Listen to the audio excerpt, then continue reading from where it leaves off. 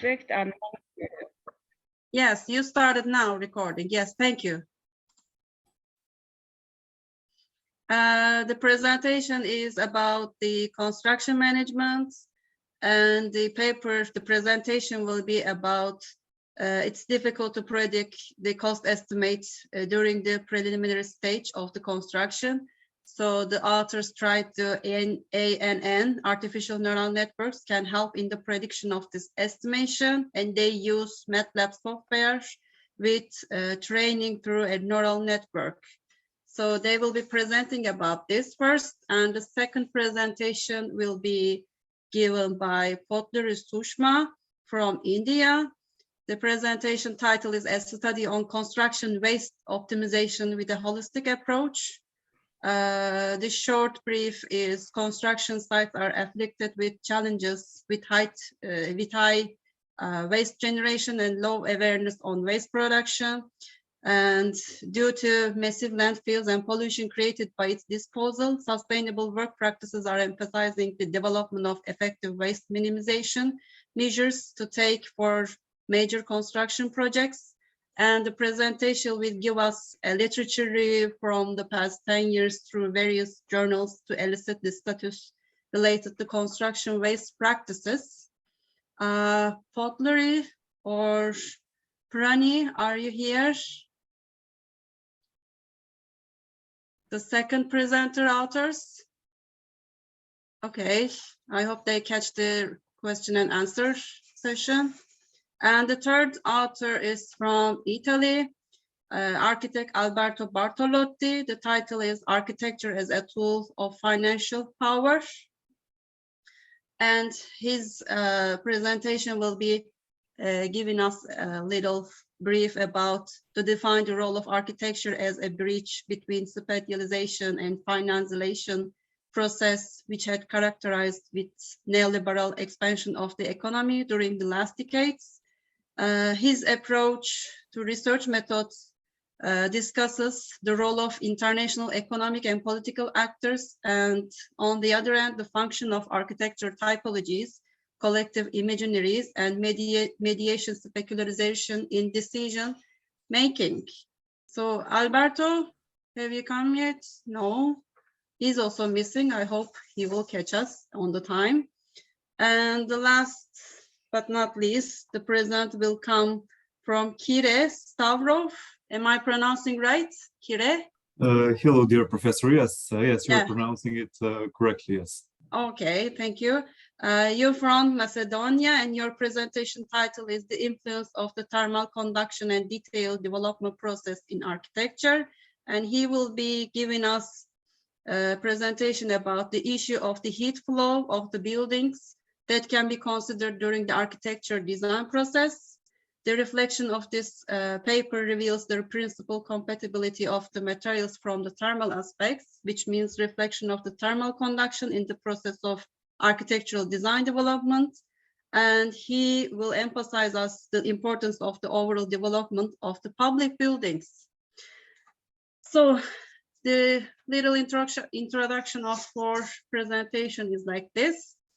If you let me, I will give the floor to the presentation, the first presentation, because I saw some presentations will take like 15 minutes instead of 10 minutes.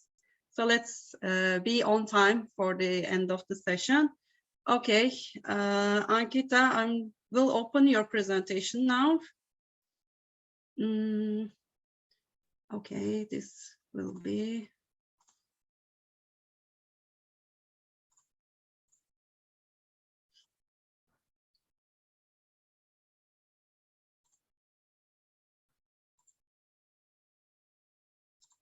I guess I share it now.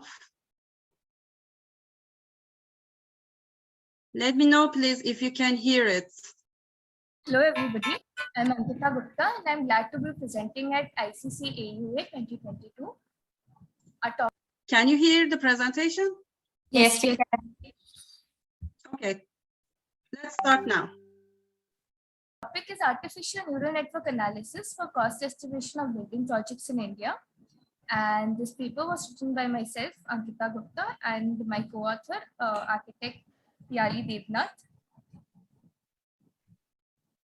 The aim of this research was to examine the performance of cost estimation modeling through neural networks to predict the estimated cost of a building for construction projects in India. The need for such research is that we have very limited design information in the early phase of the project. So computer algorithm cannot always be developed for estimating the cost. In this case, artificial neural networks can predict results from complicated or imprecise data for obtaining the cost estimate of a project. The objectives of this research was to analyze cost drivers based on historical data, finding a cost estimate for a test project based on input from simulated and actual data sets using neural network analysis tool for projects in residential, office, commercial, and institutional categories. The analysis of neural network tool in cost estimation in terms of accuracy, variability, model creation, and model examination. The methodology that we used was that in step one, firstly, we identified and collected the data set for estimation. In step two, we identified the variables in the data set and classified into numerical or categorical data. Then step three, we set up the input variables for cost estimation of the projects. And in step four, we estimated the cost using neural network technique. In step five, the estimated cost was compared to the actual cost and was tested based on accuracy, variability, model creation, and examination. In step six, we determined the relevance of the quantitative tool ANN for the project environments. So what is an artificial neural network? The term neural is analogous to the neurons in the human brain, and network denotes the possible connections between them. The artificial neural network is very similar to the biological brain, and it works through a set of nodes and builds connections between these nodes. It works in the following given logic. If in the left hand side, we see that the nodes, the input nodes are fixed, and they are like a multiplier used to arrive at an output node. But this is a fixed multiplier, and this is not an example of ANN. However, if the input nodes have modified weightages given to them and which generates a learning algorithm to arrive at an output value, then this is an example of artificial neural networks. Cost estimating itself is a major tool of cost management, which is used in the different cycles of the project from planning to construction. So why use ANN for cost estimation? Firstly, a cost estimate cannot be arrived at by using just an arithmetic process. It's a very complicated process which involves assumptions, inclusions, and exclusions. The cost estimate is a very important part of the project because it is used to set up the initial budget, which is also used at the later stages to assess the performance of the project. So what an ANN does is basically it forecasts cost from the learning of the past budgets from past projects, and it provides a generalized estimate for future projects.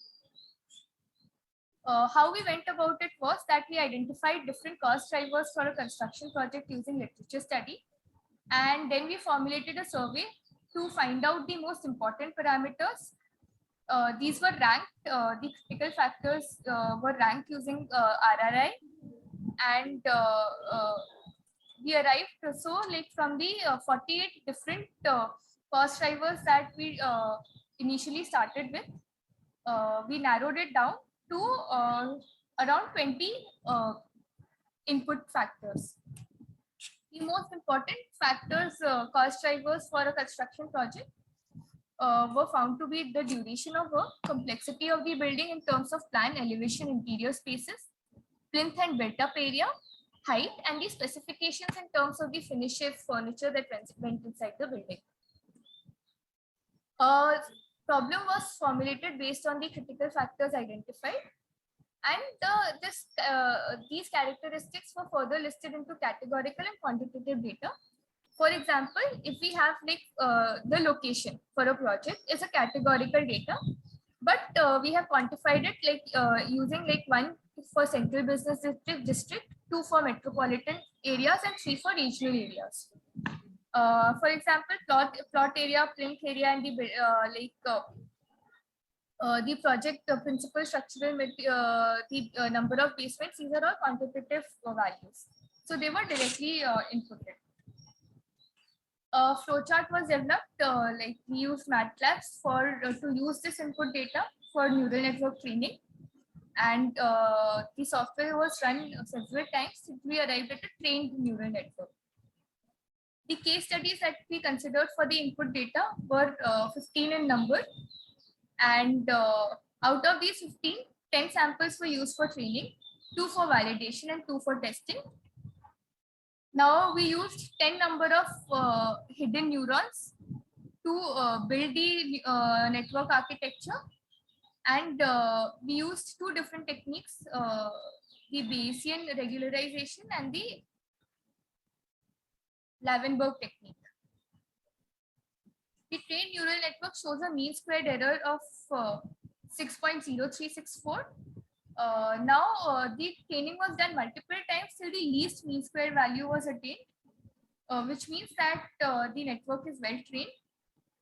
Now another way to measure the result of training is the coefficient of correlation R. When the R value nears 1, that means there's a close relationship between the training, and 0 means a random relationship. So for our neural network, the R value was 0.9805, which meant that the training data set was a good fit. So this trained data set was used on a test project, a new project where we entered the values of the different parameters, and the ANN gave us a predicted cost of the project. Now this predicted cost varied from the actual cost by only 12.63%.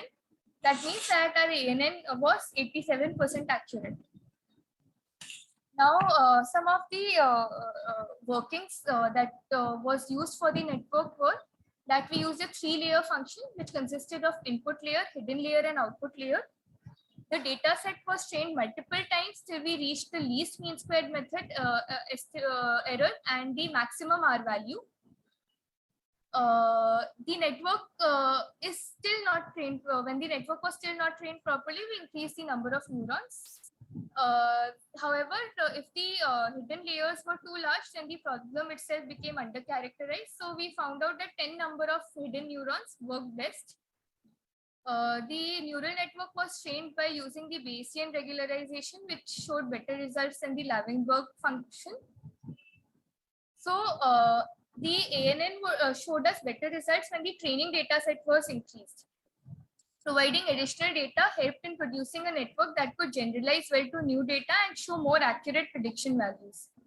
However, too much data in the initial part of the training could also result in a problem known as overfitting, wherein the trained data set memorizes the data and does not adapt to new situations, generalize to new situations. The conclusions for this research were that the artificial neural networks can successfully predict the early stage cost of constructions and building projects. The accuracy of the predicted cost increases with the data size, and the trained data set shows best results when the coefficient of correlation R is high and the mean squared error is lowest. The neural network showed different training results and prediction outcomes if any of the original parameters were changed. Then a new weightage was assigned to them and the training had to be repeated all over again.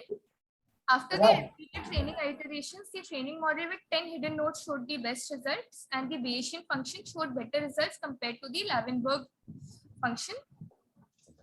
For future research, apart from cost estimating, the ANN can also be used to find out the lowest estimated bid value for a supplier or even the cost of insurance. We thank you for hearing us out with patience and have hoped to have added another neuron to the vast nervous system of innovative research at ICCAUA 2022. Thank you. Thank you, Ankita. Thank you.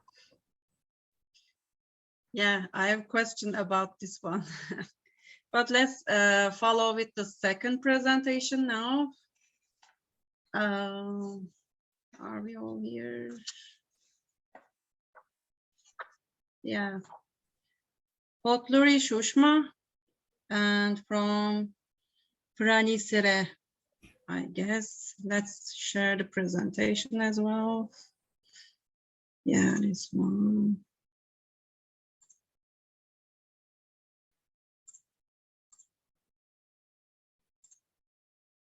Yeah, Shushma, you're here. I saw you. I guess this one, yeah. Share this and this. Okay, I will try the full screen this time. Hi everyone, this is Sushma from India. Today I'm here to talk about my topic, a study on construction waste optimization with a holistic approach. So going to introduction, we are all quite familiar that the construction sites are afflicted with various challenges, and one such challenge is construction waste mitigation. Due to rapid urbanization, especially in the developing countries like India, this is an emerging topic because it is quite evident from the studies that the losses incurred due to the construction waste generation are very heavy or enormous, I can say, because it is going to create a massive impact on environmental sustainability as well in the cost of the construction. Yeah, when we talk about the significance of this study, some of the statistics that we observe, it is observed that the construction material in any project is significant. Why? Because it constitutes more than 50% of the project cost.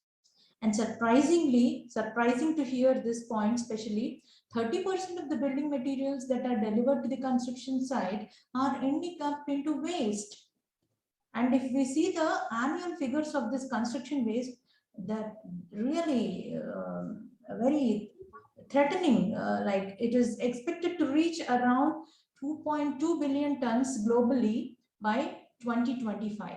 So I think this is more than enough to say why this study is so important, because it's quite appropriate for us to commence this review with a globalization scenario in construction industries, so that one can mitigate the construction waste as well pave the way for affordability and environmental sustainability. So here is my research question: how can construction industry mitigate construction waste generation effectively? The problem statement is, the study is aimed at identifying the areas wherein the construction waste can be minimized by emphasizing on avoid and reduce of the construction waste management hierarchy from pre-design to project completion stage. The methodology is, the problem is derived from the literature review. Rigorous exploration is done from national, international research and review papers from past 10 years through various journals to elicit the status related to the construction waste practices, and thus recommend the best ways to implement it by addressing it holistically. The objectives of this study are to explore the construction waste minimization relevant topics for attaining a holistic understanding, and then to summarize the essence of the study and give the recommendations to the stakeholders for construction waste minimization. So here is the important contribution of the study, that is the outcome. This explorative study could throw light on several of the following construction waste relevant topics so as to arrive at comprehensive recommendations. So this journey started with the simple definition of construction waste and then the classifications of different types of construction waste, and what is construction waste management hierarchy, and what are the barriers and motivations for construction waste reduction, and what are the common construction waste materials that are generally prevalent in conventional construction methods, and what are the causes of this generation, and what are the factors that are related to the generation of waste in overall project life cycle, and what are the best practices that are generally followed in global as well in the national context, and What is the role of government or the rating systems like LEED and GRIHA or Environmental Impact Act or the guidelines like CND guidelines in construction waste mitigation? So in the next slide, I would just try to simply and briefly elaborate, but in a very brief manner about these topics. So the importance of avoid and reduce in construction waste management hierarchy. So if we see the right side figure, it's quite evident that in the hierarchy, the avoid and reduce are the most preferable ones. Of course, reuse also is to a certain extent, but when we move on to further like down towards this hierarchy, the bottom ones are definitely least preferable. The reason for that is, for example, if we start talking about recycle is something, it has its own drawbacks or limitations, because to recycle, one has to, again, it consumes a lot of energy, manpower, time, money. So many resources are going into recycle. So why should we act late and go for recycling? Rather, why can't we be more proactive and act in the early stages by avoiding and reducing? So this is my point here. Yeah, and next, moving on to different classifications of the construction waste. So this through this study, I could probe into different classifications like what is inert waste, what is non-inert waste, biodegradable, non-value adding components, tangible, intangible, so on and so forth. This is really eye-opening, because the moment we talk about construction waste, many of them, they think only the physical waste as the construction waste, but it is not the case. So, excuse me, can you hear the sounds? Some of you wrote that the screen is blue. The sound is perfect, but however, the video is not clear. Okay. Thank What you. shall I do for this? One suggestion we received from architect John, that if you refresh, probably it become clear. You mean stop sharing and reshare the presentation? No, refreshing the YouTube link. I think so. He mean. Okay. My screen is blue. I mean it's very sharp. Let's. Okay, where we are now? 6 minutes. Let's refresh it.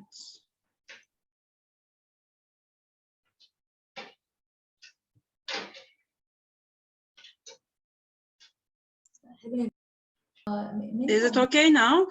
No, probably is due to internet connection. Probably is coming from my side, the host, or I don't know. Guys, are you okay? The audience? But the voice is perfect.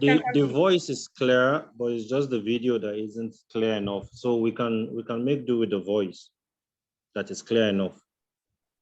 The voice is audible. Okay, I try the full screen again. Let's try and try. Is it okay now? No, probably the next presentation we will cover, but the voice, thanks God, is good. Okay, okay, let's continue then. Thank you. Let's continue. Then they think only the physical waste as the construction waste, but it is not the case. So definitely these classifications will, they are definitely thought-provoking. After this study, one can understand how important are other waste or other types of waste also that need to be considered. Next point is common construction waste materials that are generally observed. For example, if you see this pie diagram below, it gives us a picture about what are the common materials, what are the percentages of wastages, so that one can understand and create a huge impact on the construction waste and where should our focus be. Of course, this is pertinent to one particular typology or the context, but definitely once we start analyzing in a global scenario, we can definitely come to a conclusion that mostly these are the materials that are going to cause the impact. So there our focus can lie upon. And next, what are the factors that are causing this waste? For example, poor coordination between the parties, poor quality of information, design errors. so on and so forth. There are so many factors that are really pertinent to particular stage. In every stage, it could be in design stage, it could be in pre-design stage, in construction phase, and finishing phase, like that. Next, when we move on to the next topic, that is barriers and motivations for construction waste reduction. So there are different, this study has, thrown light on several topics. One such important topic is barriers and motivations. There are so many barriers. There are financial barriers, institutional barriers, environmental barriers, cultural barriers, technical and legal barriers. One small, I would like, because it becomes lengthy if I start talking about each and every barrier, I would like to touch upon one barrier, that is culture barrier, for example.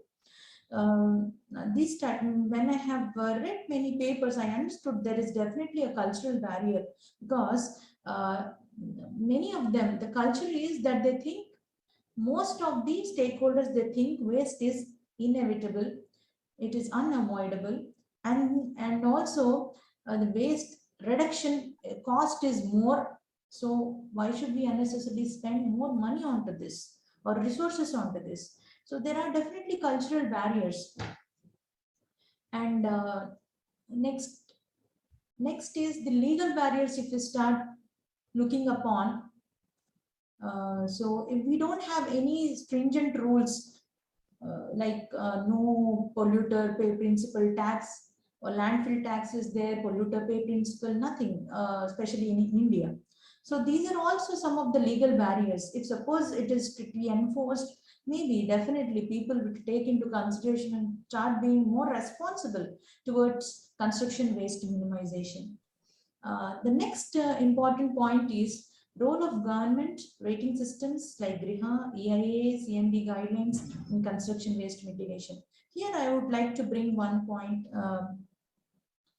that is, for example, if I take the CMD guidelines which are developed in India, CMD, the name itself indicates it is construction and demolition. So there is no importance that is given to just the construction waste. It is always, not just in India, in many of the papers I have seen, it is attached as CMD waste. I feel that, okay, CMD is definitely there, but construction waste by itself should be given importance, special importance, so that one can be proactive rather than just, addressing it in the later stages. The last but not the least, that is the construction waste optimization best practices that are followed in global and national context are also being probed into, so that they can lead into some identification of construction waste optimizing supportive technologies, concepts, tools, and policies. When I talk about technologies, there are different technologies. It is not just the conventional technology. We have composite construction methods, which are definitely better than the conventional ones in construction waste optimization. And if we take India, we have something called BMTPC, that is Building Material and Technology Promotion Council, where they have come up with several low-cost technologies which again promote construction waste mitigation. And coming to concepts, there are different concepts which are applicable to different stages. For example, in design stage, one can apply designing out waste. In execution stage, one can apply the material management relevant concepts like JAT, just-in-time procurement, AVC analysis, supply chain management. Yeah, and so pertinent to different stages, we have different concepts like waste audit, which is really very important, which creates the thought-provoking, which makes the stakeholders more responsible when waste audits are done at regular intervals. Yeah, and coming to the next point, that is policies. Yes, in studies, because there should be some motivation or some, some kind of what I can say.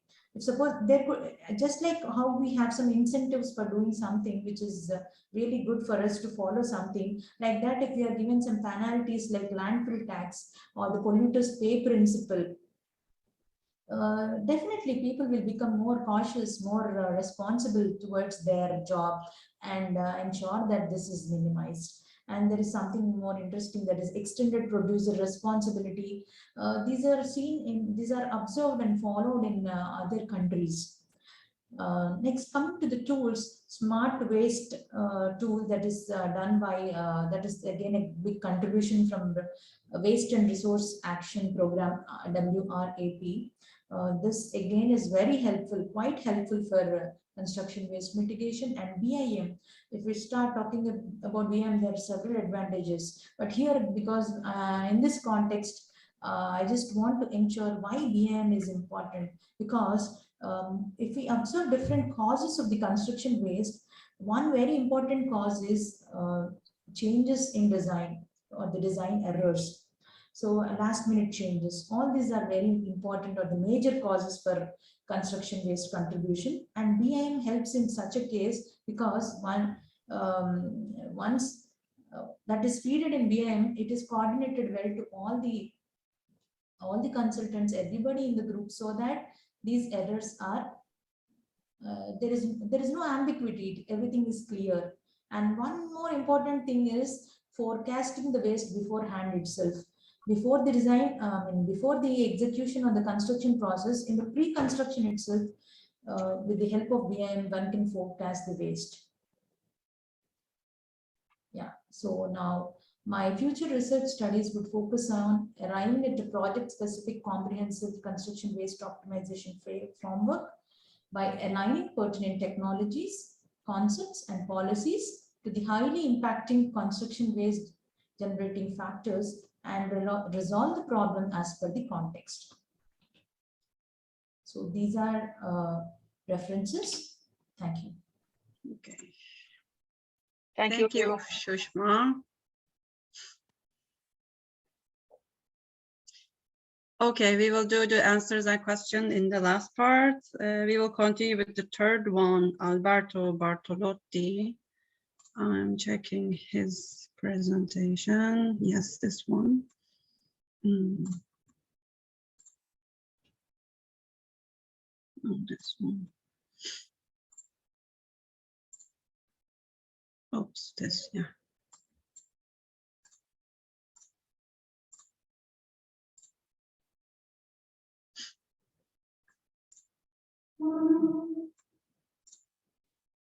Yes, this topic.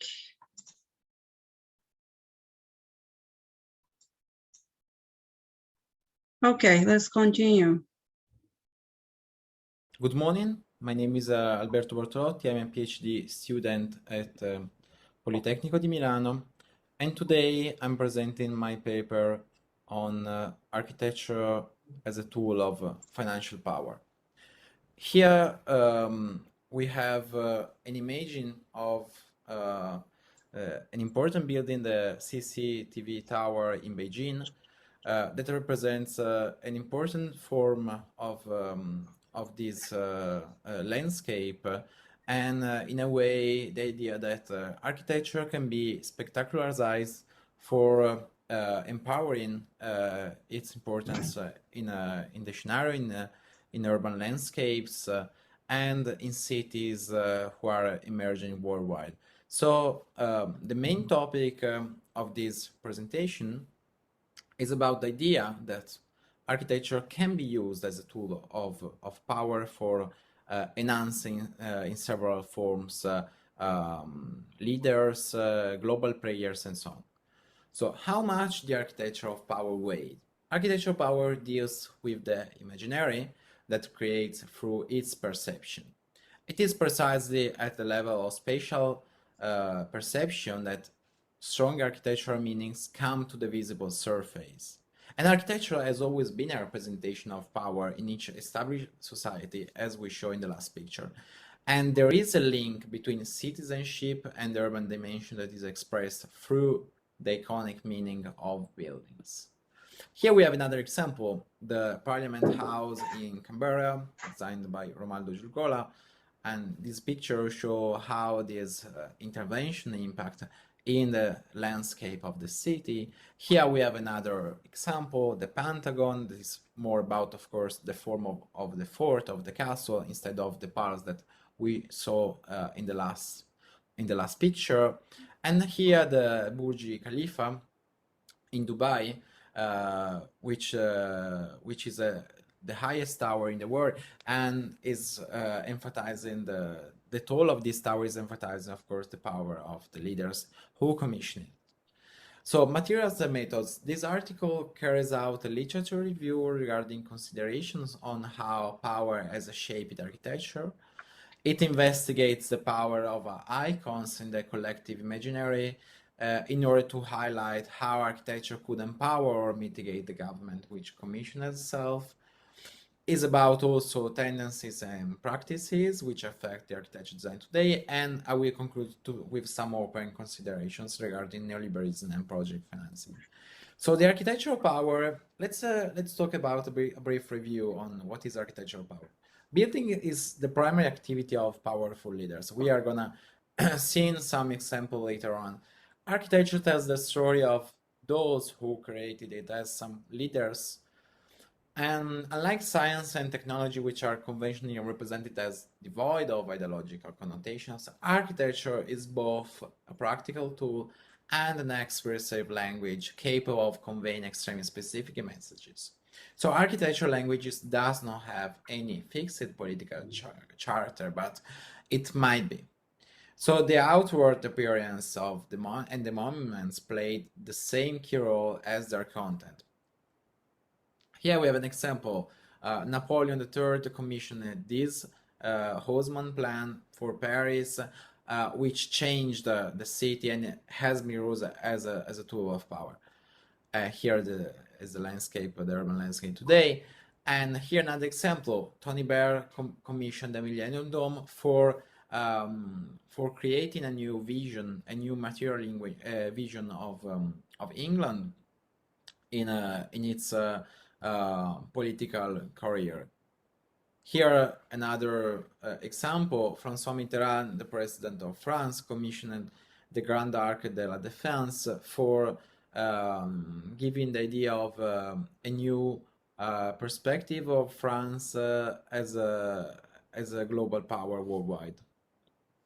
So the power of icons in the collective imaginary is about the branding of urban design operation grafted into this consolidated scenario, is about linking development intervention to a signature that certifies the quality and appeal in the eyes of the general audience, also because the intervention is concentrated on the dimension of architecture. This is very important in this collective imaginary, and architecture of power is nowadays deeply linked to financialization, because the form of financialization also emphasizes the link and the intertwining between neoliberalism and globalization. Here we have another example of this process, the Twin Towers, which were interpreted as a sign of power and authority by those who wanted to challenge the power of the United States on the globe. And this project by Yamazaki was very important in enhancing the imaginary and the visual power, because the tower were split in two. So we have an iconic of dualism that let's say reinforce the power, the visual power of these elements. So the role of architectural project in the framework of global phenomena is also about some other little considerations.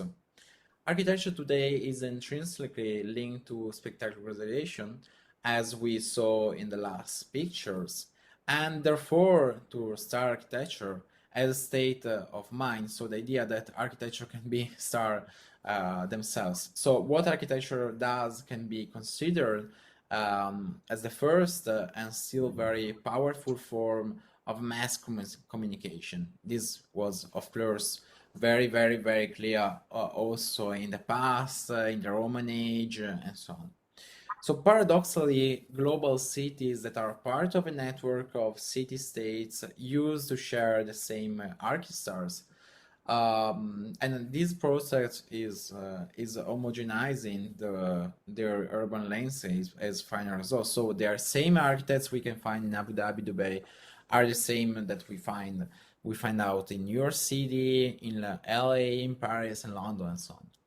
And architecture used as a tool of financial power is also a weapon of a symbolic logic that aims to give a show to policymakers or to politicians, rather than indicate the right procedural path for the creation of placemaking or to investigate new building styles. And of course, these examples that we saw in the beginning are partially the clear example of these. I'm not mentioning, of course, all the architects, but yeah.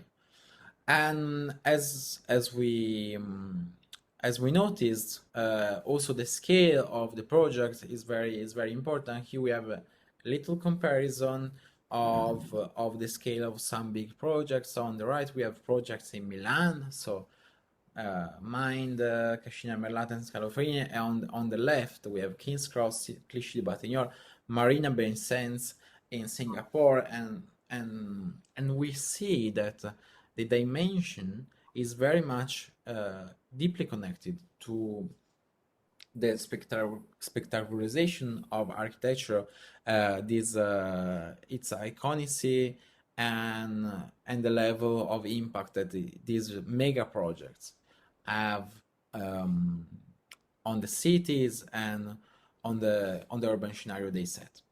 So some conclusions regarding this topic. Architecture became an essential instrument of financial power. Neoliberalism has presented as a huge renovation also in social control of power through all the democratic states of the world through the use of financialization. So it's about also the impact that neoliberalism and financialization had on architecture. The difference of neoliberalism to other ideologies about the way of government, which makes everybody thinking like the economic elites, as I said. The pandemic, on the other sense, empower the role of national states, and the future processes of urban transformation and financialization will take into account a different kind of governance through this empowerment of global of the role of national states globally.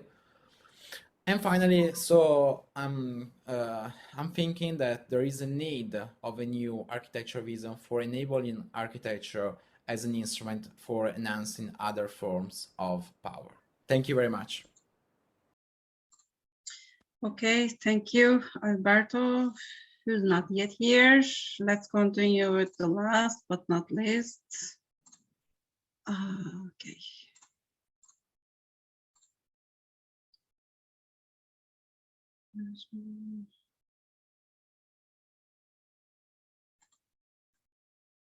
Share text, yes. Okay.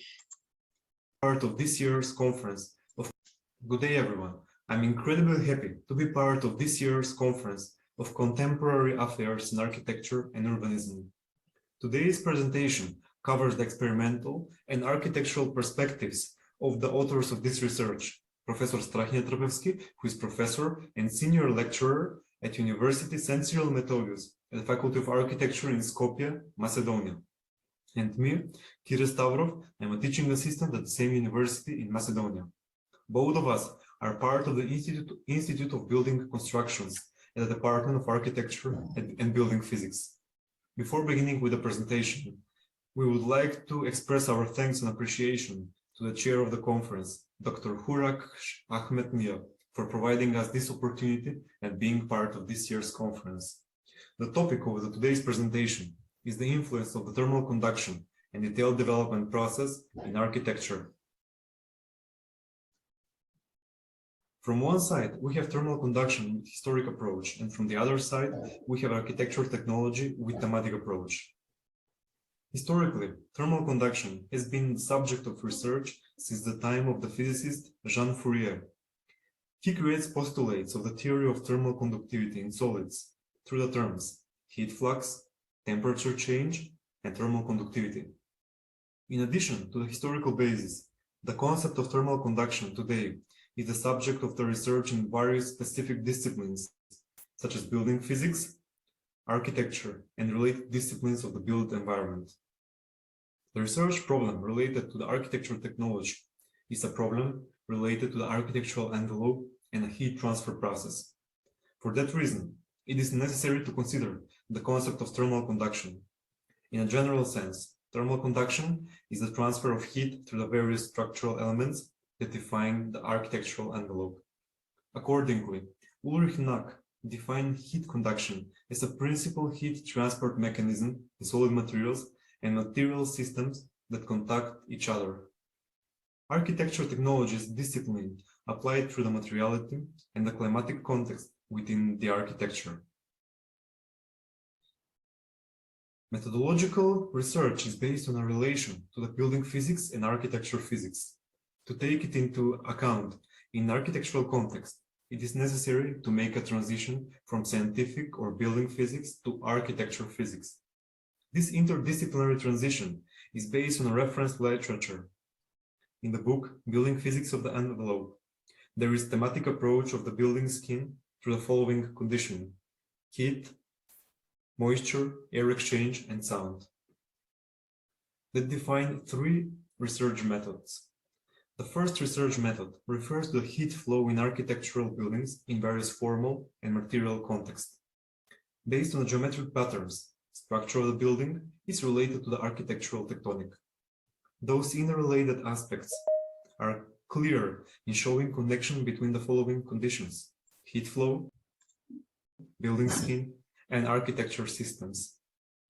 Second method, bring closer the problematic of materialization that transform the geometric language to the material language with architecture.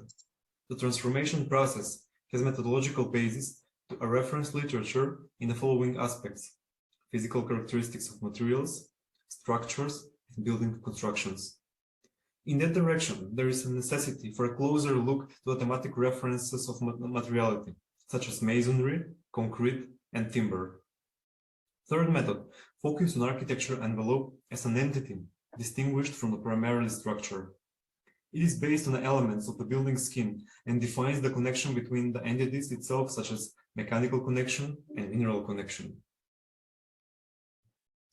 Based on the mentioned methods, it can be shown certain challenges to the research thematic. The first methodological challenge covers the compatibility of two disciplines: the discipline of heat transfer and the discipline of architecture design. Dimensions of the space and the numerical values of the heat transfer. The space can be seen through the eyes, and the heat can be observed through the skin. This relation between measurable and immeasurable define the first methodological challenge. The second methodological challenge is related to the climate and climatic context of the location. The relation between inside and outside temperature that raises the question of the architectural element of the envelope. The third methodological challenge is related to the architecture technology and architecture detail. Raising the question about architecture technology means understanding the material context within architecture and integration of the systems for climate control within the buildings. From this point, it is necessary to understand the properties and compatibility of materials in architectural detailing. On this slide, we can see comparative analysis of the climatic context of three locations. It includes temperature, such as average low and average high temperature, solar incident, humidity. Based on the methodological challenges in climatic context, the research focused on three representative examples. Mentioned examples have specific climatic context and specific approach to materiality and architectural details. The first characteristics of the results is the relation between architecture details and architecture systems. In this study, architectural details cover the connection between the structure and building skin. Analyzed examples have differences between the primary structure and the envelope. In that direction, architecture detail integrates the structure and envelope translated into a language of materiality. Second, characteristics of the results makes a relation between interior and exterior climatic conditioning. In architecture, the location of the analyzed examples has minimum and maximum values of the temperature. On the other side, the optimal temperature of the interior of the buildings confronts the exterior climate control. The interior conditions of the buildings are related to the rule of physics, especially with certain aspects of building physics.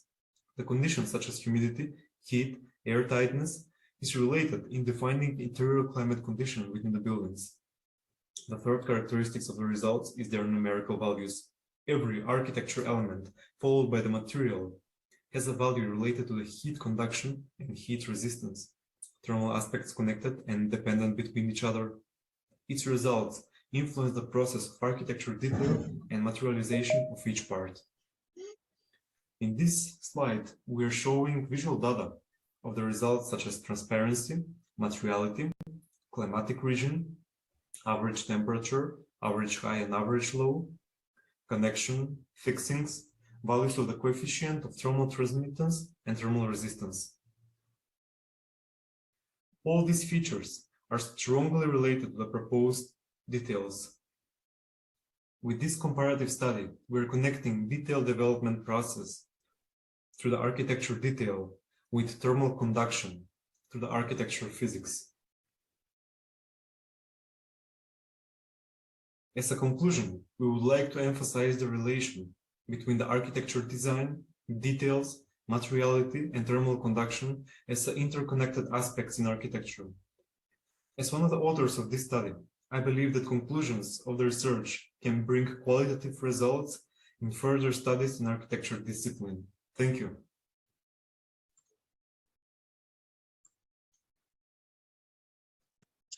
Okay, thank you to all four authors for their presentation. Now I think we have little time. Oops, sorry. Oops, okay. My screen is full of screen now, sorry. I think, yes, we have like left 10 minutes for question and answer session now. Do you guys have questions for each other audience who participate outside for the presentations? No? Okay, let's start with the first presentation. I have some questions for all of you and some comments. Ankita, Piali, you there? Thank you for your presentation. I think construction management is very important, and I think it's the fact that we mostly cannot manage the waste in all around the world. We have some like specific problems, and in Turkey also we have big problems with this issue, especially as the concrete waste and the tiles waste. I don't know in India how it is, but have you, for example, you use artificial neural networks, right? Yes. And you compare to mathematical methods. Yeah, did I understand well? Yes. For example, I a bit studied the neural networks as well for my interest. I did a bit of reading about it. Why did you prefer these ANN and not the other neural networks languages, let's say? So the other neural networks like fuzzy logic and like the other like functions, there are many mathematical functions available, but they require a lot of data. So the study was done on a preliminary level with only 15 projects. So the historical data that might be required for the other networks is like more than 100 in numbers. And even for ANN to predict that well, it requires a larger data set. So that's why we selected artificial neural networks for the study. So you needed just 15 samples. Yeah, you said that. It would have been better if we had more samples, like the result would have been better trained, because we would have been able to run several test cases, but 15 was a start point, because on an academic level, but after that, as and when we get more historical data, we can add to the data set. Yeah, at this point, what kind of inputs you use to train? What about, which inputs define the cost estimation in that system? So identifying what affects the cost of a building, it's generally the area.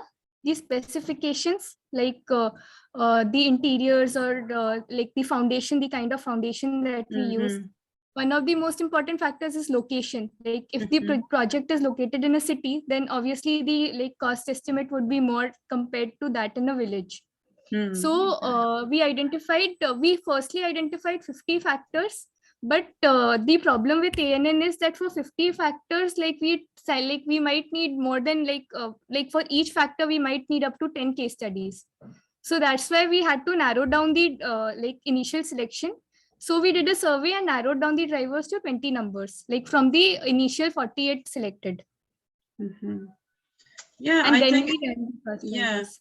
I think it's very good. Is this your PhD study? I think it's very good title to follow, and because this using this neural network thing is very popular now, and putting this into this cost estimation is very critical, because most of the time in the practice we cannot foresee the costs very precisely. Yeah, thank you. So it's not a PhD actually. We did it at a master's level. But like right now we are industry experts. We are working in construction industry only. So there are many variables also to costing, like during the project, like for all contractors, there are multiple, like any kind of problem might come up, which neural networks or any like even a human brain cannot account for. So that like is part and parcel of the learning. Like from each feedback, we can go into the new project. Yes, thank you. Good luck with your studies. Thank you. Kire, do you have a question?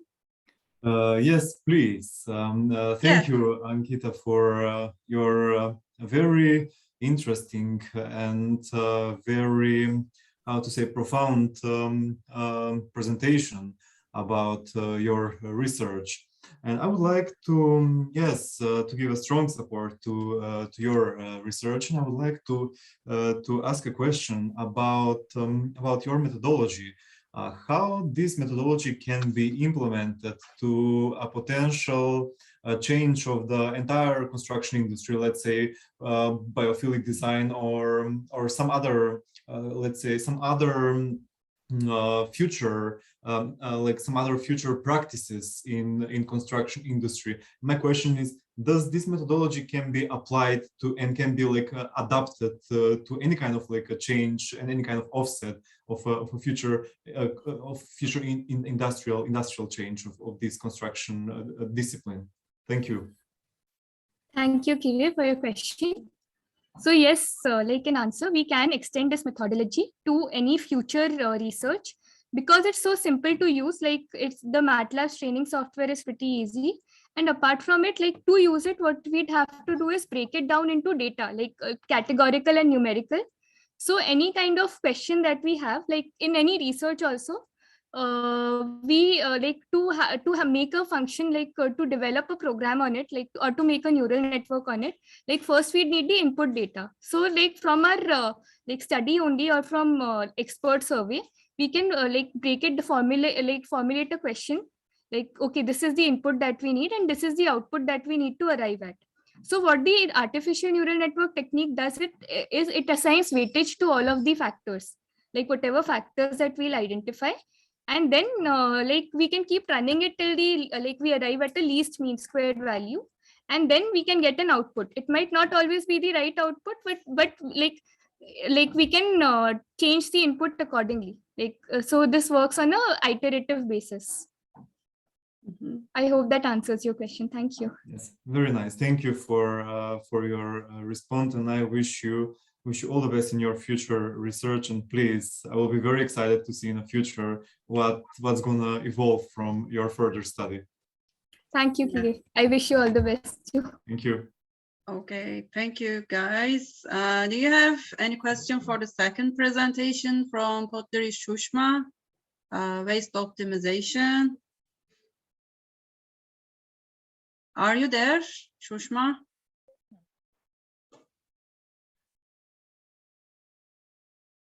Am I audible? I shall have a question for you. Can you hear me? I guess. Yes, ma'am. Oh, okay. Okay, thank you.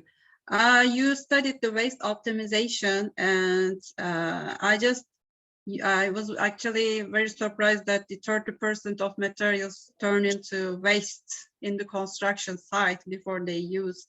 It's very interesting data.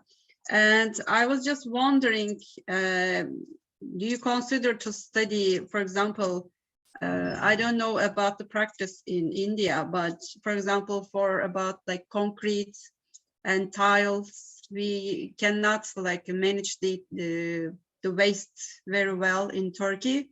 I think the most waste comes from these two elements. Do you consider what, for example, I mean, what kind of material comes out as the waste most in the practice? Have you done a research about this?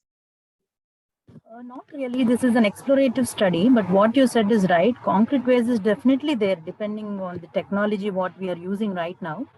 Yes, there are alternatives like industrialized building systems, which is already precast, and then we are using. This would be quite alternate for that. But definitely, even in India, it is labor intensive. So we don't tend to directly adapt this. There are so many restrictions of adapting to these. Yes, but definitely this should be considered. And along with that, even brick waste is also one more thing what I have observed in many other studies. So we have to select some moderate technique where we can actually combine both. It should be something like composite construction methods, where we can actually include both the conventional as well this industrialized, so that we can do justice as well. This could be optimized. As far as, I hope I answered your question. Yeah, but let's say, I mean, for example, for example, we use like precast elements, like say, for like enveloping the buildings or like for building the whole structure as for structural elements. For example, using these like precast elements definitely would less the waste, construction waste on site. Do you consider to make a comparison between using different materials or using different like precast systems for like building construction? Not right now, ma'am. I have not done that study. Probably in my future, I need to. Yeah, you should maybe consider this one too, because it's very important topic, your study as well. Yes, there should be some comparative study, but still I'm in the nascent stage in this exploration. Okay, good luck with your studies again. Thank you, ma'am. Yes, Kire, you have a question? Yes. I would like also to thank Sushma or Shushma for her presentation. Sorry if I don't pronounce the name. I would like to. Sorry. You're right. I'm saying. Okay. My question is: do you have any study about timber materiality and how timber reflects your methods and your investigation point in a sense of recycling and energy consumption for reusing? You are saying about timber? Yes. Not right now. Actually, my concentration is only on avoid and reduce. I don't want to go for recycling. What I observed is recycling, again, there are so many drawbacks in recycling. So I don't want to go into that study. Rather, I want to be more proactive. What best can be done in the preliminary stages itself, so that we don't have to go for recycling. Okay. Thank you. Thank you. Alberto, I guess you're here. Do you have any additional comment for your presentation?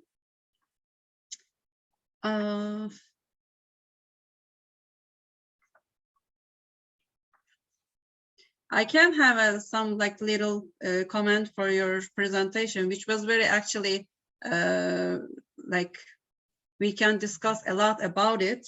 For example, you give example of CCTV tower and many other like Burj Khalifa, and the relation between the politics. It's very obvious. And I think it's very good area to discuss with this politics of neoliberalism. And each city, like metropolitan city, turns out the same at the end of the day. And they use this architecture field as the language, the common language to build these cities. So it's very interesting study for your PhD. And also very good luck. I wish you very good luck with your studies in your future. And Kire, do you have any additional comments for your study as well? It's also very interesting because, you know, this thermal conduction is like indoor thermal quality. It's very hot topic for architectural design. And I'm also teaching these detail classes in our university. And I also very pay attention to my students to design the details very well about the insulation. So it's very, I think, good to compare with the geometries, with the materials, and also with the detail, because often it seems like you choose the right material, it's done, it's your thermal quality, it's done, but often it's not if you're missing the like wrong details, or you don't pay attention to deliver the right details to the constructors, to the tender on site, then miss the doing the very quality of work. And then in the future of the building, when for the party like users, the quality, the interior quality very falls back. And so this is very important topic. And I like the way you compare in 3 different steps, actually. Yes, thank you, Professor, for addressing this feature of my presentation. Definitely, the fixings and detailings is one of the principal feature in defining the thermal comfort inside of the building, because it follows the structural principle of the building, first of all, because yes, we choose let's say materiality, we choose concrete, or we choose timber, or we choose masonry, let's say, and taking in consideration how it's going to be fixed the primary structure with a building envelope and with the building skin. In most of the cases, that can decrease the thermal performance with lowering the heat resistance. Therefore, with very careful designing of this detail and connection between and joints between the elements, we can definitely reduce these kind of risks within the buildings. Yeah. Ankita, do you have a question? Shall be our last question. Yes. Thank you very much, dear Dr. Didem. Well, actually, I am more near to the urban studies and, of course, more or less to architecture. I don't know whether Alberto is in. He can hear us, because I was 2 cases in the studies. Yes, he's in, it seems. I was seeing the case coming from architecture to urban planning, which was the case of Franz Hussmann planning. I was curious from Pentagon House to, let's say, the example of urban planning. I want to know actually what is the role, since it was bringing two different cases, which role is more effective as an architect or urban designer, or let's say urban planner? To Alberto, I think, right? Yes. Hopefully he can hear us. Alberto? Hi. Can you hear me? Yes, yes. Yeah, you can answer, Alberto. Floor is yours. Thank you. Well, actually, the fact is that today we have an environmental system of investment that is basically worldwide, and these fluxes of capitals are literally changing the dimension of the urban dimension of our cities. And these affect the ways of planning. So in my paper, I wanted to, let's say, stress a bit this idea that planning can change in relation to these ways the decision-making arena of actors, players who commission architecture. So architecture, in a way, is the spectacularization of architecture is a basic strategy for also planning. So the nexus among architecture, financement lines and planning is actually very, very deep and is changing the future of our cities, especially also middle cities, middle metropolis, such as Milan, for instance, that is the city where I'm based now, but also many other, I guess also Izmir and other medium metropolis worldwide. So not just the big global cities. Thank you. Thank you very much. So the architect, we understood that is playing the main role to change the planning and then going toward the rest of the issue. Thank you very much, dear Alberto. Yes, please, Didem Hocam. Thank you. Okay, let's finish this first round. I think we are missing already 10 minutes. Yes, Kira is also having question, if I'm not wrong. Oh, yeah, I just saw it. Yes, Kire. Yes, yes. My question is addressed to Alberto. Yes, I would like to thank to the very good presentation, and I would like to ask Alberto about two things. Like, one thing is, what is your perspective of today's digital capitalism? For example, Facebook, that is, an Apple, that are making like completely new cities that are out of the big cities. Yeah, like, what is your perspective of this digital capitalism phenomenon that is happening within the architecture and urbanism?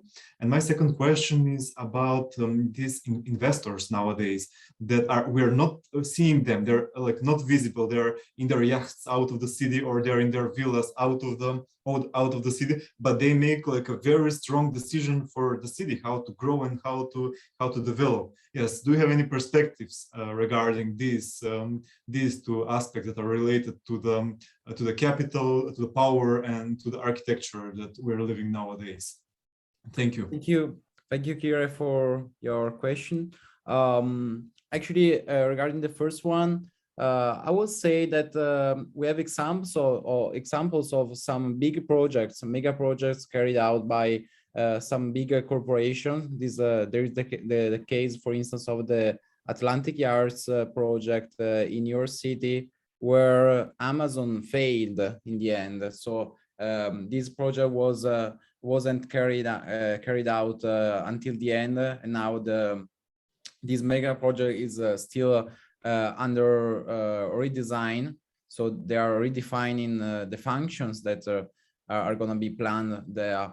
And so this case basically, it will be, of course, another presentation, another article. But this case, in a sense, showed that the power also of planning of these global actors can be conditioned and affected by some local elements that could be much stronger.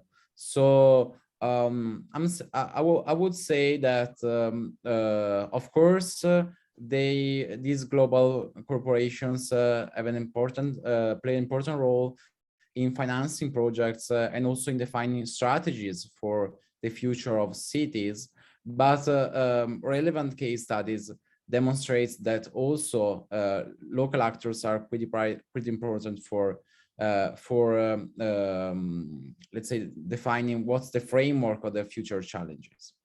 And regarding the second question about the role of shell companies and in general fictitious capital in financing mega projects and in general the future of cities, and this is a bit more difficult. Some scholars are actually working on this issue. I'm also trying to work a bit on it in my PhD at Polytechnic of Milan. But the point here is that it's still a bit hide what's the role of these shell companies in buying and selling and using financial instrument for many buildings, especially in city center. For instance, we have many cases of skyscrapers and high scale buildings in city center who are which are buying and sell or under trading, financial trading, and these of course affect a lot the market, the real estate market of those cities, because especially this type of investment is basically related to the idea that these apartment and stocks are not used in the end. So there are many financial practices such as for instance this one that is called leaseback. So it's been buying and selling and having an income from the leverage of this financial investment. So of course this is kind of complicated for architects and planners to understand, but this process actually affect a lot the city, because actually public administration are getting just a bit some of taxation from this operation, and the fixed capital doesn't let's say seen what's the let's say the general impact of these investments, and what's the let's say the income that these shell company get from these operations. Thank you. Okay, thank you, Alberto. Thank you, Kire, for your questions. Thank you all presenters. We are already over time for our first round. We can continue directly to the second round tables, and I will start with the little very short introduction as well. The first presentation is going to deliver by me about the fire safety of tall buildings, approaches in design and prevention. And the second presentation will be delivered by Ashiru Rafael. I guess they were here, if I'm not wrong, about the strategies for employee participation by Nigerian construction organizations. And the third, the last and not last least, the presentation will be given by John Bava. He was also here, and his presentation is about the effect of indoor operational environment on workers' well-being in pharmaceutical factory in Nigeria. So let's begin quickly with the first presentation. I will just, is Roxanne, is it okay to just follow like this? Yes, please, the floor is yours. Okay, thank you. Okay, I will again share this.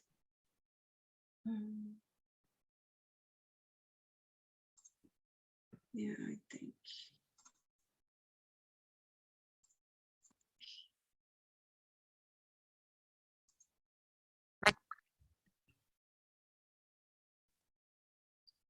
Hello, everyone. My name is Didem Güneş Yılmaz, and I'm participating from Bursa Technical University, the Department of Architecture.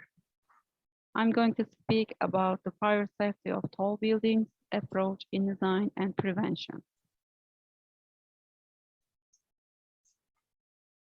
Buildings are exposed to several natural and man-made hazards that can damage the building and result as total collapse of the building. In the event of a fire, the life safety of inhabitants can jeopardize. Therefore, buildings are designed by a set of rules to prevent the damage, ensuring the structural safety as well as the life safety. Fire is one extreme hazard that can occur in any time and can be triggered by any cause, such as kitchen accidents, electric circuits, smoking, and etc. Fire safety in buildings is determined by a number of factors, mainly including the provisions of means of escape in case of fire, the ability for building resistance to effects of fire, minimize the spread of fire and smoke, the provision of means of access to enable firefighters to effect rescue and fight fire. Fires that affect our home are often the most tragic, but the most preventable. It is a sad fact that each year over 75% of all civilian fire fatalities occur as a result of fire in residential buildings. There is a table with data gathered from the U.S. Fire Protection Administration, and according to this, between the 2017 and 2019, it was estimated that nearly 3,000 civilian fire fatalities resulted only from 1,900 fatal fires only in residential buildings. And the civilian fire fatalities in residential buildings between these 2 years accounted for 77% of all estimated fire fatalities.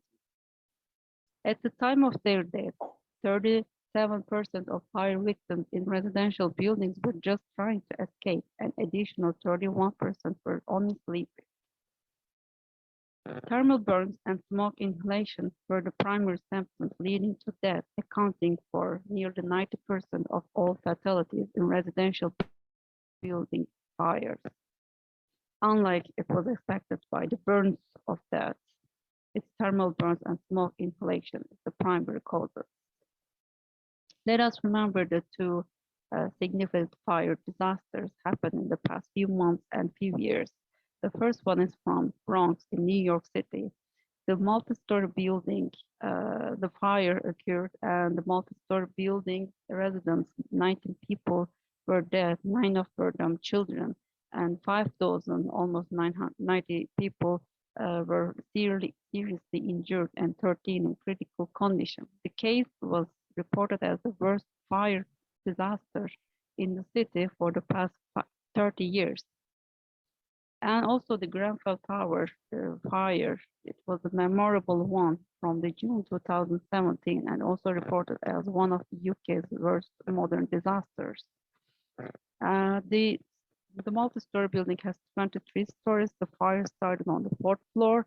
In just few hours, it's just circulated all around the building, as you can see from the images. If we talk about how the fire spread so quickly, as you see from the plan here, the fire source was the cookery here in the kitchen of the flat 16 on the east side. So the fire started from this spot and circulated very immediately around the building from the 4th side, and the blaze reaching to up floor on the east side of Grand Tower in less than 30 minutes after the firefighters had arrived to the area. The main reason of the fire speed up so quickly was claimed the external cladding. The material was aluminum composite material, and it was in very highly combustible polyethylene polymer insular material, which elevated the temperature and melted so quickly. And also the detailing was mistaken, which has vertical cavities and in the cladding structure. And also a small note I found among the research that said the cladding material was decided to be more expensive one, which was zinc panel with a more resistant insulation core, but it was switched to a cheaper one with aluminium, which has flammable core, unfortunately. So both structures are tall structures, and it's good enough to say that tall buildings are more vulnerable in case of fire because it can be a hotel or a residential block with a large number of occupiers in multi-stories. Fire safety can be provided by using a combination of active and passive fire protection systems. Active fire protection systems, which we are more familiar with because we can see them around, are designated to detect and control or even extinguish the fire in its very initial stages, and more important from life safety perspectives. Passive fire protection systems include structural and non-structural building components, are more designated to ensure structural safety and stability during the fire exposure and to contain fire spread. And in this passive fire protection system, should be highlighted that vertical circulation is the key in normal times, but it's a lifesaver in case of fire. Major limitations for active fire protection systems include poor performance and functional reliability.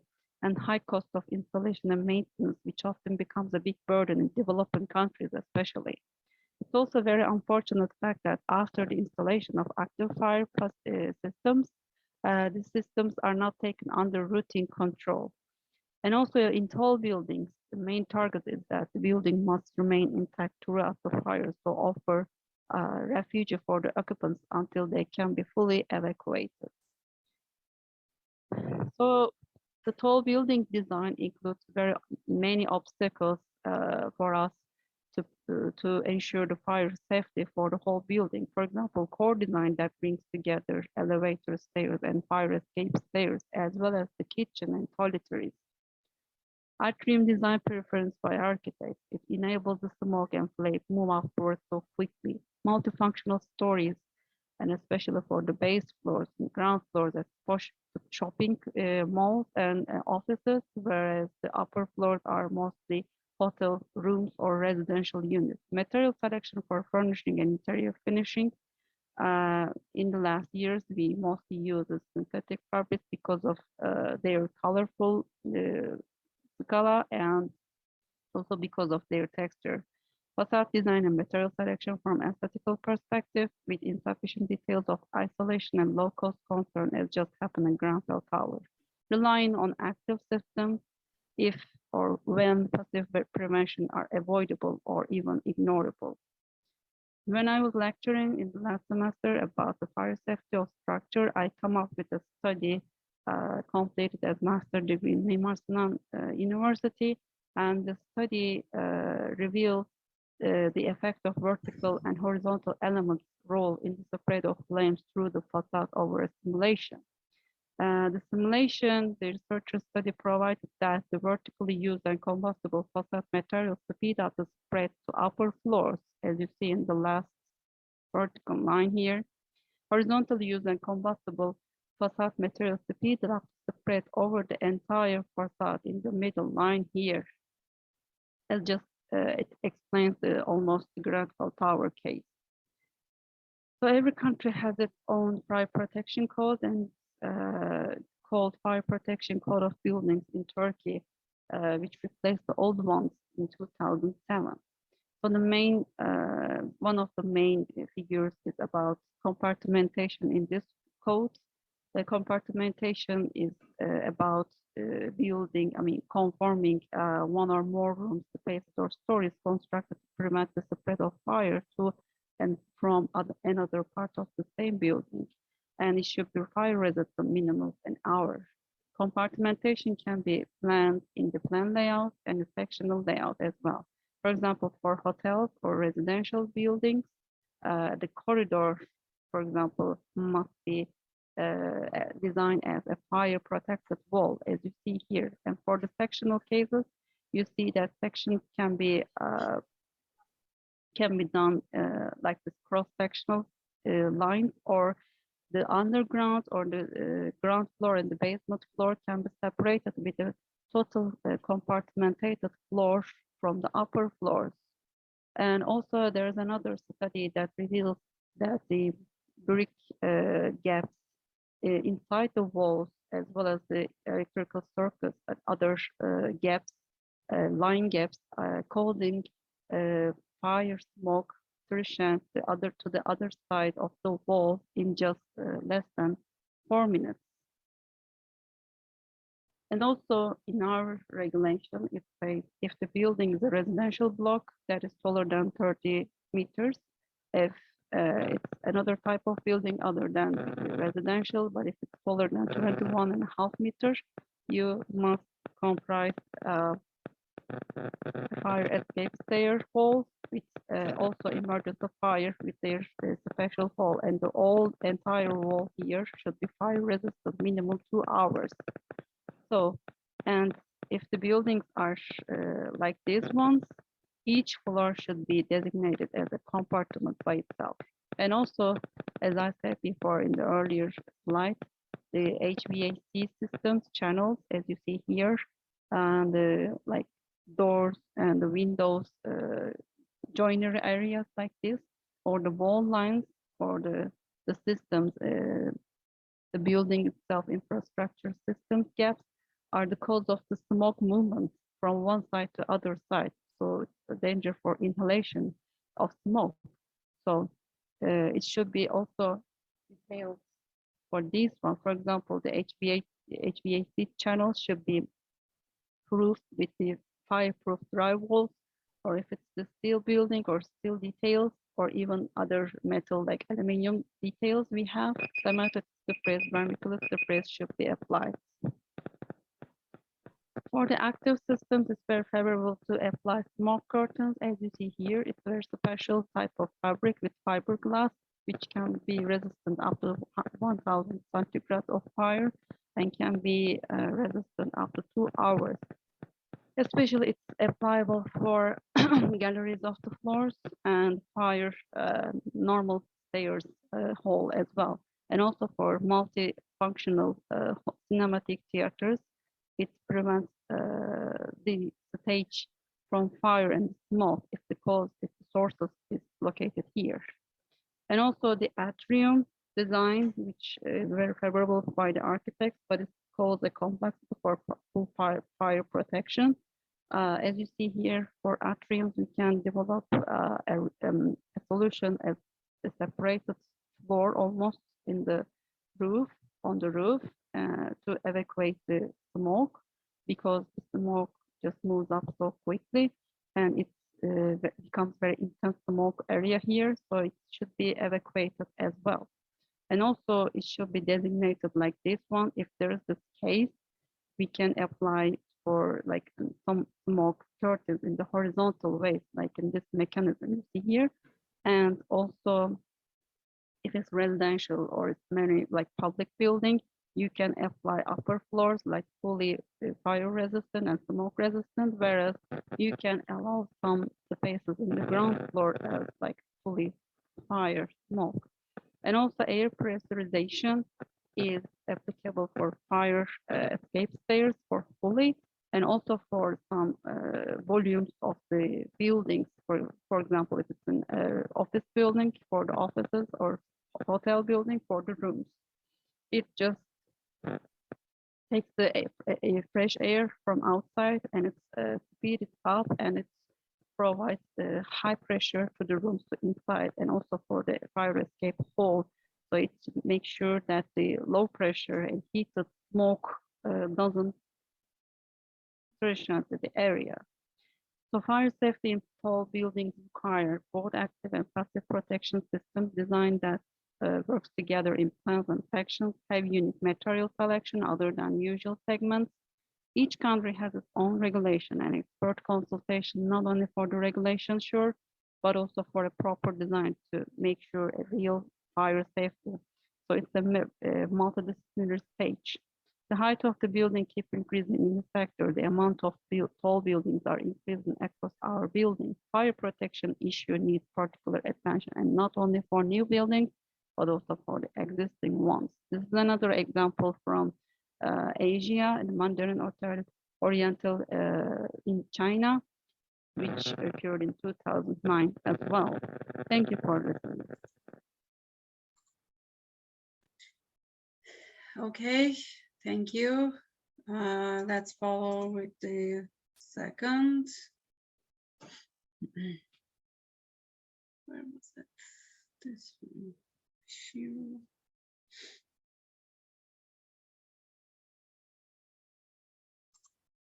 Yeah, yes.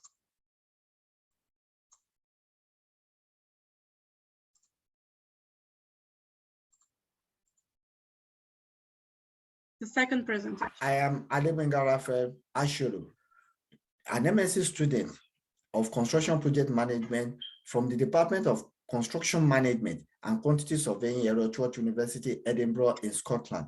I am happy to be here today at the 5th International Conference of Contemporary Affairs in Architecture and Urbanism, Alanya Help University, Alanya in Turkey, to present a paper on evaluation of strategies for employee participation by Nigerian Construction Organization, with co-authors of Anifowoshe Kamaldeen Jide of the Department of Architectural Technology, Federal Polytechnic in Moda in Zamfara State, Nigeria, and Muhammad Oladunni Ismail from the Department of Building Technology, Federal Polytechnic Karanamuda in Zamfara State.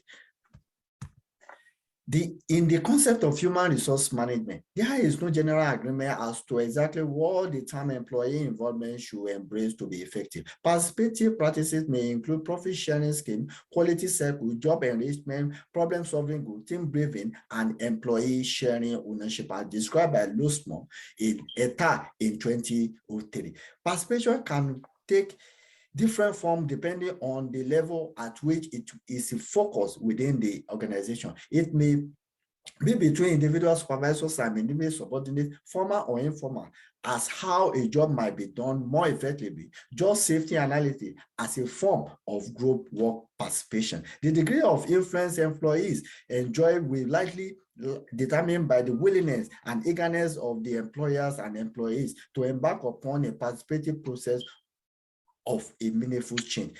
There are numerous examples of employee participation being used successfully in the industry, but less in construction industry. Workers' participation in problem-solving group occurred in only 21% of construction cases, as described by Green in 2002.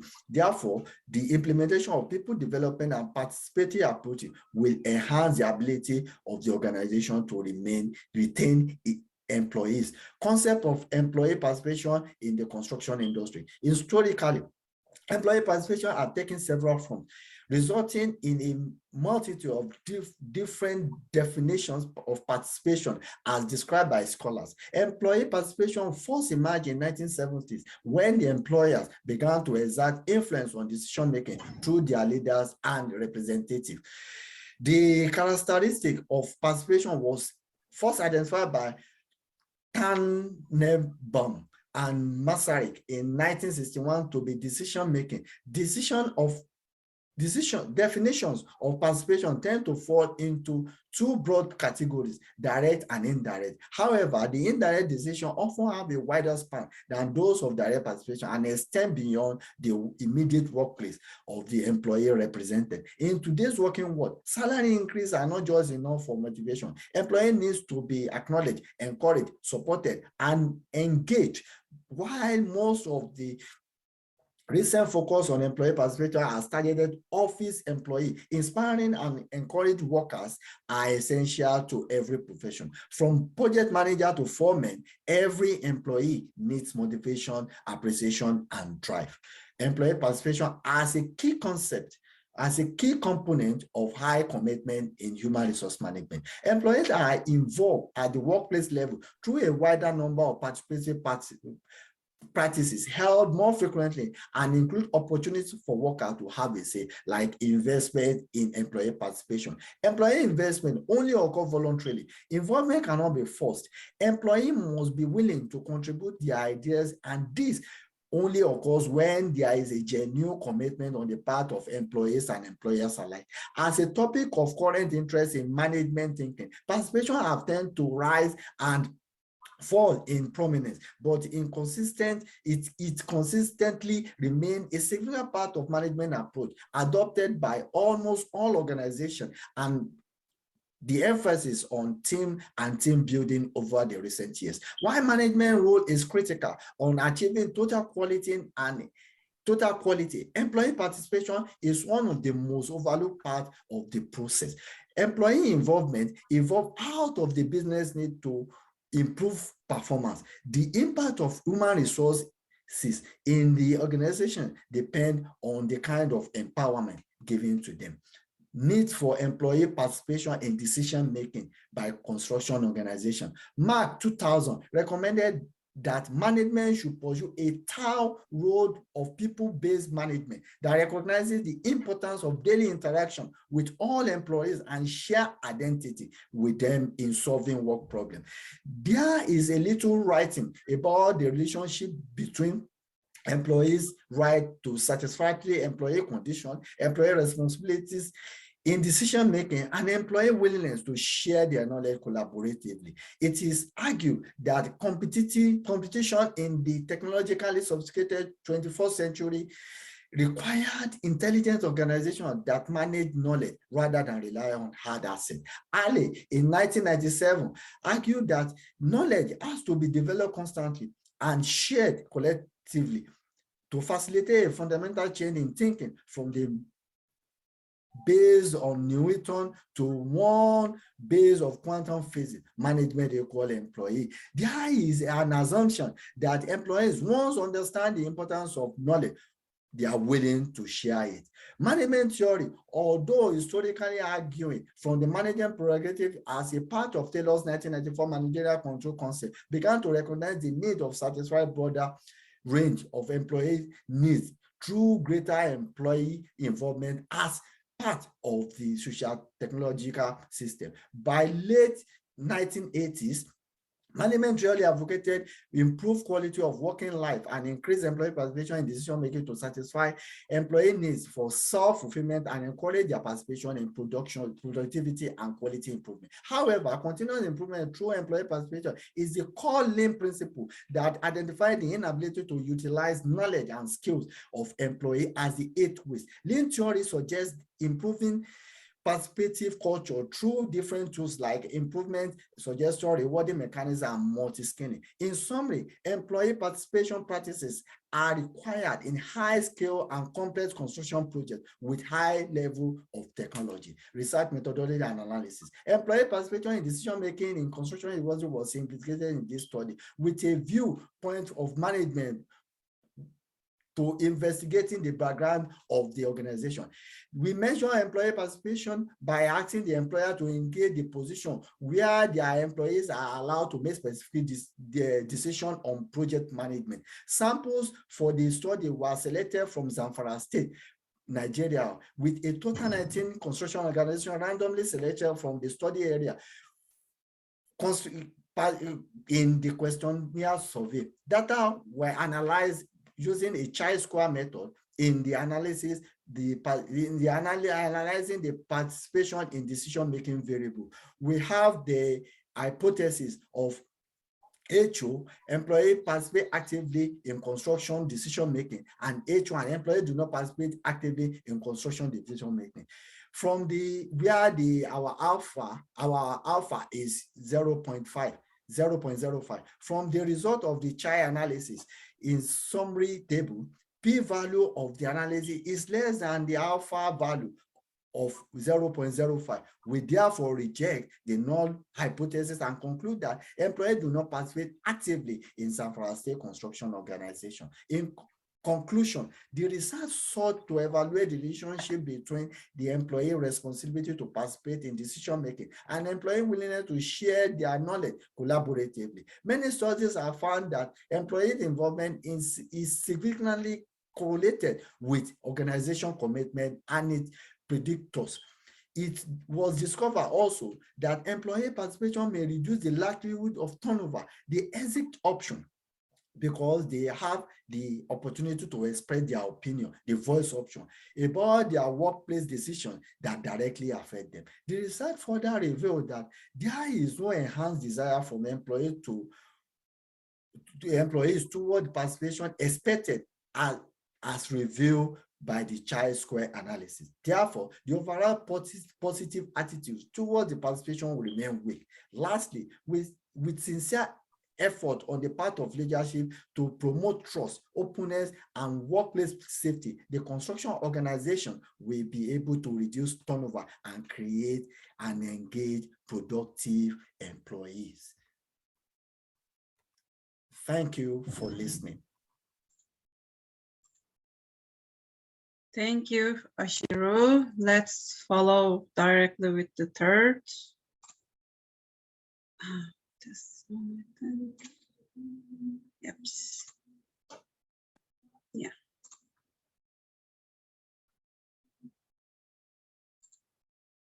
My name is Bawa John Agmada. I'm doing a presentation on modeling indoor environmental performance of pharmaceutical factory buildings in Nigeria.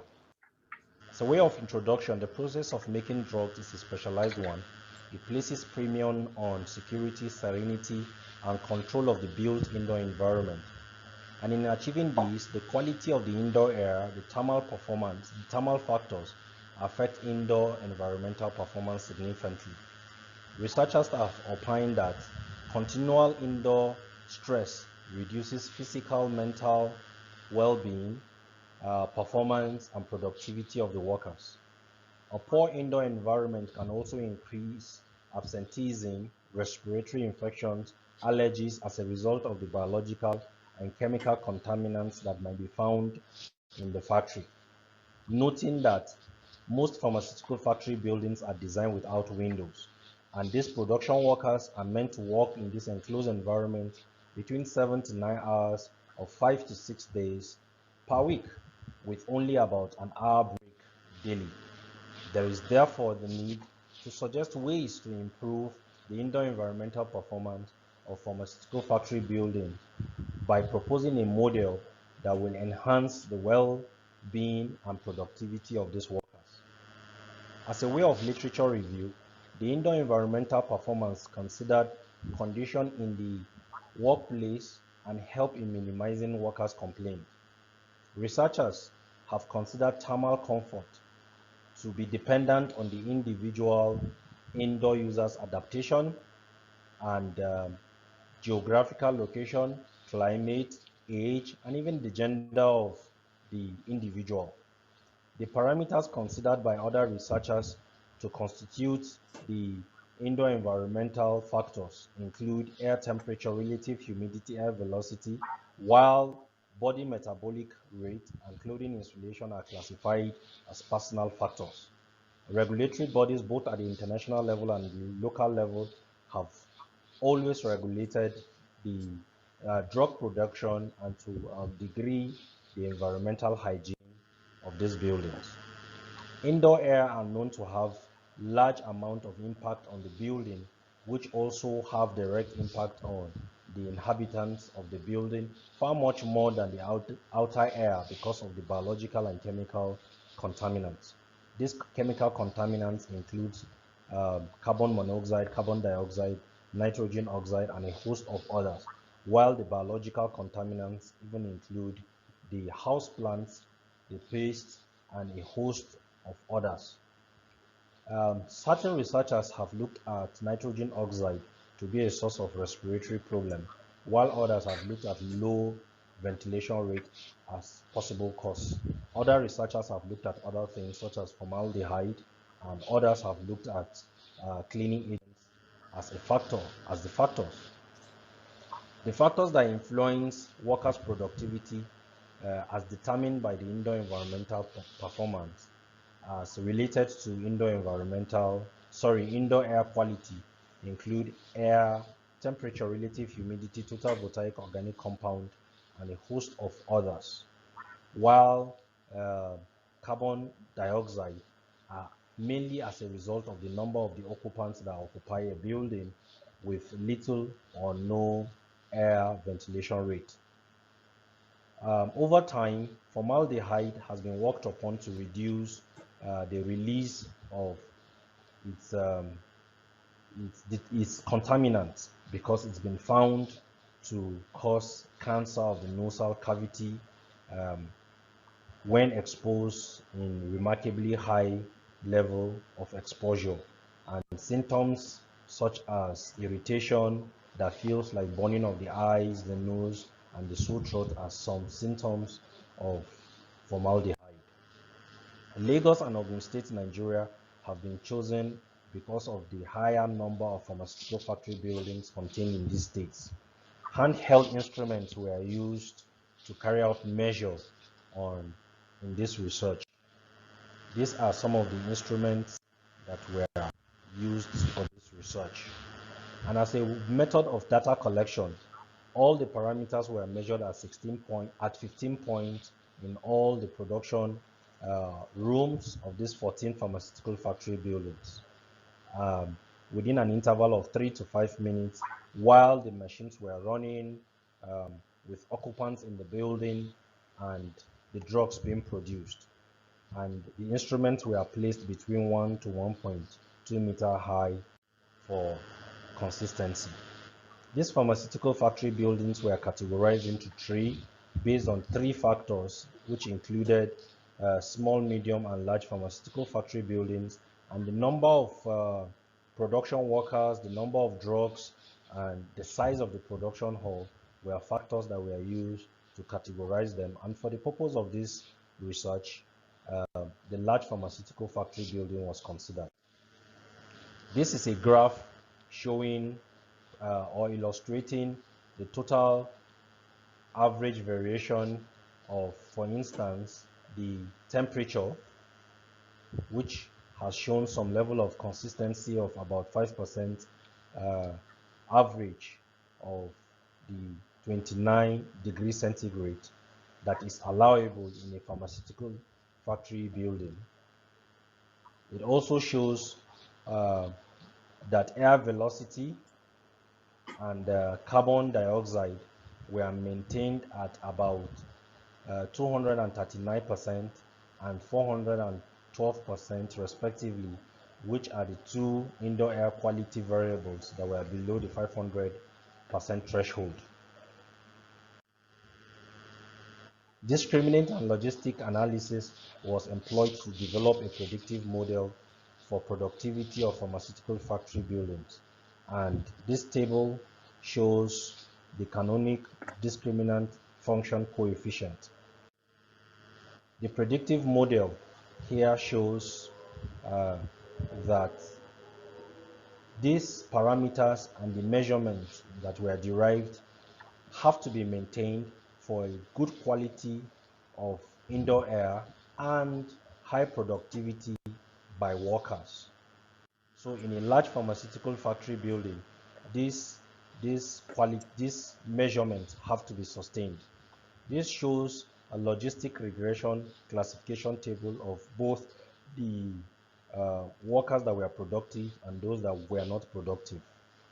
This indicates that without any predictor in the model, the user's productivity will predict about 75% of the group membership. The model in the omnibus test shows that it is less than 0.05, which indicates that the model that has been produced will be a good indicator. Other tests were also carried out to ascertain the workability of the predictive model, and they were found to be excellent. The classification table was also done for both the workers that were found to be productive and the ones that were found not to be productive, and the cut value is 0.500. The overall percentage is 100. This indicates how good the model is in predicting the outcome. The model is developed in the order and the amount of parameters that determine productivity in the pharmaceutical factory building for the analysis carried out with the data collected. It is recommended that in large pharmaceutical factory building, for example, these parameters should be checked regularly to ensure that the developed standard or model be maintained for all the measured parameters to ensure maximal productivity. This study also recommends that research can be conducted for the model for productivity of workers in medium and small pharmaceutical factory building. Thank you for listening. God bless. Okay. Okay, thank you, all of authors. I guess we are having maybe just 5 minutes for question and answer sessions. Is there any question from the audience?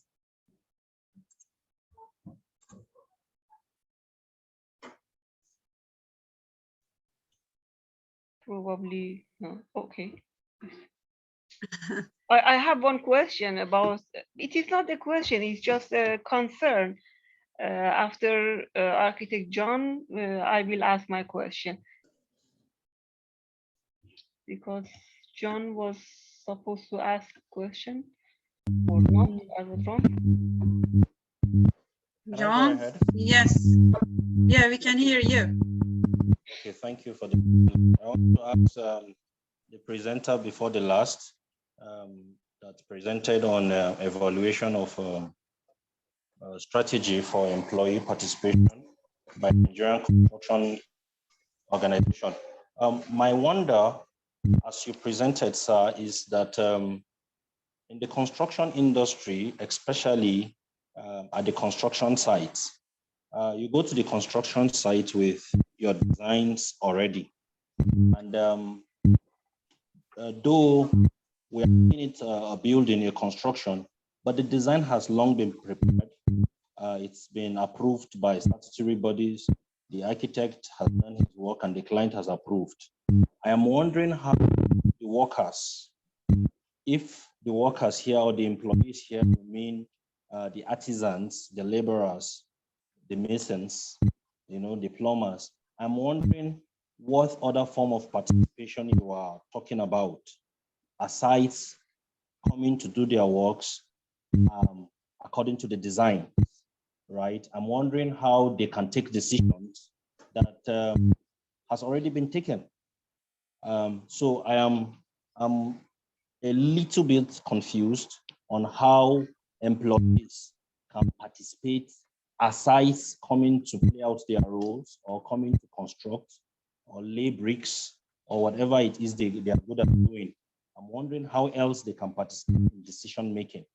And they are supposed to follow the plan, right? The specifications, and then carry out their work. So my confusion here is, how do employees participate at construction site, or how do they contribute in taking decisions? Thank you. Yes, Ashiro. Yeah, thank you, Architect John. Your sound is very back. Can you just come up to the microphone? Can you hear me now? The sound is too low, actually. Yeah. We cannot hear. Oh, okay. 1 second, please. Can you hear me now? It is same. Can you hear me now? Yeah, it's better now. Yeah. Okay. Please speak. Yeah. Architect John, thank you for the question. You know, in construction site, why we conducted that research is for the employers to prioritize the kind of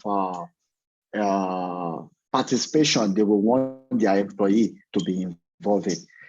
Especially, as you said, in construction site, the workers can suggest to their employer how best they can do the work to make it more faster and to make it more safer for them. You know, as an architect, you only come to site to come and view in line with what the contractor is doing, in line with the design.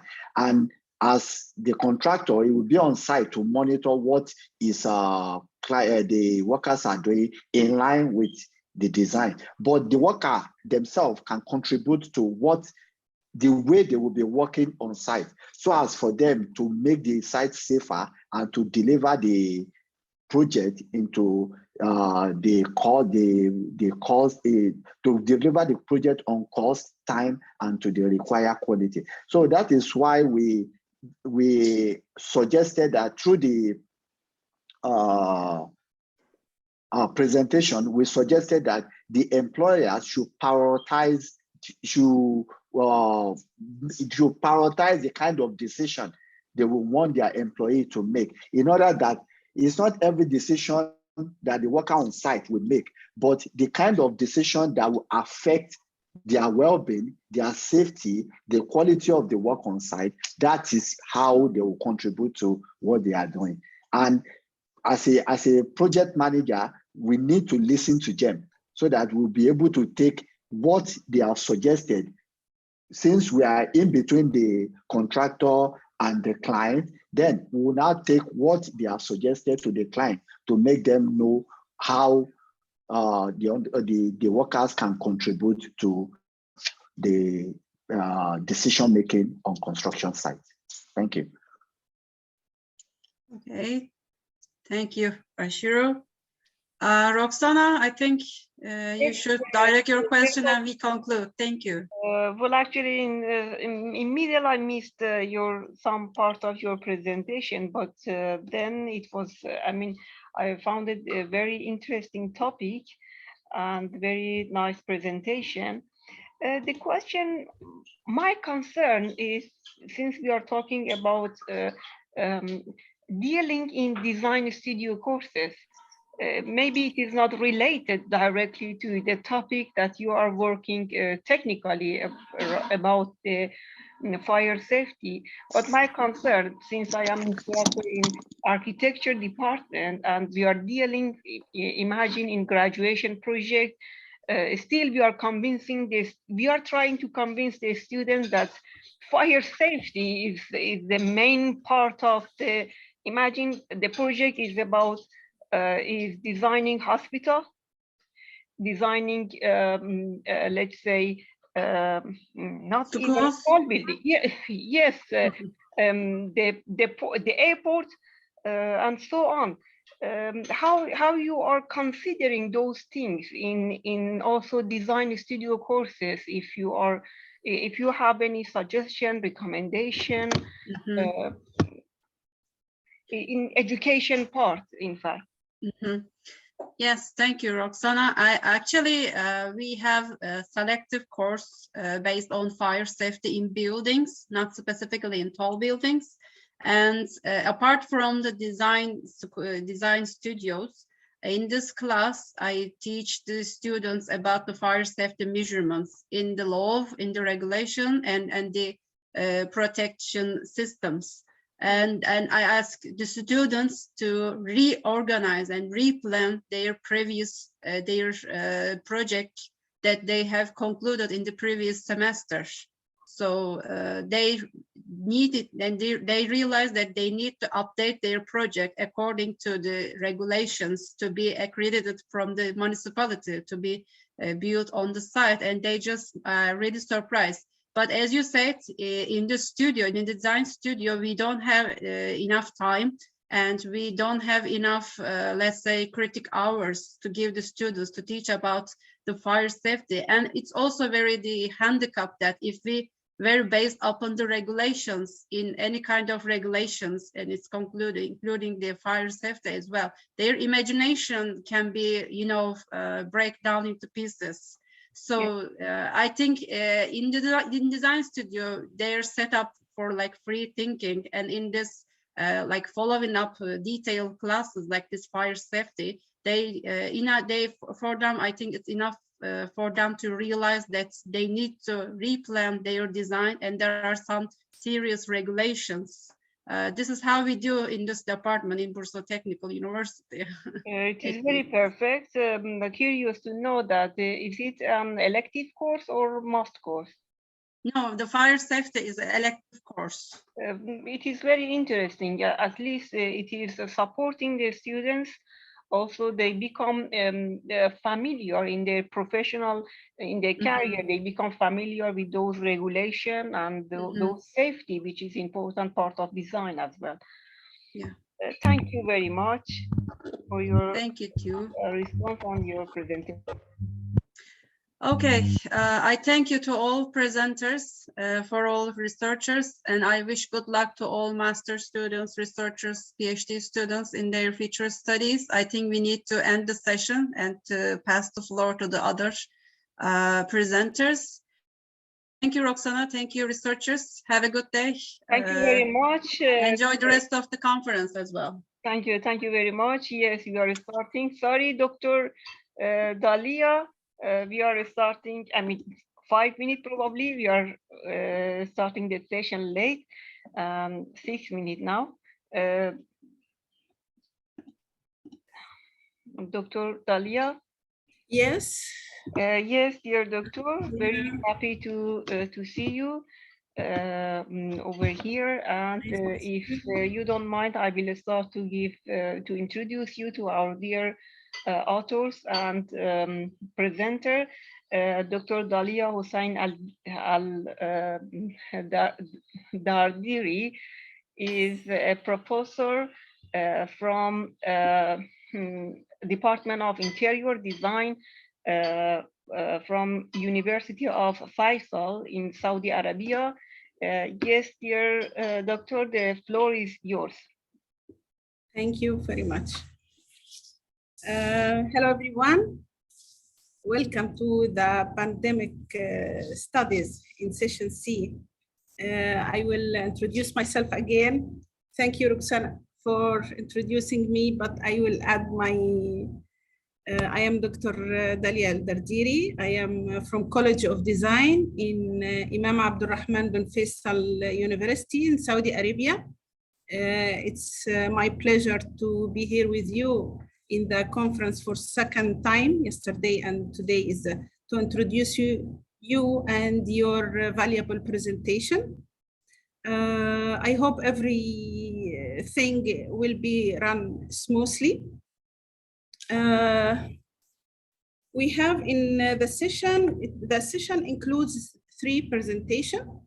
I will share the first one.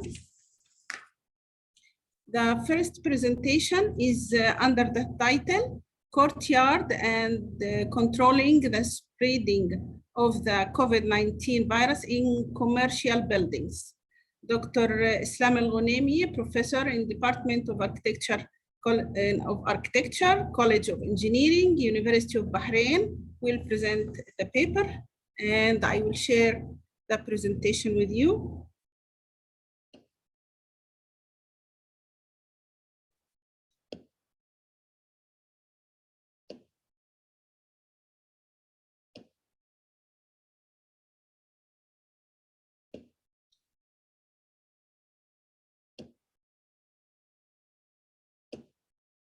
How to deal with the commercial spaces after COVID, or commercial building after COVID-19 under the title of Courtyard and Controlling the Spreading of the COVID-19 viruses in Commercial Buildings. This conceptual idea is in sharing with Dr. Dalia Al-Dardiri. She's from Imam Abdulrahman bin Faisal University, and myself, Islam Al-Ghunaimi from University of Bahrain. First, we are talking about Kingdom of Bahrain, which is a small island famous for the commercial activities long time ago in the Gulf area, in the Arab countries. And most of the activities in Bahrain commercial activities in Bahrain had been in a long time very famous in the area. And the commercial activities has a very large weight in the economy of the country. After air conditioning technology, most of the commercial activities moved to the malls to avoid the harsh environment there in Bahrain and to use the benefit of having a closed environment, safe and so on. Unfortunately, within the COVID-19 and after that, WHO sent a global warning to avoid gathering spaces to stop the spreading of this COVID, especially with the public space, like, working space like office buildings, commercial spaces, and so on. Then within this COVID, all of us, we know that most of the countries face a harder time in terms of the economic and social issues. Maybe the environment in a certain level benefited from this lockdown, but in general, we had a crisis. The problem that how can we deal with future pandemics similar to what we faced with COVID-19, we need to deal with such pandemics in a matured way. The questions in our research here that how can we adapt our style of life to avoid future pandemics and the crisis problems, especially that the disaster of the lockdowns disturbed all our life, as we said before. And the research question is whether the coronaviruses would reshape the architecture of the trading environment and the commercial buildings. One of the major questions from the in this photo in front of you about that, can this kid move forward, not moving back in a safe commercial spaces with his family in a secure? The hypothesis that we have to take inspiration from the commercial activities and the way of dealing with commercial activities in the old pattern in the history of Bahrain. We know that most of the city urban fabrics now have been designed for cars. Therefore, that to have this inspiration should come in other term, which is the courtyard.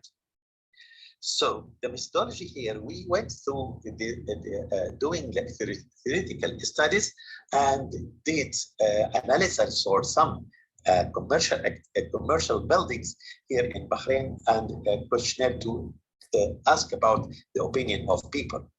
The number of pandemics, you know that it was a huge, and it came with a crisis not in Bahrain, everywhere. It had some precautions from Ministry of Health to social distances, modernism, elevation of dentistry, contactless design features. As we see in front of us, most of the commercial life had stopped or partially stopped. Unfortunately, this, or likely in Bahrain, it was not fully locked down, it was partially full down, but still, unfortunately, deteriorate the commercial activities. Even we can see here, introvert in these malls has been completely locked down, but they left open spaces for streets to practice some commercial activities. And it was likely to have such places within the city, and we can see most of the areas had been suffering from this part. Now, why courtyard especially? Let's say that don't work hard, work intelligent. We are looking for practicing or dealing with the pandemic and the practicing commercial activities and the shopping in a secured way. So the courtyard here we are proposing in front of us, it is a place which is all of us understand what is the meaning of courtyard. It's an open space surrounded by a different activity, could be commercial, could be residential, but this in front of us, the courtyard here, it is one of the common and easy way to deal with the spaces. Unfortunately, it had for somehow disappeared from some commercial buildings. So having courtyard, we believe it will, with the harsh environment, it will be a problem when we design it, but still it is having a treatment within open spaces could be a solution of architecture-wise, will help a lot to having a commercial activities, not stop the environment. From the analysis or from the literature review, we find that there is environmental benefits from having courtyard and sustainable, according to sustainable pillars. The analysis find that there is a benefit environmentally and socially and economically. We went for analyzing some case studies in Bahrain. One of them, which is Argan Village. This Argan Village, it's a commercial space within a courtyard, and within the pandemic time, it was open to practicing shopping, but using this courtyard, which is benefit this commercial activities, and did not stop. And we can see there is a huge number even in weekends. In precautions for Ministry of Health, social distance and have the mask and so on, we can see these photos has been taken before the COVID to in a previous research to show that how far this courtyard was benefit to have social gathering and the trading as well. But we have it here to have a guidelines about this space. Another one had been analyzed, which is in Mercado, again in Bahrain. It is the same, all of the case study in Bahrain, and this is within the COVID-19. We see that it has some open spaces, which is open to sit and deal with commercial space. Another one, which is the Sar Mall, which is the same concept, and we can see it has a courtyard and people can practice shopping in outdoor spaces, not in a closed environment. Here, the research here coming to ask us is the architect, according to that WHO, the architect to redirect their way of thinking in dealing with introverted buildings, especially with the type of social buildings that have social gathering like commercial spaces and so on. So we believe that having such outdoor spacing, it will, in a safe way, it will crack the problem of the lockdown and enable people to have a gathering, but in a social distances, especially that what we have it in our hand, some cases has been implemented successfully. And the courtyard, as we said it before, it has a positive socially, economically, and physically upon the using for space. And we can imagine that in a state of having to close the commercial activities in general, but we have it in a practice, in a courtyard, which is partially, let's say, partially looked down, it will enable people to practice and have benefits. So as a conclusion for our work, here in the research, the concept here, we asking that to refresh the or to revive the concept of having a courtyard in the commercial spaces and the trading to give it secured and safe place, especially that most of the people, scientists said that coronavirus will live with us, or other mutations will live with us for a long time, especially that we have the safe, healthy place, emphasizing positively in social and economically environment within the courtyard. Thank you very much for your kind intentions. We hope that we can share concepts and the idea in future, inshallah, and my pleasure to contact with all of you. Thank you very much. Thank you, Dr. Islam.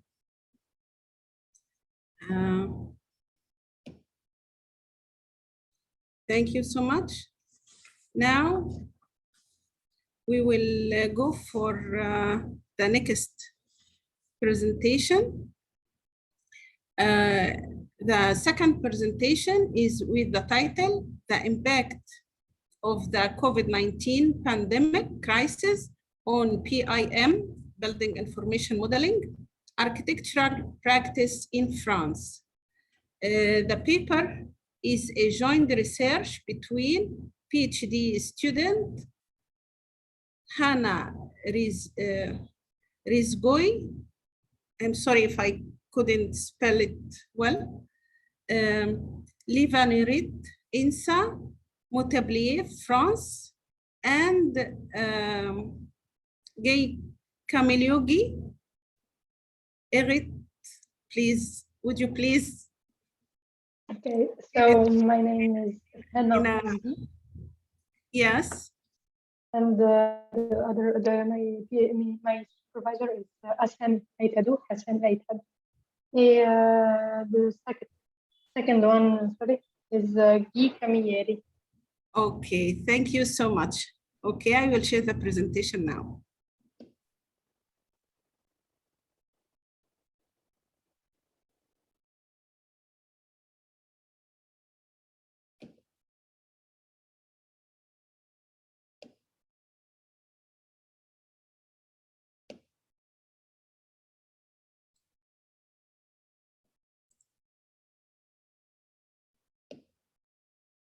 Sorry.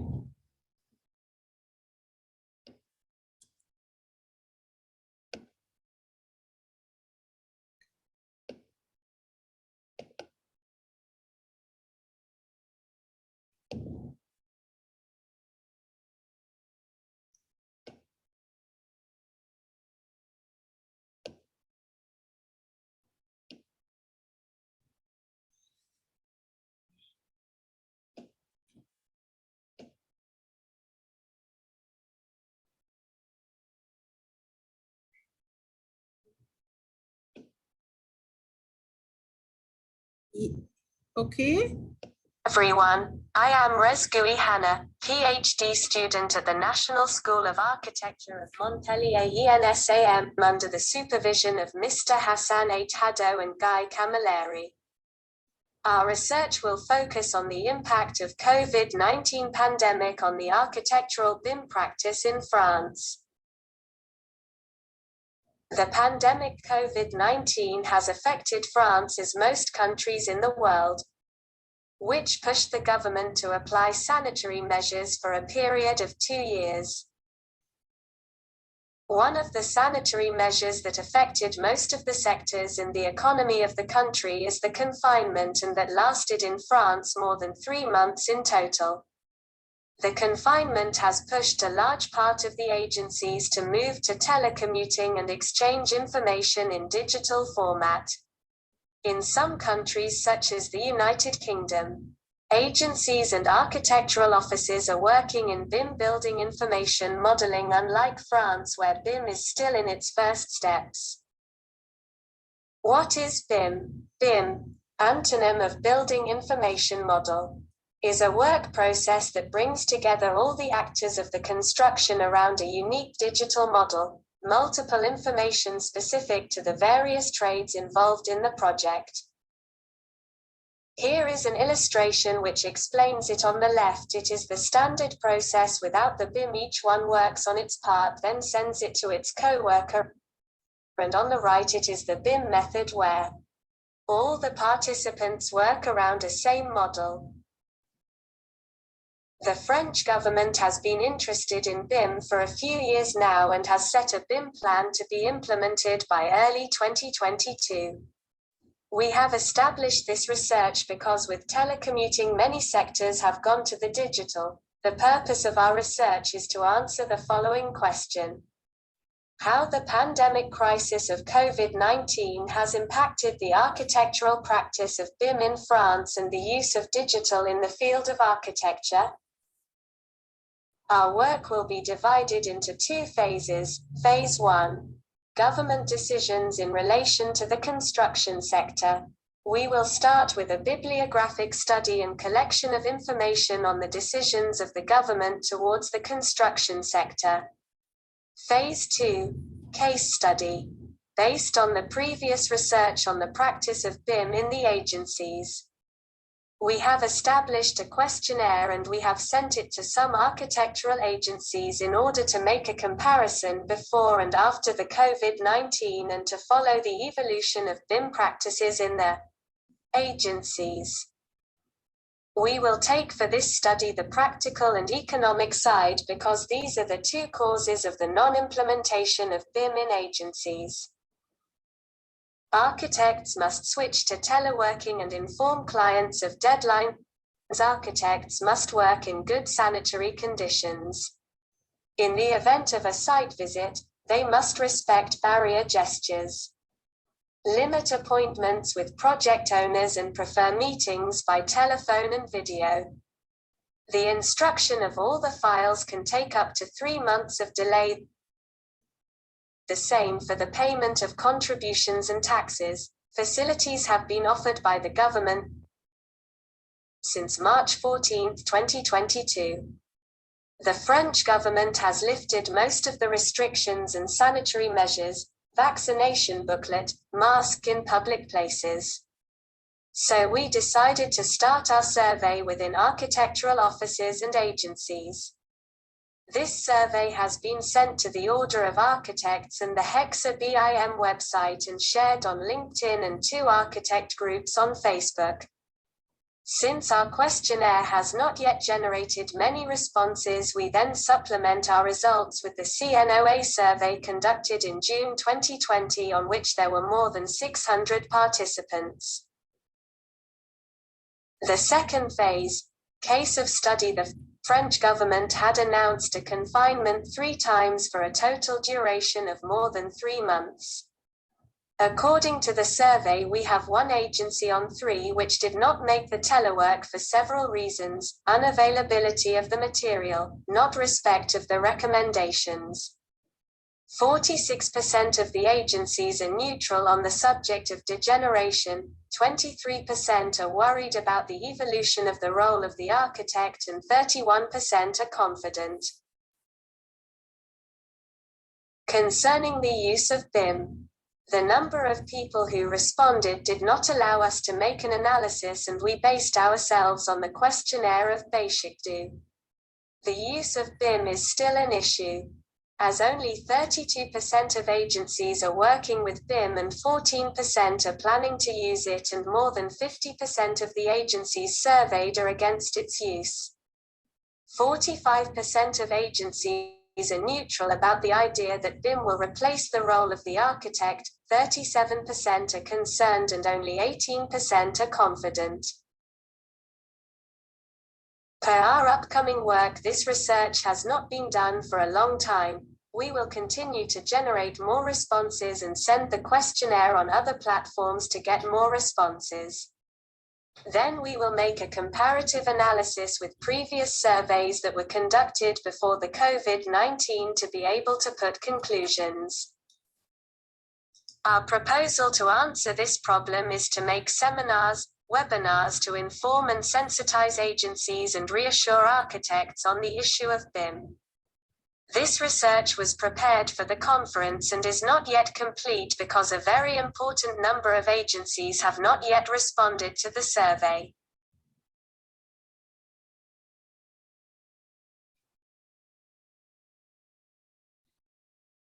Okay, thank you so much. Thank you all. Thank you, Hannah.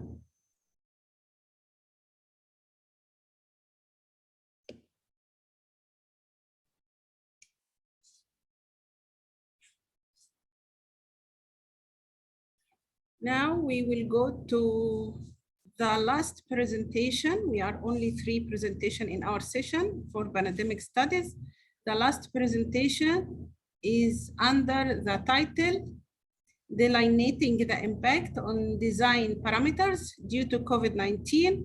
The paper is a joint research between Piali Debinath from National Institute of Technology, Calicut, India, and Ankita Gupta from Collier International, Mumbai, India.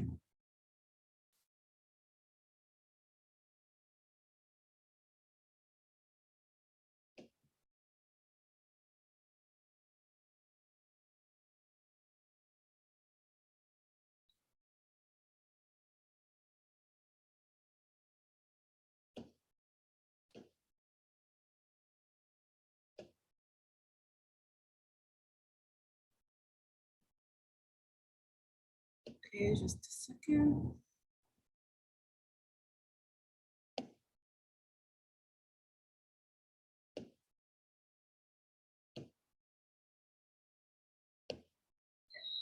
So first of all, I'd like to thank the entire conference committee for giving us such a wonderful opportunity to present our research on delineating the impact on design parameters due to COVID-19. So as you all know that COVID-19 has changed the entire world, you know it. So all the countries, including India, have been under a series of lockdowns and restrictions since 2020. As a result, economic and social crisis affected the entire industries, including building and construction industry. So this virus has also led to home quarantine, and since most of the companies shifted online, our working and living patterns have also changed as a result, our psychological and social conditions have also changed. And also during the lockdown condition, there has been tremendous need to create a healthy environment that would actually reduce the spread of virus and can actually quarantine the infected people properly. So the design parameters that we used to use or used to consider during building design previously, those have actually changed, and there is a tremendous need to reassess or redefine those design parameters and integrate the impact of COVID-19 into those parameters so that we can actually mold the building design accordingly. So the aim of our research is to identify, assess, and rank impact due to COVID-19 on different design parameters in architecture. So we have broadly defined our objectives into 3 stages. So first stage is to identify and categorize different qualitative and quantitative parameters literature study, then to give an overview about the impact of COVID-19 on different design parameters, then assess and rank the impact of COVID-19 on the design parameters by using RII, relative importance index, and survey. So, literature study, we have actually identified total 60 design parameters, and we have categorized them into 5 broad categories. So the first category is site surrounding parameters, and we have identified total 10 parameters under it, say access to amenities, access to public health infrastructure, access to public open space, then population density, etc.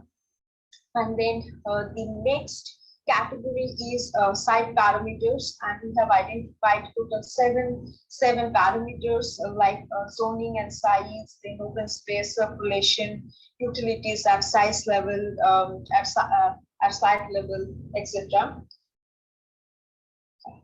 And our next category is building parameters.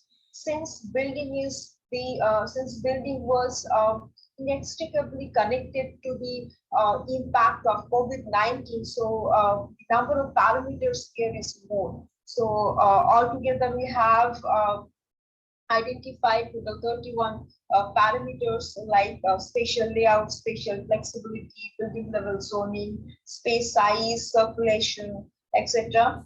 And our next category is human and socio-economic parameters. And we have identified total 7 parameters like comfort, working efficiency, privacy, mental health, and social distancing. And our next category, next and last category is smart building system. And we have identified total 5 parameters under it, like passive design, intelligent scheme, and interactive facade, etc.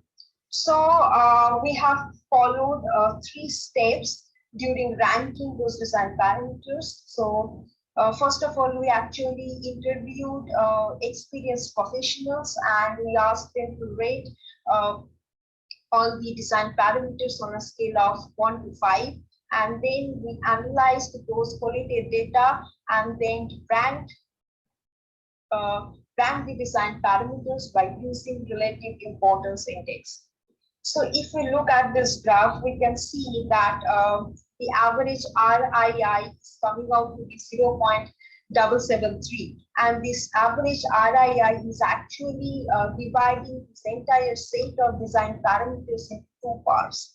So the first part consists of 36 design parameters, and the cumulative RII of first part is 29.862, and the second part, that is part 2, is basically consists of 24 design parameters, and cumulative RII is 16.514. So as we can see that the cumulative RII of part 1 is almost double of the cumulative RII of part 2, which means that during the design process, we need to give more attention and more we need to emphasize more on the parameters which belong to the part 1. Parameters like mental health, indoor air quality, ventilation, then space size, utilities at site, environmental friendliness, spatial layout. These are the parameters that belong to part 1, and these are the parameters that we should give more attention during design.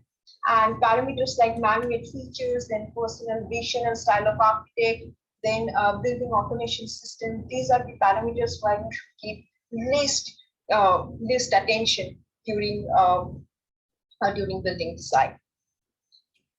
So so if we look at the broad categories, we can see that human and socio-economic factor has scored maximum.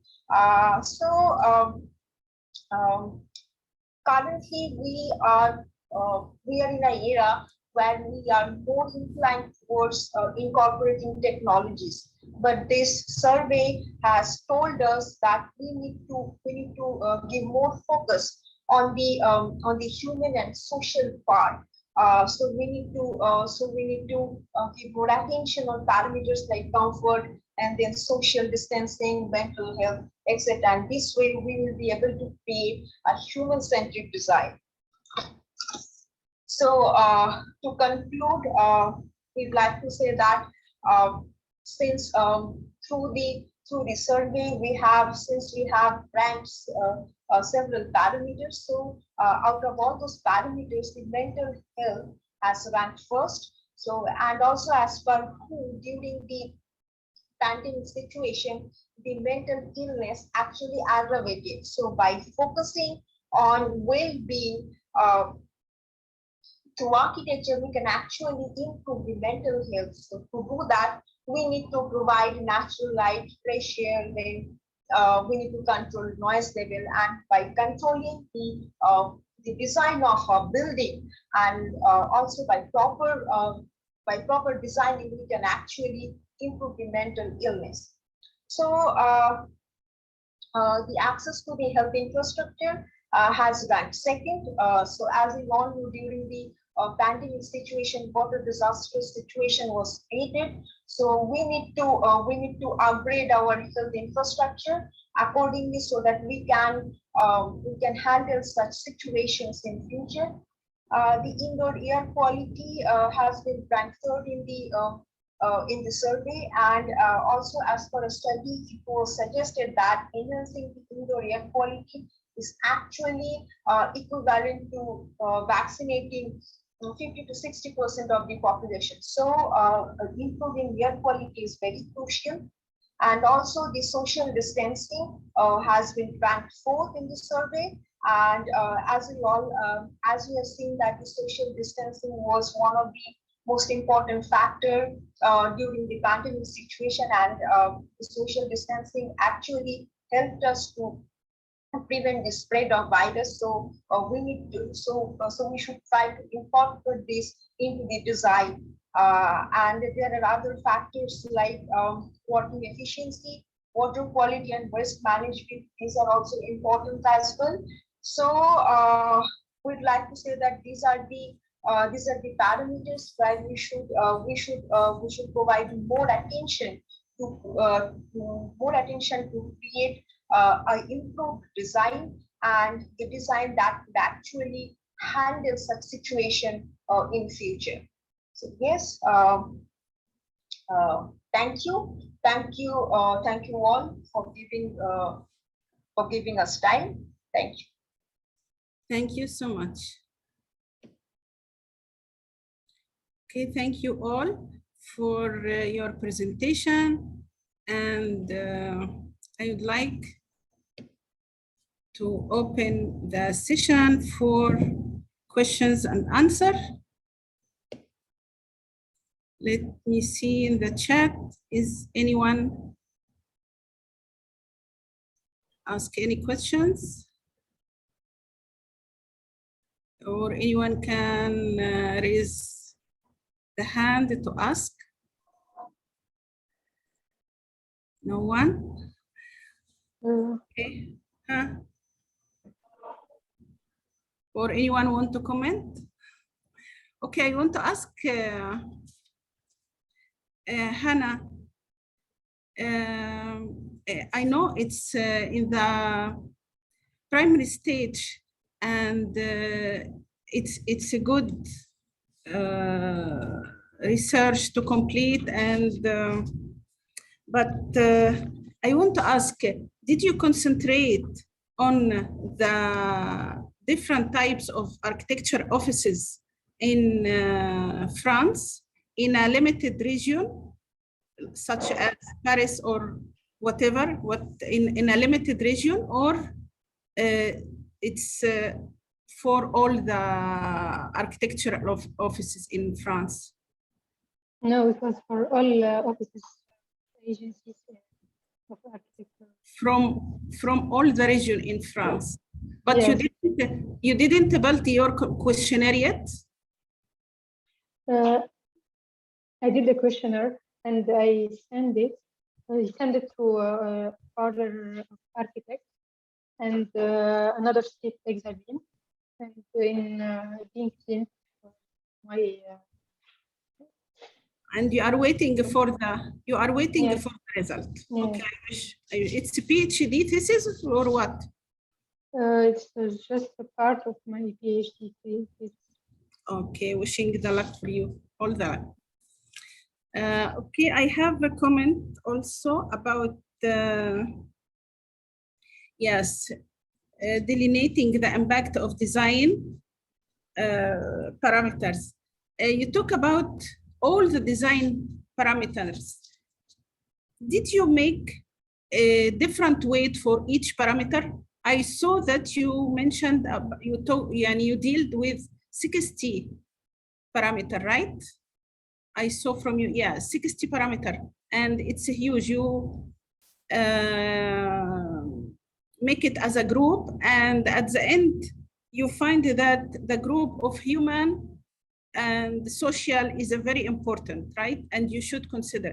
This is as a general for your situation in India, or it's for a common?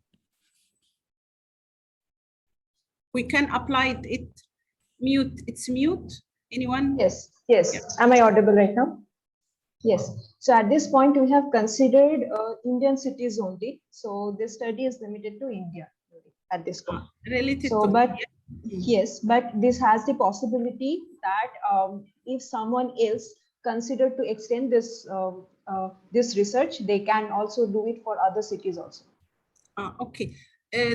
When you choose the parameters, did you give another weights for that mean the like circulation has a different weight than the building construction or the waste cycle, water cycle, or the mechanical issue, or all of them has the same weight regarding to the situation in India? Okay, so the point is, I want to go it that way. So we have considered shortlisted total 60 parameters. Now we have at that time we floated a survey. Okay, so we talked to different professionals, and they just and we asked them to rate it on a scale of 0 to 1 to 5. Okay, and we assigned weight to each and every parameter so that we can weight each and every parameter. Okay, and then we assigned it to a broad category. Thank you. It's you are a PhD also? PhD student? No, I'm not a PhD student, ma'am. We actually did this separately. We are independent researchers and also industry professionals. So since COVID-19 is currently the pandemic situation is going on, so this is very imperative to understand the impact of it on the architecture. So that's why we took this study. Excellent. Thank you. Thank you. Any questions? Any? Okay, Dr. Islam, it's mute. I apologize, but Mrs. Hadayat, she raised her hand. Sorry. You can take the turn. I can wait. You can take the turn. It's okay. No. I did just mention your name. That's only. Okay, fine. So my question is for Sufiali. Am I pronouncing correct? I don't know. The last presenter. So yes. I think you are not audible. I think there is a problem. Yes, there is an internet problem. I think communication problem. Yes. I wonder if she can. If she can make a refresh or. No, she cannot hear us even. She is blocked. The screen is blocked, I believe.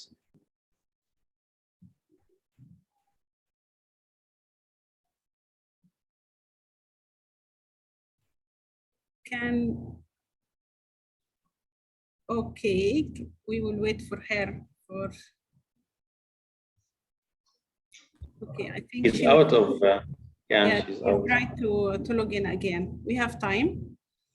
Okay, I will say the conclusion for the session. No one has any comment? Okay, I will say the conclusion till we are waiting for, she came? No.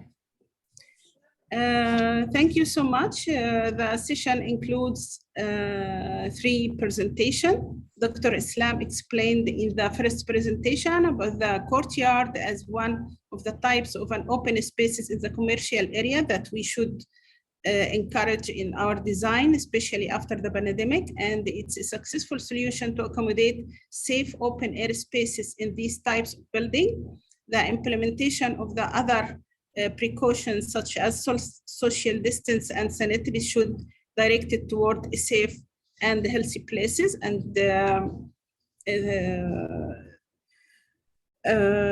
for the future, it's a recommendation for the architect. Miss Hannah tried to told us in her research that she tried to answer the questions of how the COVID-19 pandemic crisis has impact in building information modeling architecture practice in France, based on the questionnaire sent to architecture design offices, and we wish all the best for them to complete the research to see the result. Piali, right? Yes. Yes, Piali explained that they aim to identify and assess and reg the impact due to the COVID-19 on different design parameters in architecture. And they have been made recommendation to provide better design solution for the pandemic age through the social and human factors. Thank you so much for this short session. I enjoyed with you. Hidayat came or not yet? She couldn't come, right? I believe, yes, she cannot connect, yes. Thank you all for your attendance. Thank you for your participation. Let's keep in mind that we are all from various areas, that we all have a big picture, that we are working together for a common goal to protect our countries and the planet through architecture and urban design. Okay, is there time or not yet? Well, we have time, but if there is no comment, no one want to say anything? Thank you very much, dear Dr. Dalia. Thank you, Roxana. You're welcome. It was our pleasure to have you over here. Dr. Hedayat is supposed to be also here to start the next part, which is in fact the post-pandemic and the pandemic studies, and this is also talking about the post-pandemic, which is the session will be continue. Hedayat is supposed to be the chair. She just wrote me that she's trying to connect with her phone since the problem is from her side. We have time, I think. Yeah, we will wait for her. Wait for her. Thank you very much to have to being the session chair of this session. Thank you. Thank you. Okay. Yeah, it's really, it's nice that I have that the new generation and the youth participate in a research, in a conference, and you have the good mentality and the good researcher. So I am so happy for you to meet you here. And I think it's good for the future of the architect and the urban design. Really, I am very happy that you are, and you are a female also. So it's nice. Yeah, except Dr. Islam, of course. Not only, there is a majority over there, yani. So yeah, also yesterday, also yesterday all the session was a female, and they were young, and it's a very good situation that you have, that you are young and have the patience to do a good research, and you have your vision, and try to apply to your countries and try to apply to the area that you live in to improve and to develop it. And I hope that will be good for you in the future, inshallah.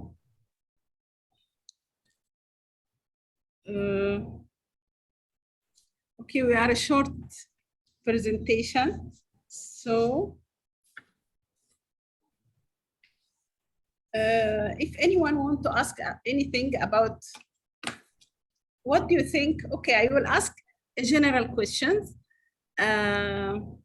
All of you is architect, right? You graduated from architecture department, right? Do you think the education, special design studio are affected with the COVID-19 in the past 2 years? Because you know, from most of the university in the world, all the design studio, it became through online, Zoom or Team or whatever, Blackboard. But it's there is no connection between the instructor and between the design studio. Is it, do you think that it's good for the architecture career to have this student or this architect who will graduate this year or next year? They spend 2 years from their studying online. Can I contribute to this point, please? Okay. Yeah, there was today there was a paper in Cairo University from Egypt. They were talking about the proceedings that they did it with the Blackboard and the Teams.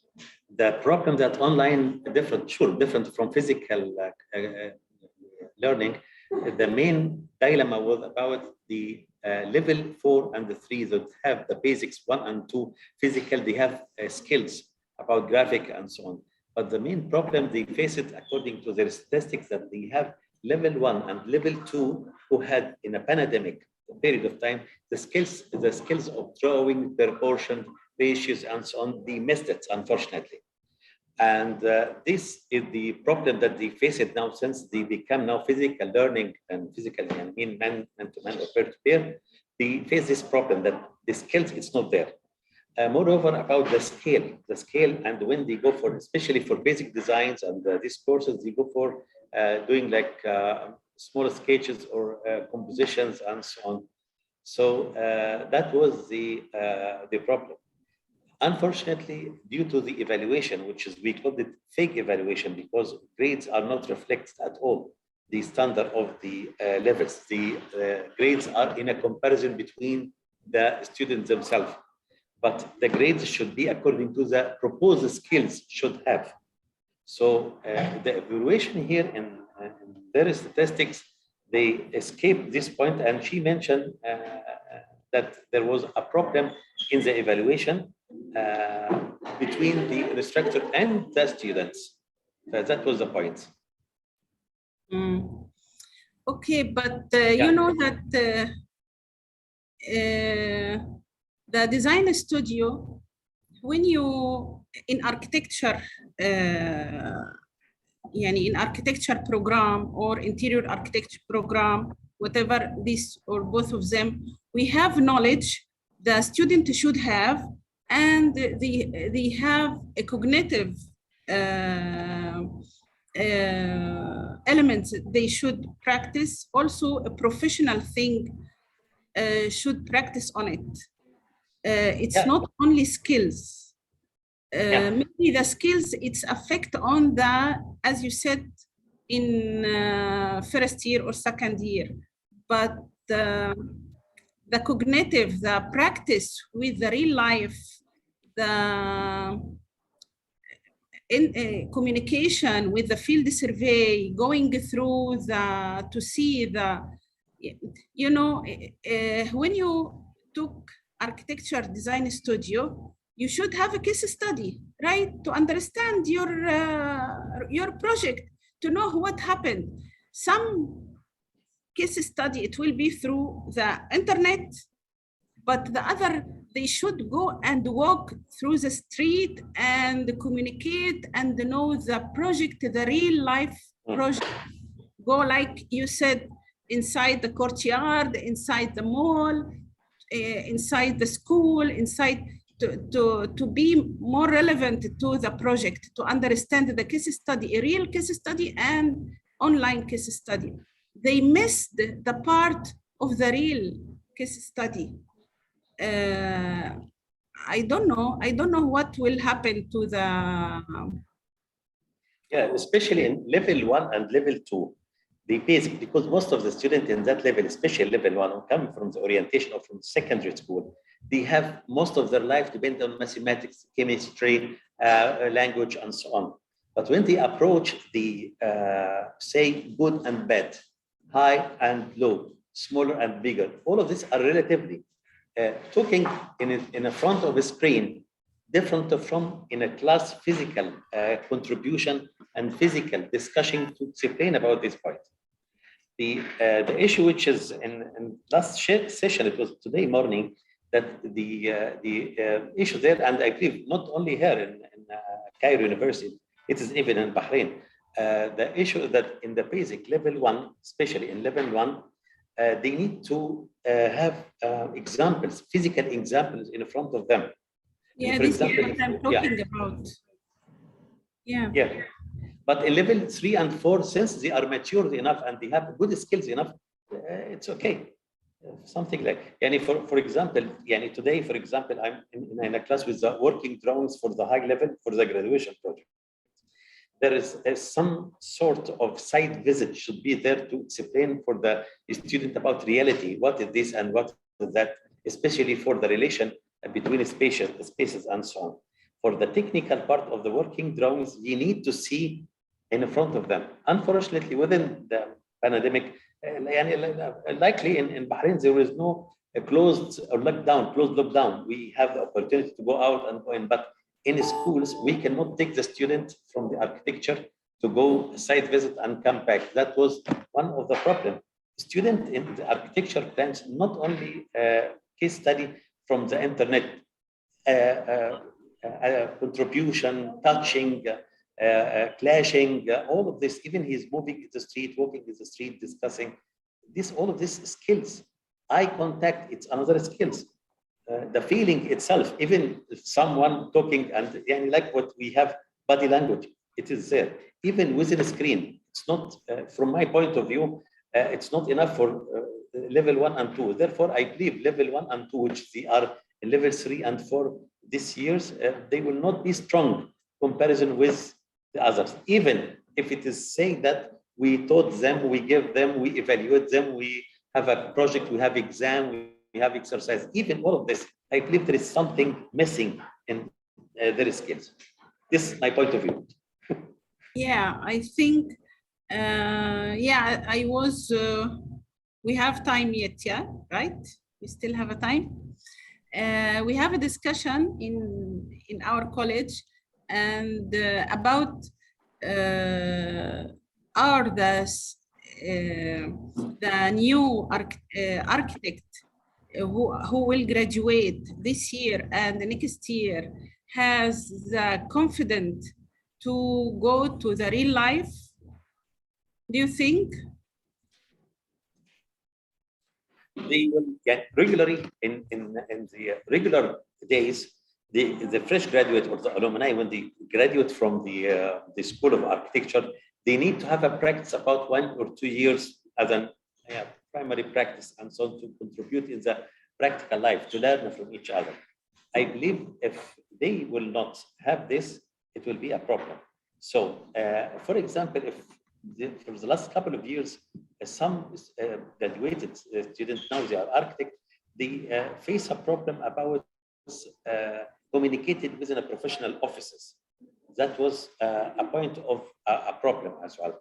But anyhow, now it's we had a good experience this year or last couple of years, and we know how to adapt. And for example, suddenly everything were online, and that was a challenge. Most of us, alhamdulillah, we passed it in a positive way. Some courses, sure, there is a missing because nothing complete. But anyhow, there is a trials, there is skills for doing online as well. And we, as an instructors, for example, even for dealing with clients, because all of us, we face a very new period of time, but we have to adapt. And moreover, according to the WHO advices, that we be ready for another pandemic and another dilemma and another. So I believe we have to be ready for surprises. Architects in general, they are flexible and they have to be ready enough for any changes. They have to be skilled to adapt themselves for the new, even for the, not only for a pandemic, for technology, for smart houses, smart buildings, and so on. It's not only for pandemic, it's for all technology we are having in our life. Yeah. Okay, thank you so much, all of you. Thank you for attendance. Thank you, Hannah, Piali, and Kita, right? Roxana, thank you so much. Thank you, Dr. Islam. Thank you, Dr. Dalia. My suggestion is that I don't know whether you can continue the session since it is still related to the pandemic. Hedayat Huja, there is a still problem with the connection. We are trying to solve that connection. Okay.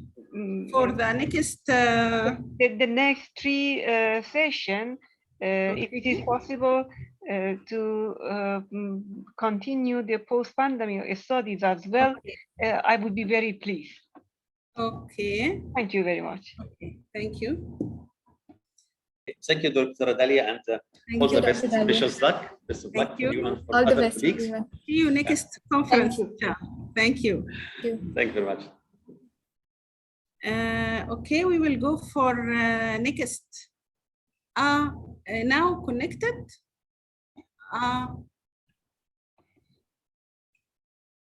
Okay, Dr. Hidayat. Yeah, I think she's trying to connect. Can you hear me? Okay, fine. Okay.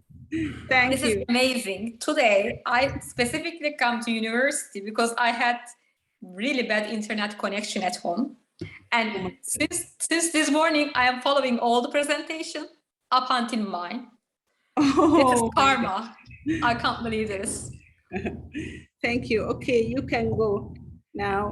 If you, unfortunately, there is no time for a question, right? Yes. Okay, then this is going to be my session. Yeah, it's your session now. I think you connected with your phone.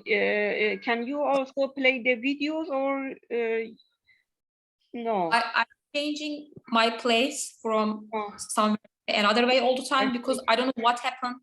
Connection internet is really poor. I would be very pleased from Dr. Dalia also to assist us in this process to playing the video if possible. Okay. Okay, I just I will share the video, what you said. Yeah, the first presentation is gonna be mine and the second one is gonna be the others. If you can do that, I'll try it. I'm not going to change my place again. Wait, if it is not connected anymore, okay, do you want me to start the session? Yeah, start the session and I will share your video from my side. Okay. So considering you just finished pandemic studies, now it's going to be post-pandemic studies. And we believe that pandemic era is almost ended, even though some scientists say that there will be some possible other pandemics are waiting for us in the future. But we really learned something from this pandemic because before the pandemic, we were not really aware of lots of different problems. But after pandemic, now we know something about new lifestyles. So in this session, we will have 3 different presentations about post-pandemic era. The first one is going to be mine. I'm going to talk about alternative subjects of architecture and urban. We call them post-humans. So this is going to be a presentation about post-human. The second presentation is going to be post-pandemic urban future, identification of the main trends of change in Latin America through the application of the Delphi method. So in this presentation, we will see Delphi method on the urban effects of the pandemic.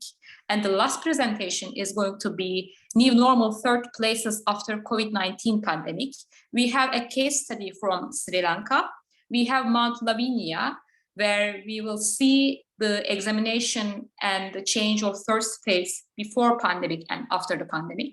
And with your permission, we can now start the first presentation, please. Thank you.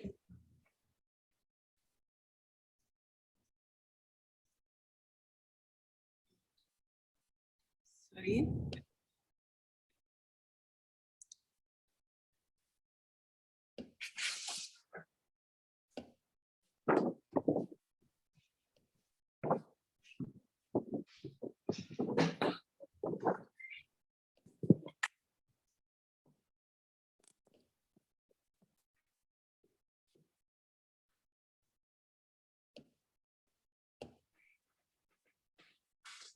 This is what's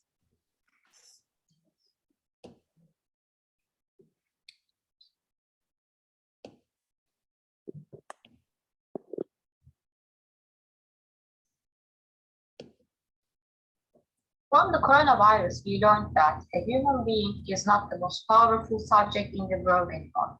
Since the central role of human beings has been changing by the development of technologies, there are more alternative actors and actors threatening the anthropocentric role of humans. Those alternative actors are post-human. Today, I want to talk about post-human and post-human architecture by taking Roger Buradotti's post-human methodology at the center of this research. The heart of the discussion about post-humans started with the classic ideal man of Protagoras. He formulated the man as the measure of all things. After that, during the Italian Renaissance, Leonardo da Vinci reintroduced the real man as a universal model. This ideal and perfect body had mental, spiritual, and discursive values. His physical and mental perfection advocate the definition of what a human is. However, this figure set some standards for cultures as well as individuals. The ideal man was European. This Eurocentric paradigm created a separation from other civilizations by emphasizing the difference. Differences caused many people to get labeled as the others, even they are anthropomorphic subjects, some non-young, non-normal, non-white, disabled, non-masculine people. They are naturalized, racialized, and sexualized others. They were disposable bodies that were reduced to less than human status. This segregation is the beginning of post-human discussion. Posthumanism aims to end this opposition between humanism and anti-humanism. It assumes the historical deadline of the humanism and explores alternative ways of conceptualizing human subject rather than the Vitruvian man. The question here is, what comes after the anthropocentric subject? Buradotty, a post-humanist theorist, developed various interrelated fields of post-anthropocentric enquiry. She believes that becoming post-human is a process of being. She categorizes this process into three groups: becoming animal, becoming earth, and becoming machine. Post-human as becoming animal. Post-anthropocentrism dislocates the single hierarchical and central role of man as he is the measure of all things. This displacement creates an ontological gap, and this gap is filled with other species like zoomorphic, earth, and organic others. Moral and aesthetic ideals were based on white, masculine, and heterosexual Europeans. However, all these others are both anomaly, deviance, and monstrosity. For the anthropos, the animals are necessary, familiar, and appreciated other. There is fantastic interaction between animals and humans in post-humanism. For example, the movie Avatar, the blue human-animal hybrid creature, represents a non-anthropomorphic subject as a lead role. In these post-human days, animals have some surprising proximity to humans, like having equivalent life form as in pet diet clinics and pet grooming places. By the time and development of technology today, animals are the actors in experiments for biotechnological agriculture, the cosmetics drugs, and other parts of the economy. Some animals, like mice or pigs, are now genetically modified to produce organs for humans. As it can be remembered from Dolly the sheep, capitalism already took those animals as tradable and disposable bodies. As it can be seen in many science fiction movies, human beings will be cloned soon, like Dolly. However, these cloned bodies are not natural bodies, but heterogeneous mix of organisms and machines. Therefore, Dolly was neither a machine nor an animal, but a post-human icon. As these animals are not natural, they need architectural space according to their parameter or their vitality. For example, in the movie Avatar, we see an environment that was only reserved for these creatures. Also, Dog Meat Clinic focuses on the size of dogs and their special needs. Laboratories or science buildings are arranged ideal environments according to targeted animals. Therefore, Vitruvian Man has been removed from the chart and replaced by these post-human subjects as new architectural design criteria. Post-human as becoming Earth. The meaning of nature today is not as positive as it was in the past because humans damaged the Earth for years. Anthropocene created geomorphism that includes severe problems related to climate change, ecological sustainability, or environmental crisis. Coronavirus is a post-human subject, and it is a good example of post-human as becoming Earth, because it was not a local problem, it was a global one. Post-human as becoming Earth is a process to have a different planetary relation. Therefore, dominant party, which is Anthropos, should negotiate and have goodwill to the other non-human others. In the revival field of Melchi, represent his goodwill to non-human others for the future of the planet. He created and implemented revival field, a project that was pioneer in the field of green remediation. He used plant to remove toxic heavy metals from the soil. It was a conceptual artwork intended to scout site ecology in Minnesota. The area was implanted with unit hyperaccumulator plants to extract heavy metals from contaminated soil. Scientific analysis of biomass examples from this area prove the prospect of green remediation. As in Melchin's work, post-human spaces of becoming Earth concern sustainability and renewability of nature. The post-human as becoming machine.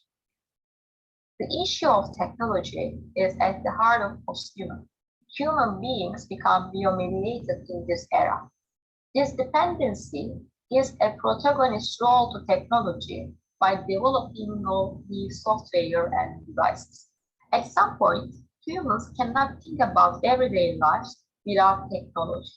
Becoming machine is associated with autopoiesis in architecture. Schumacher believes that autopoiesis architecture organizes itself besides creating a new connection with its occupants. It promises new proximity to animals, technology, and planetary, along with high-tech mediation. Smart buildings and cities represent the latest technology. Buildings that deliver information doesn't depend on human subject to sustain themselves.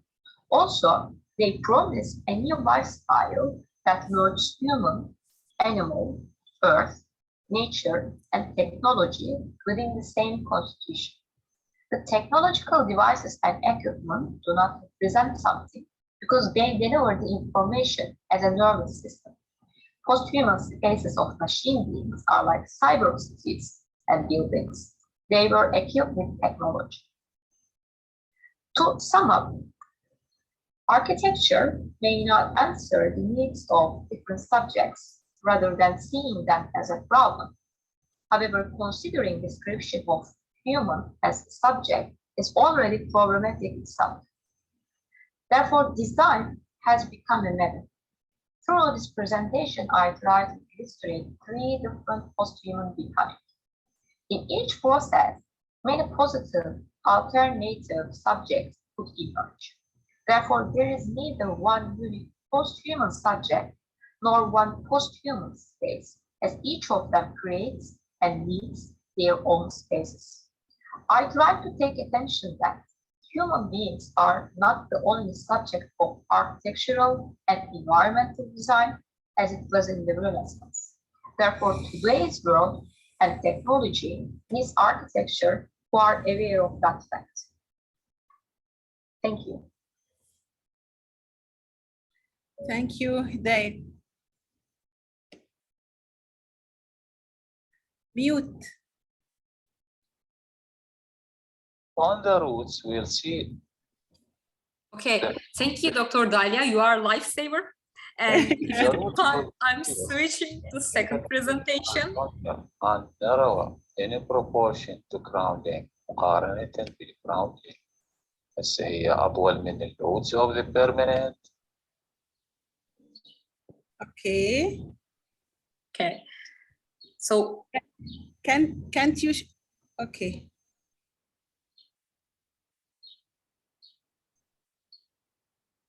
Sorry again. So the second presentation is entitled as Post-Pandemic Urban Future, Identification of the Main Trends of Change in Latin America through the application of the Delphi method. The author is going to be PhD candidate Yemis Milton Palomino Pichua. I'm sorry if I'm pronouncing in a wrong way. So Dr. Dalia, when you are ready. This research explores the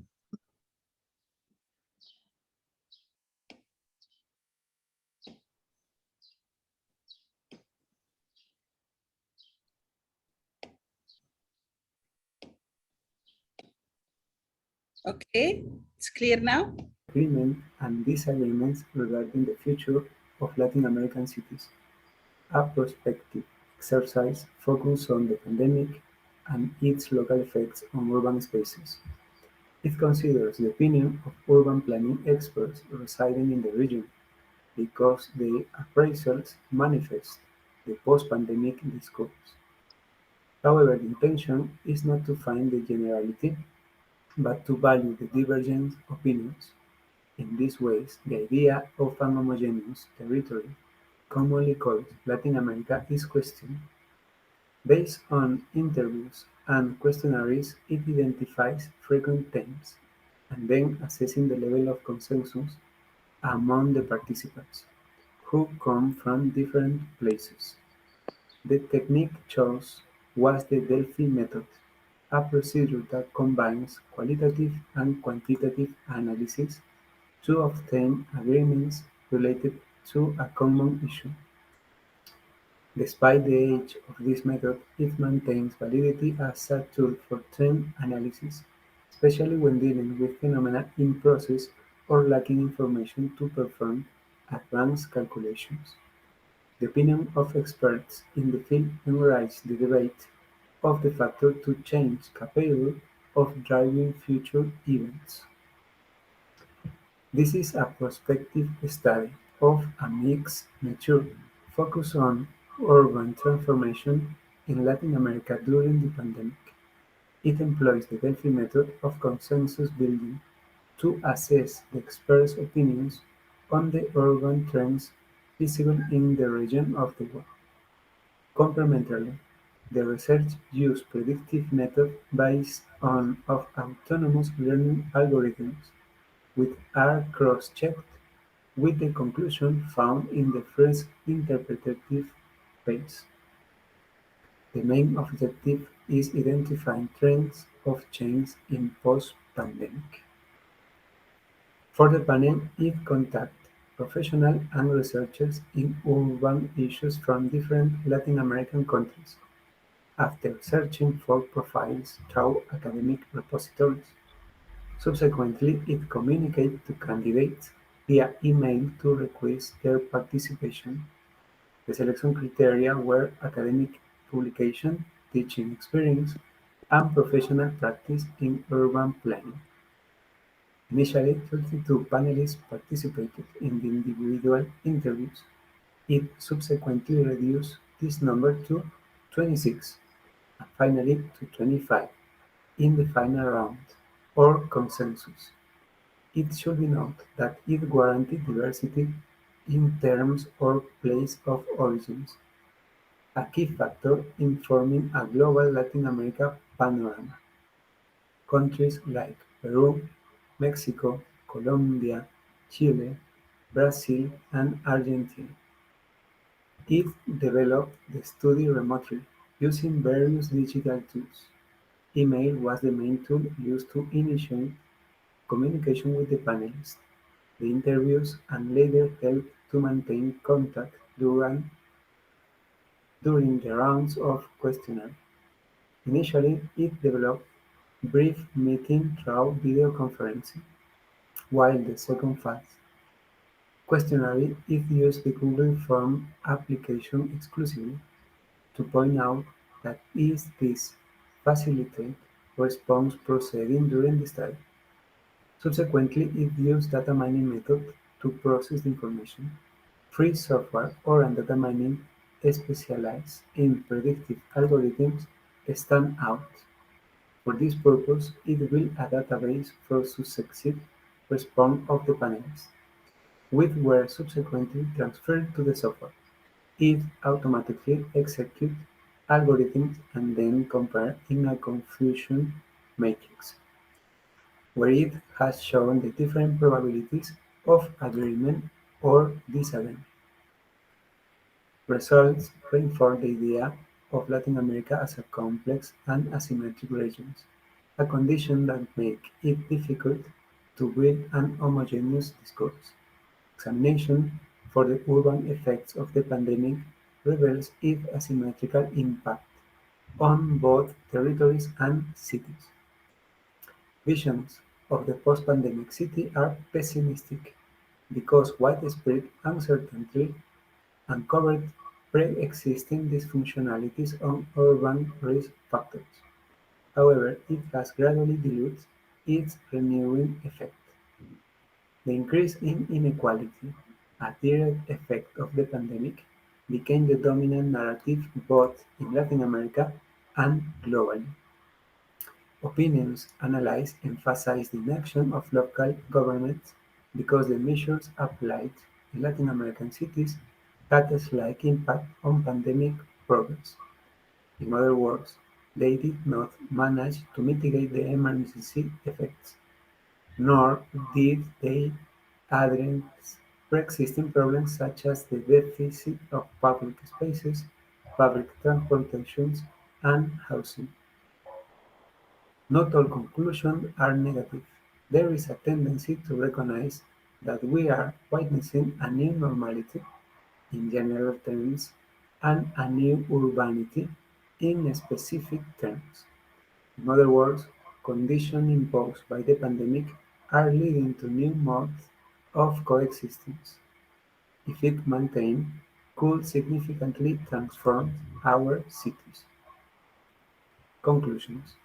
Pandemic has exposed existing urban issues while consolidating an idea of an alternative future.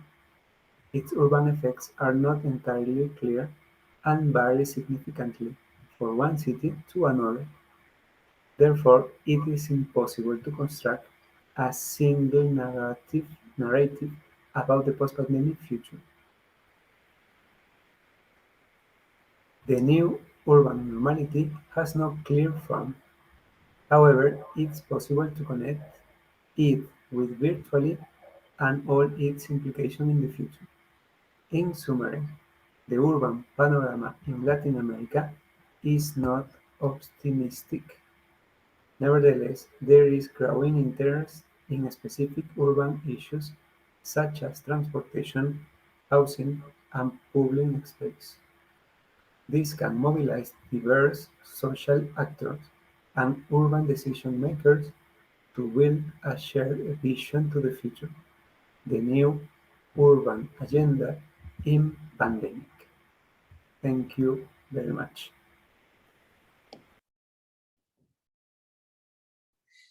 Thank you. And the last presentation is going to be new normal third places after COVID-19 pandemic. Thank you. Share it.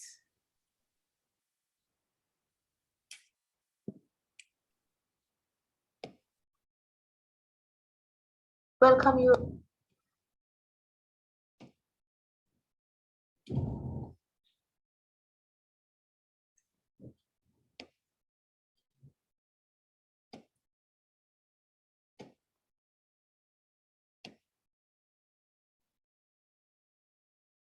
All. Okay. New normal third places after COVID-19 pandemic is our research topic, and this research was conducted by myself, Hasani Utpala, and Mrs. Lakshika Mityaguda. We are from University of Moratuwa, Department of Town and Country Planning, Sri Lanka. So this is the content of the presentation today. Beginning with an introduction, third place is a theory which was introduced by Ray Odenberg in 1989 in his book, The Great Good Place. This theory merely discusses about a place where we choose to hang out, relax, and talk with strangers and friends, such as cafes, restaurants, bars, pubs, sometimes schools, universities, and movie theaters, and so on. And these third places are very important because actually they strengthen our sense of community and enhance social interaction and give the social support as well. In new normal era means the immediately after the COVID-19 pandemic, these third places have been changed. So we are going to understand what kind of changes that happened during this new normal era. And we will be taking before the COVID-19 period data and the two phases in the new normal era. We actually took social media data, mainly Instagram data, for this research purpose, and we'll be analyzing this data with the attractiveness of place measures and finally come up with the strategies, adaptation strategies, and we'll understand how they have changed in new normal era. Beginning with the literature review, the new normal era, the immediately after COVID-19 pandemic, the research shows that it affects all the segments of the social and physical lives of the people around the world. And people tend to stay at their homes and maintaining physical distancing and avoid travels, social celebrations, and social gatherings. So, but another researchers are saying that people's social behavior in public might be changed. In that case, we are taking this new normal era and third places to analyze that. The third place theory, literature says that the recent studies are more tend to find out the information technology changes happened to these third places, and some researchers shows how third places are being changed over the time, and the need for social media data for urban social life also. But we will be taking the attractiveness of third places where no one is taking that to measure the adaptation strategies and the changes happened in the new normal era. So there can be identified the multiple locations, the third places in the literature. So I have categorized them according to their uses, and we will be taking the fun and recreational type of the third places for this research purpose, like cafes, restaurants, coffee shops, and beaches and farms. And next, the attractiveness. Attractiveness of the paper place is important because it quantifies how much something can attract the attention. So we will be taking that as a measurement to identify the adaptation and the resilience of the place. So there can be identified a lot of attractiveness factors like tenant factors, site-related factors, behavioral, rational, relational, sensorial, and likewise. So we will be taking those attractiveness measurements to our research purpose. So the adaptation is the process by which individuals and communities make and implement decisions about how to use adaptive capacity to manage the risk. And the resilience is actually the ability to overcome adversity and bounce back from it. So we will be using these things to understand how these third places have changed and what are the adaptation strategies. So this is how we designed our research. So first we prepared the indicators for measuring the attractiveness of third places. Then we found actually the case study area, that is actually Mount Lavinia area in Sri Lanka, a high residential area, and also it contains with office complexes and also tourist destination that is also having many more fun and recreational third places as well.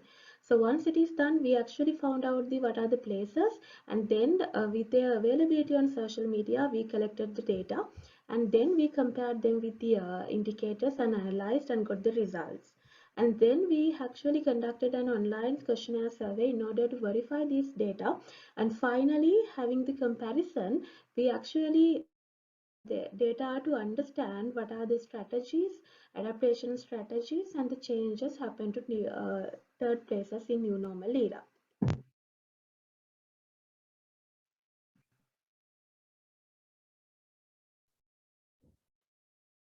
These are the measures that we have taken to measure the attractiveness of third places. So we took behavioral, relational, sensorial, and health aspects for that, and each aspect is having few indicators and they are given a value. So based on the values, actually we analyze the data, the photographs that we took from the social media.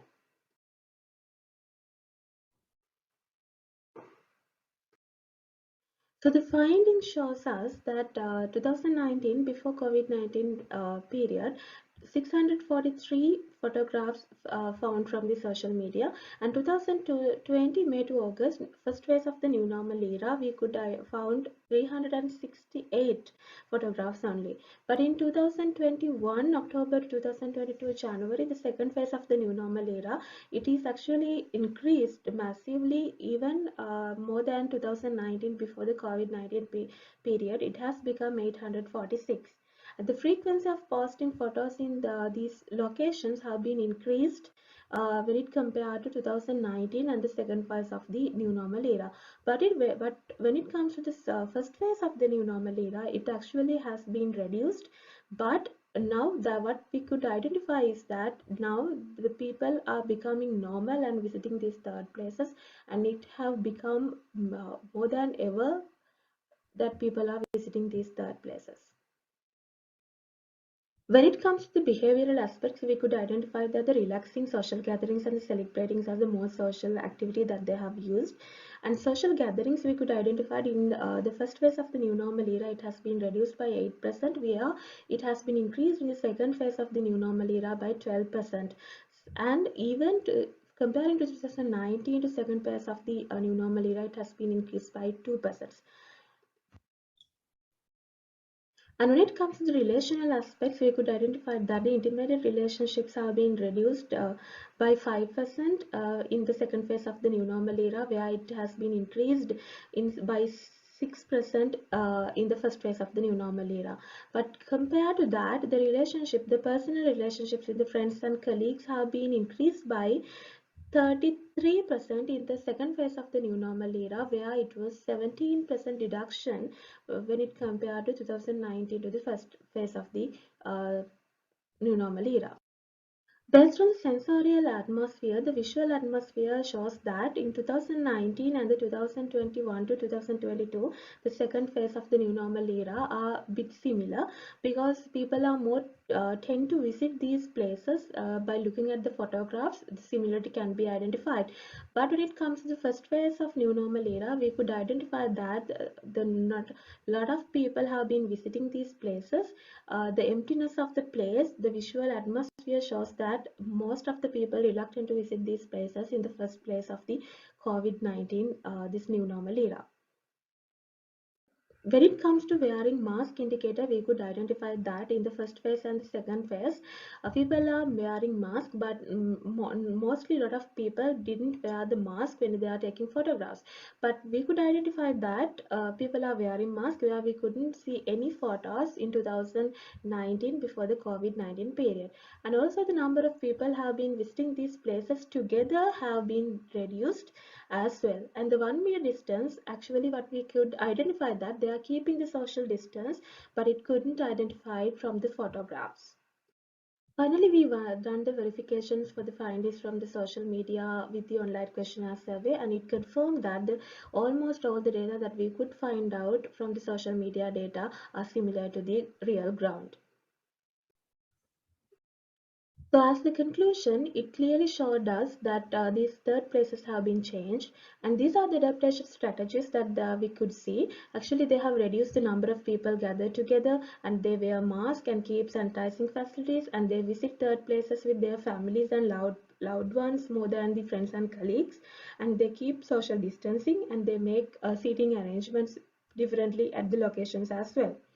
So based on these data, we could identify that the third places have been changed and they have taken adaptation strategies as well.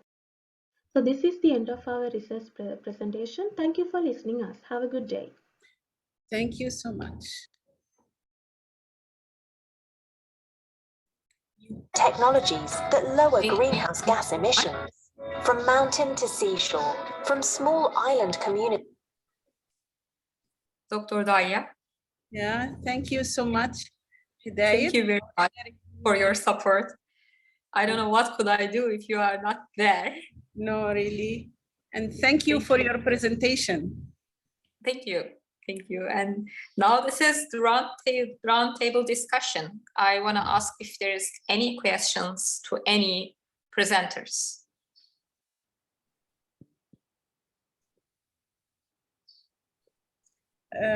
Okay, I want to ask you about the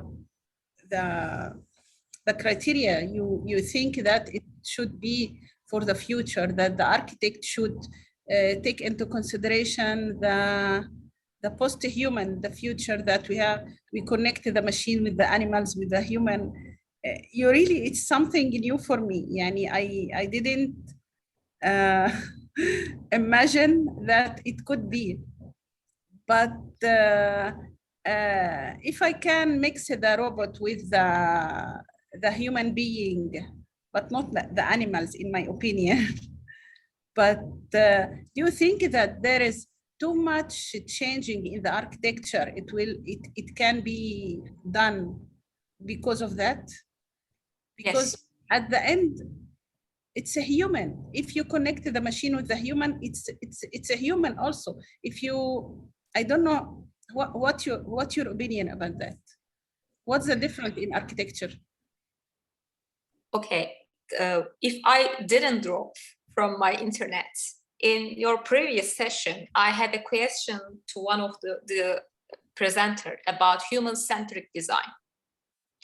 So the problem now, we just focus on human-centric design. We just focus on our parameters, but we always forget about the other parameters of the nature. Lots of research show that the main reason of coronavirus is not the virus, but the environment we forget about. Because we are just building, non-stop building. We are just designing something technological, more technological, and more developed. Therefore, our sanitation, our breathing, and our lungs are damaged now. So we cannot easily breathe like we did in the past. So we look like human, but not the same human like 200 years ago. We are changing, we are evolving, we are using different medicine, we are eating different foods that are threatening for us, that are damaging us. So there are lots of conspiracy theory in different religions, for example, about bees. If bees die, it will be the end of the world, for example. It's not only bees, it's about, I think it's about nature, because you know, now internet connection gone, and I just dropped from your presentation. But normally, if it isn't online, let's say, if it isn't post-human, as my presentation promises, I could do something, but I'm just defeated by the internet now. So this is the aim of this presentation. We are not the most important subject of the future. Okay, yeah, I respect your opinion, and yeah, it's something new for me, and I like it, but I need to, yeah, to you know, I am to imagine this connection. Yeah, I can imagine the connection between the machine and the human. But do you think that the animals or the plants or any other features or elements from the nature can connect it in the future? No one knows. Yeah. I will also, sorry, but actually it is also the question. I don't know whether you also touch the concept of, it was transmogrification. Did you touch also that concept of, which is coming from classical Greek time, from a philosopher, especially Pythagoras? He was directly, accepting and the concept of transmogrification. Is it also related to that one, that a human after the life is changing, being as a planet, being as a human? There is one connection with transhumanism, but I'm not sure if it is the same concept with what you ask. I have to check what your concept is really. Okay, Did you say transportation or trans what? I had to note it. I will write it down. Yeah, thank you. Because, for example, what we know now, let's say in Silicon Valley, let's say in America, they are producing lots of organs by using animals that are replaceable with human body. So they are aiming to make human body immortal. So if they can achieve it one day, I don't know, that will make us immortal. So we are not gonna be human beings anymore. We are gonna be like aliens, actually. So I'm not checking my, it is transmogrification. I'll check it, Roxana Hocam, thank you.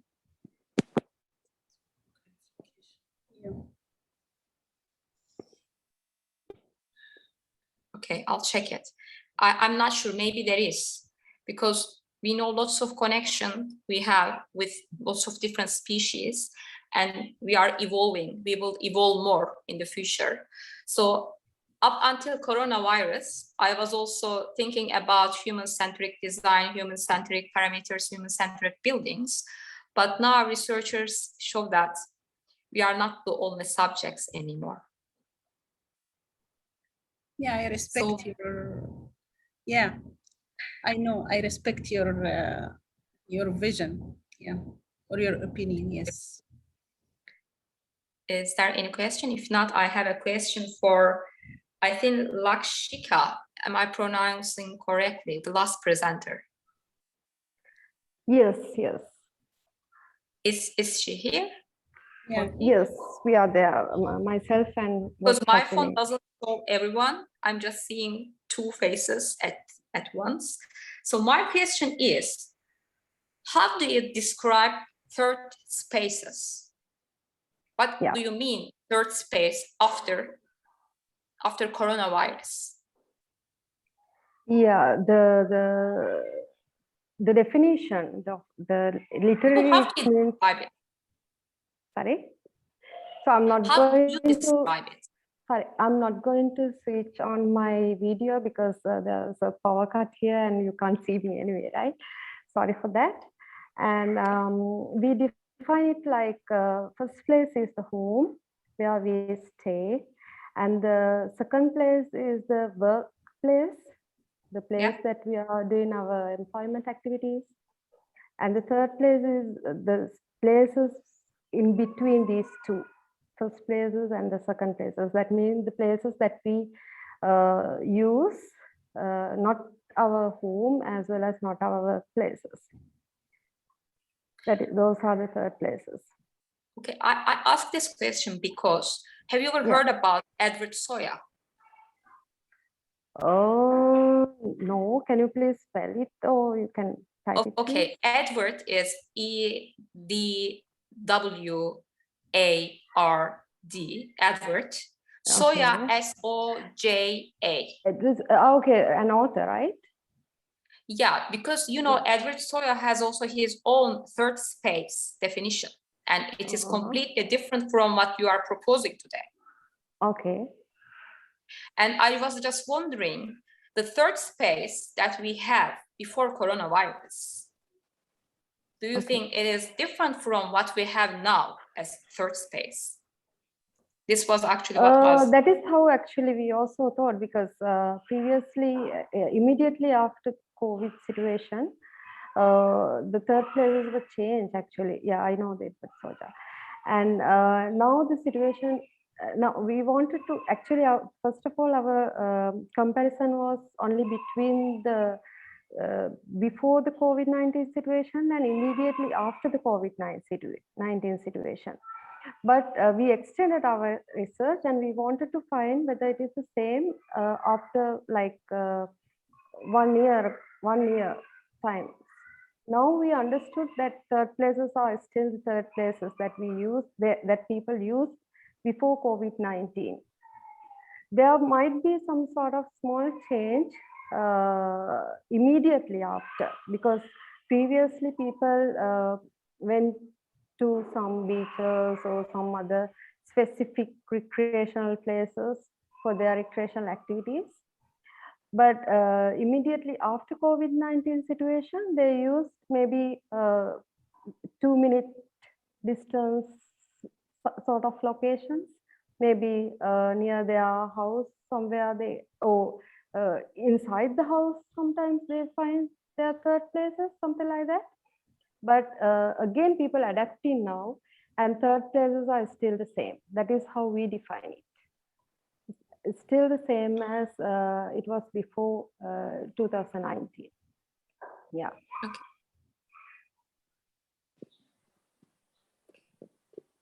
No, but I was just asking more philosophical questions. So thanks. Thank you for your participation. Okay. Thank you for your question.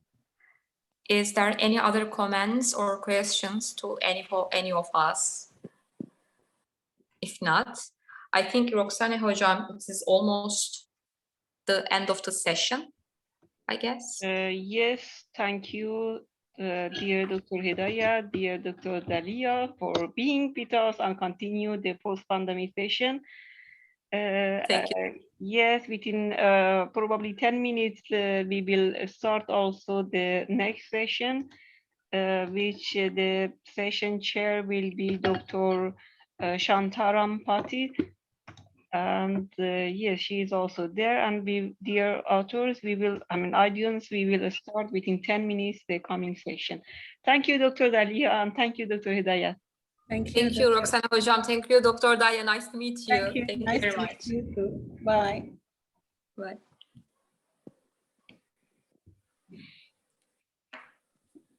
Hello, Dr. Patil. I'm Chandran Patil. Good evening, everyone. Good afternoon. Yes, near to there. It will be evening. We are still at 4. Thank you to be here. and acting as the coming session chair, which will be about heritage and cultural landscape. We don't know whether our valuable authors are with us, so even we can start the session. Dr. Ahmed Zaki.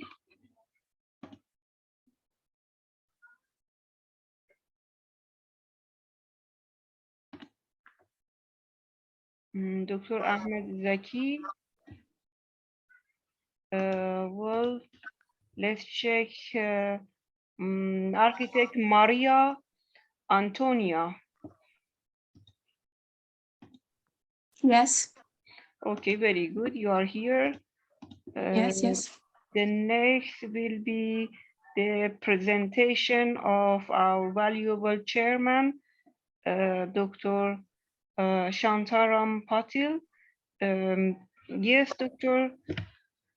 I will start to introduce you to our dear audience.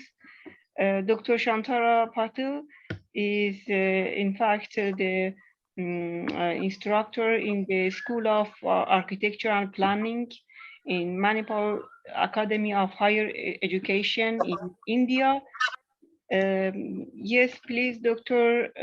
Patil, if you want to give more information about yourself and also introducing the session, the floor is yours. Yes, please. Yeah, good afternoon, everyone. I'm audible? Yes, we can hear you. Yeah. Good afternoon, everyone, for all conference organizers, committee members, and all presenters and listeners, giving me an opportunity to participate and chairing one session.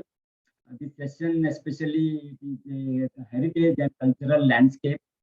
So cultural heritage actually includes sites, things, and practices a society regards as old, important, and worthy of conservation.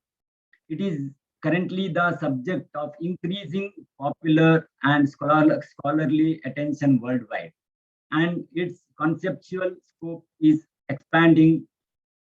Cultural heritage landscape presents historical and cultural civilization, science, and legacies in its incentives and attract cultural tourists.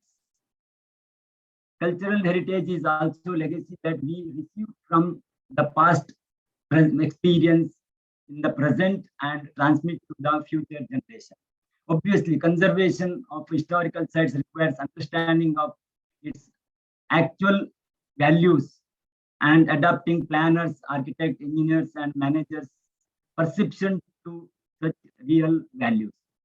It is helpful to planners and architects and even managers to recognize landscape values of cultural heritage towards appropriately conservation as well as providing these sites as tourist attraction. For better understanding of cultural heritage, it is important to convey the actual value of landscape to the visitors. Actually, it is not my background. I am a civil engineer. I did my structural engineering and my specialization is conservation actually. I'm doing some conservation projects in India, especially I'm faculty in Manipal. So that's why called is good evening. Here almost is 6:45, 7 o'clock now. So we are doing some cultural conservation in our college. Okay, with this brief introduction, let me start with the first paper by Dr. Ahmed Zaki. Are you there, Ahmed? Yeah. It is an evaluation role of wind catcher in integrated passive system used for natural ventilation and cooling in traditional cairns courtyard houses. Hope I'm audible, no? All of you. Yeah, I will just share your thing. Just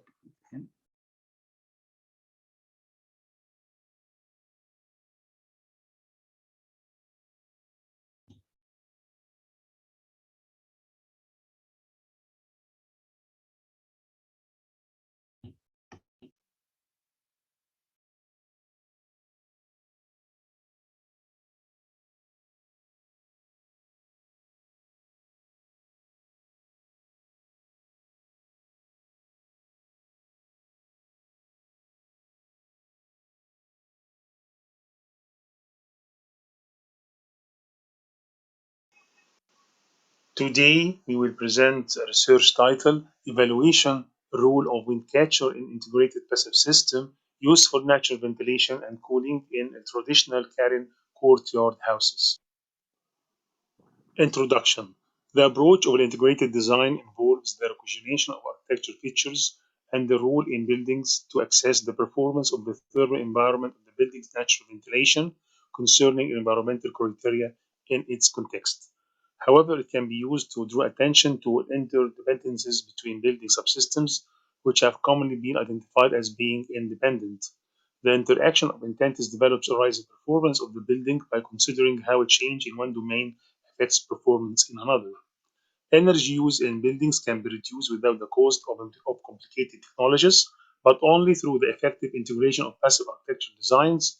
The achievement of improved energy utilization through the integrated design approach of the building is associated with the relationship that exists between the building, its environment, and the demand of occupancy. The Egyptian traditional architecture had adapted to local climatic conditions through specific passive techniques to fulfill a better thermal environment and occupants' comfort inside houses by ensuring natural ventilation and cooling. These are exceptional so that it patterning a new style that is diverse from the Islamic architecture in other countries. In particular, Karen houses have been the predominant traditional residential architecture in Cairo since the late Mamluk period and across the Ottoman period. Traditional spaces of Karen courtyard houses like Qa'a, Maq'ad, Takht al-Ruj, etc., were adapted to local climatic conditions. Many eco-features were used to induce natural ventilation through these houses. Such features include a courtyard, mashrabiyya, windcatcher, shukshikha, and ventilated dome. Literature review. Most previous studies on traditional Karen courtyard houses had analyzed the role of previous features separately, not as an integrated system. On the other hand, it did not address the role of wind catchers in integrated systems of the buildings to provide natural ventilation and cooling. Maybe more, they were restricted to featuring the role of environmental treatment of the wind catchers independently in raising the performance of the thermal environment of the buildings. A close study by Hanan Salah and others in 2017 highlighted the systems component of the architectural element of Beit al-Suhaimi to achieve thermal comfort as a principle of green architecture. This study attempts to draw attention to integrated systems used in the winter hall, main hall, and the summer hall of the house. The analysis links the mechanism of work of these systems and the acting level of eco-features, regardless the absence of an assessment method to evaluate their performance concerning passive ventilation and cooling. A methodology of research. The methodology of the research is composed of three main steps: description phase, analysis phase, and assessment phase. Coordinated framework of the applied methodology is presented in Figure 1. Case studies. Three houses related to Karen courtyard houses in old Islamic Cairo were chosen to be analyzed and evaluated with respect to a passive integrated system used in ventilation and cooling.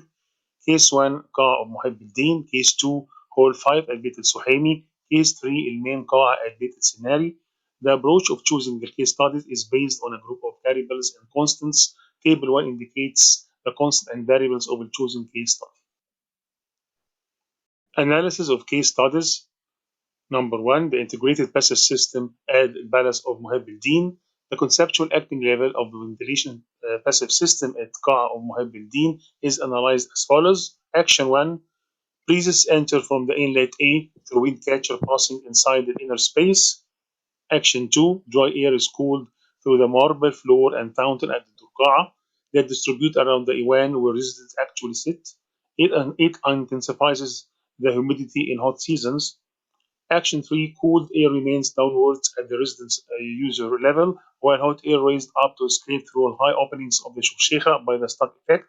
Action 4, upper openings of the wooden mashrabiyya at Iwan help to get rid of hot air, thus supporting the flow of air. The integrated passive system in Hall 5 at Beit al-Suhaimi. The conceptual acting level of ventilation passive system in Hall 5 at Beit al-Suhaimi is analyzed as follows. Action 1, dry air is cooled when passing through a courtyard 1. Action 2, a cooled air from courtyard is directed towards sloping vent of a wind catcher towards the lower part of Hall 5. Inlet of one-way wind catcher is composed of wooden lattice resemble mashrabiyya screen. Tight lattice work increase cooling of the passing air by the effect of Venturi effect. Action 3. Hot air raised up to escape through high openings of a mashrabiyah with respect to the stack effect as presented in figure 4.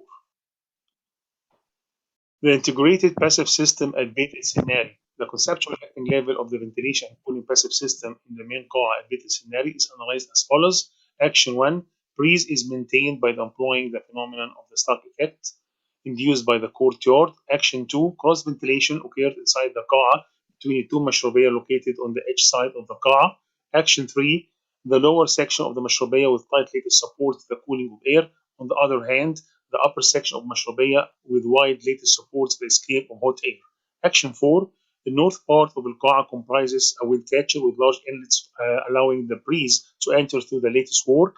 Action 5. A centered marble fountain located at al-Qa'a to support cooling of air at the sitting level. In the upper part, a shukshikha supports escape of hot air through its opening. The assessment of the case studies. The assessment criteria of the integrated system of green features applied to case studies are based upon factors affecting criteria and value scoring as illustrated in Table 2. On the other hand, Table 3 represents the acting level of used green features concerning the role in natural cooling and natural ventilation. Table 4 represents a comprehensive scope of the integrated passive system in your case studies under investigation. With respect to elements, eco green elements used and its illustrated features. The results of the assessment. The main QAA at Beit el-Sinari had reached the highest score ranking in the acting level of integrated passive systems used to achieve natural cooling and ventilation in comparison with other case studies. Although 3 case studies had common constants like environmental conditions, climate, architectural style, and general characteristics, the response to the thermal environment with the building envelope had proven to vary with respect to the type of green architectural features involved and the role in the whole integrated system. Green features of the design in main QAA at Beit el-Sinari had succeeded in achieving high performance towards climatic conditions, thermal environment, and comfort of occupants and their needs. Wind catcher, Durqa'a, and Shukshikha, besides mashrabiyah, did work together to enhance the air movement and cooling effect inside the space of the main QAA at Beit el-Sinari. Such a system guarantees excellent natural ventilation and cooling through passive architectural elements and actions. Conclusion. Evaluation matrix has proved to act as a model to assess the acting level of eco features with respect to the type of the integrated system. Wind catcher proved that it is the keystone in a successful passive integration system for ventilation and cooling, especially when the opportunity is taken to involve other green features in the early design phase of the project, as wind catcher affects positively the efficiency of attic ventilation in the chosen case studies. However, mashrabiyah represents another keystone of passive green features concerning cross ventilation and cooling factor. Further investigation can be carried out on a similar case studies with respect to environmental and climatic conditions and the passive architecture features involved in the design process. It is recommended to take into consideration the involvement of passive integrated passive systems in contemporary and future architecture projects. Accordingly, we can conserve energy, mitigate climatic changes, despite preserving the local identity of the built environment. Other assumptions shall also be integral to decisions on building orientation, shared materials, and other systems within the building, including heat insulation, shading, and daylighting to fulfill functionality, thermal comfort, and energy efficiency. The lesson learned from this study could be summarized as follows. Architectural passive elements of traditional courtyard houses in Cairo can be utilized in contemporary design practices. Need for a model to develop new Egyptian house designs concerning a comprehensive integrated passive system. Thank you for listening to my presentation. I hope you enjoyed it.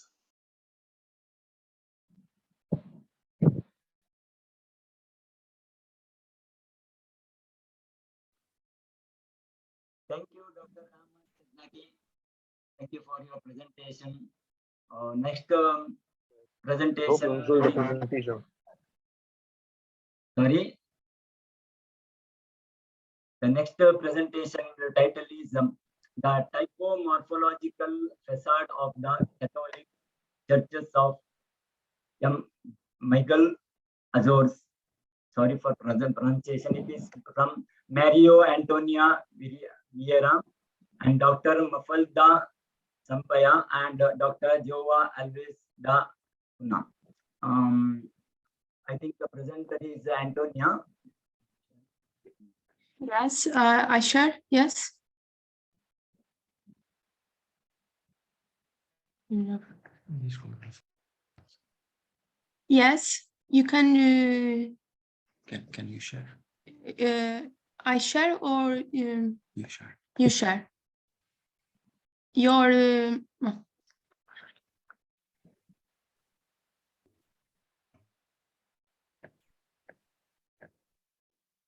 Good morning. I would like to present this work titled The Typomorphological Facade of the Catholic Churches of São Miguel Azores. This work demonstrates the existence of a model of the Michelense Church and exposes the methodology used in the master's dissertation in architecture entitled Uma tipologia de fachada na Igreja Michelense, 1728 a 1882. The present work presents the results of a research that comprised a comparative analysis of the facades of 41 parish and non-parish Catholic churches on the island of São Miguel Azores, built during the 18th and 19th centuries, and evidence of the existence of a facade typology expressed in the formal similarities between them. The presentation has the following organization: methodology, concept facade model, synthesis schemes to better understand the 41 churches that present a model facade. We tried to establish a visual and metric relationship between the various elements that compose the facade: the central body, the tower, the baptistry, their metric, and their distribution in the territory, accompanied with results and discussions. The analysis method, the reading of the forms of the selected churches, facades, and the metric survey of these were based on an old and current photographic records, were supported by a comparative analysis elaborated and organized from tables and synthetic schemes systematized in vertical drawings, worked in CAD software. Due to the terminological inconsistency, we established the concept of facade model, a concept that is divided in two words: facade, which represents the object of study, and model, due to Rossi's classifications that defines and argues the designation model refers to a precise architectural object that can be repeated and copied as it is.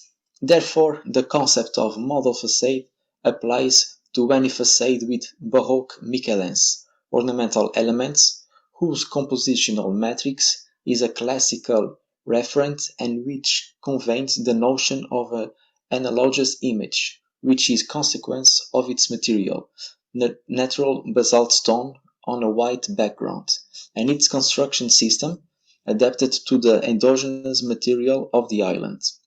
Therefore, the churches which model facade have Baroque style ornamental defined by pediments made up of volutes, a counter-curved cornice, a flat facade and compositional mix of classical elements determined by the facade that reflects the floor plan, the trilithon structure, bay, level, and entablature, the elements that form the trilithon structure with the same expression, the double pediment, larger pediments surmounted by the smaller pediment. The model facade is marked between 1728 and 1882, a period in which a large number of churches with identical compositional appears.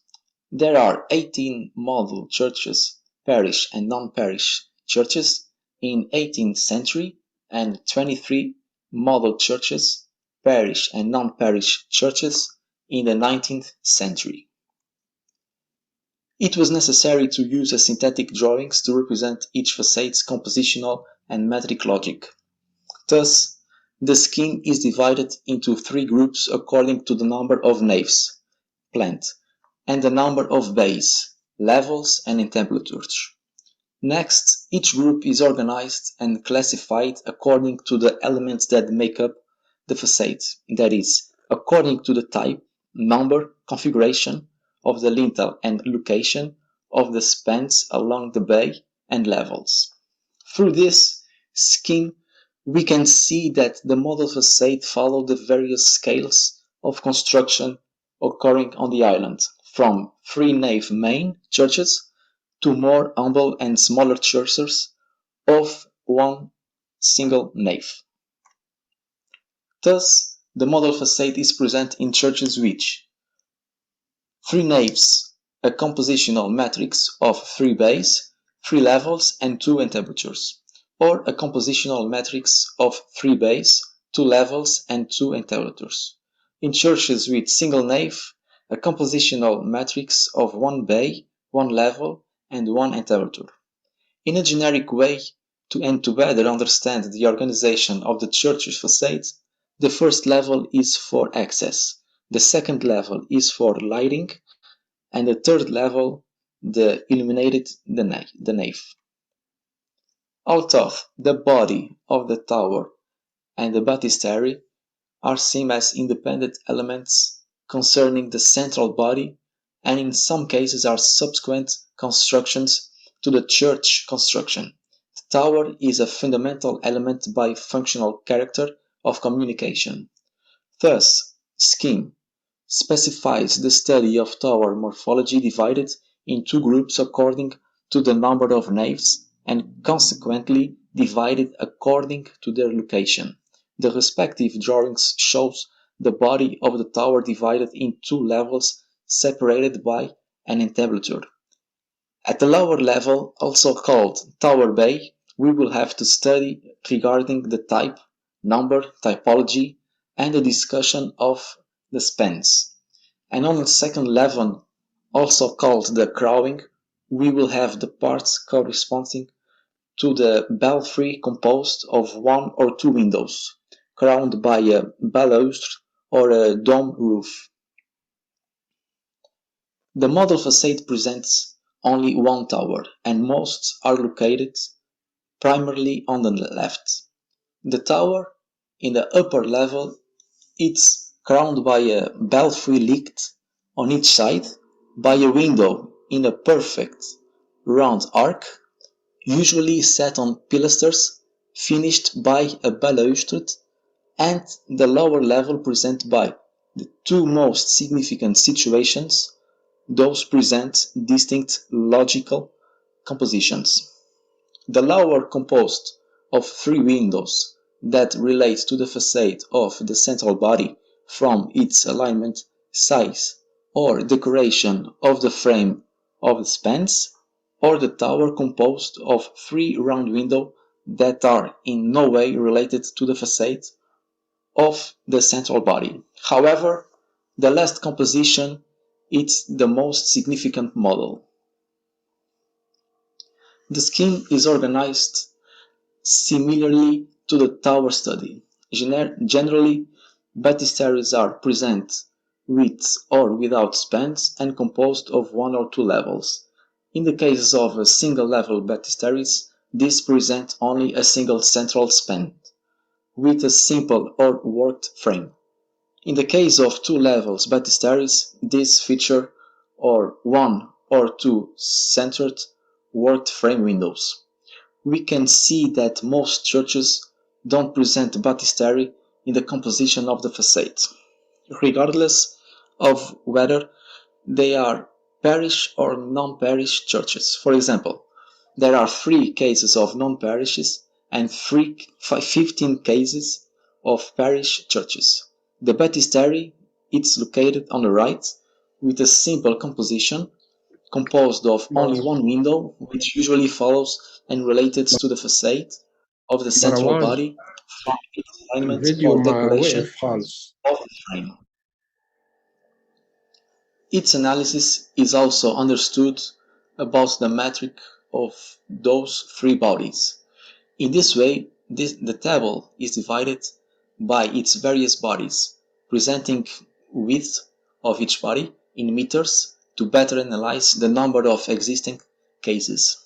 Note: remember that these constructions don't follow the metric system, but units of measurement, such as the plan, the palm, the foot, and the inch. Using these measurements will certainly bring more accurate conclusions. The measurements oscillate according to the scale of the church. They correspond to churches with single nave or three naves.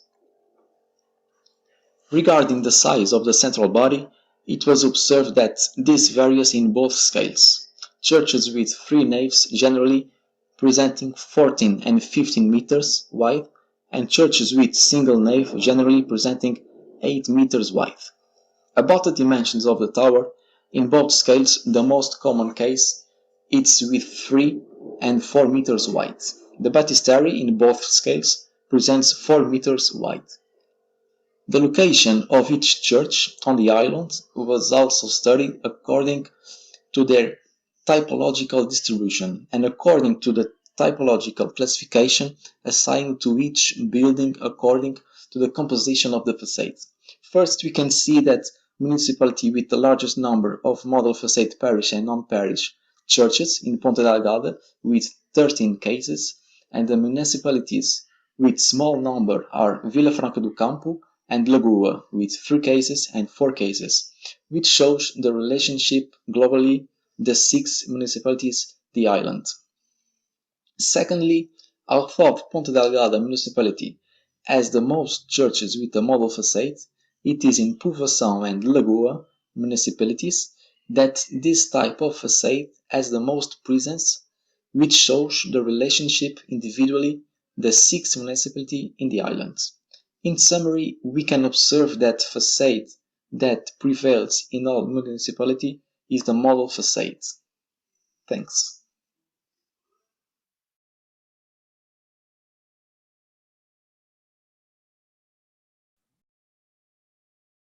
Thank you for your very nice systematic presentation. Next.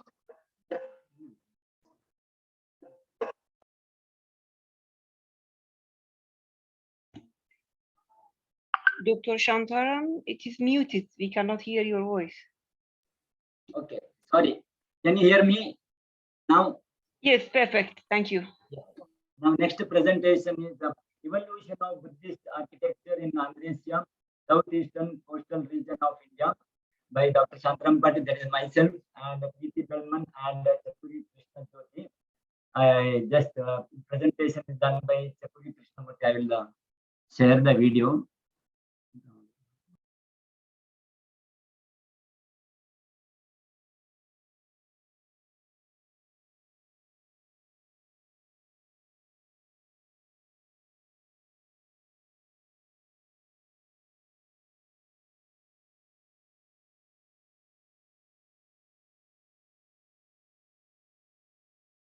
Hello everyone, I'm Jyoti from the Manipal School of Architecture and Planning in India, and I'll be presenting a study on the evolution of Buddhist architecture in Andhra Pradesh, which is located on the southeastern coastal region of India.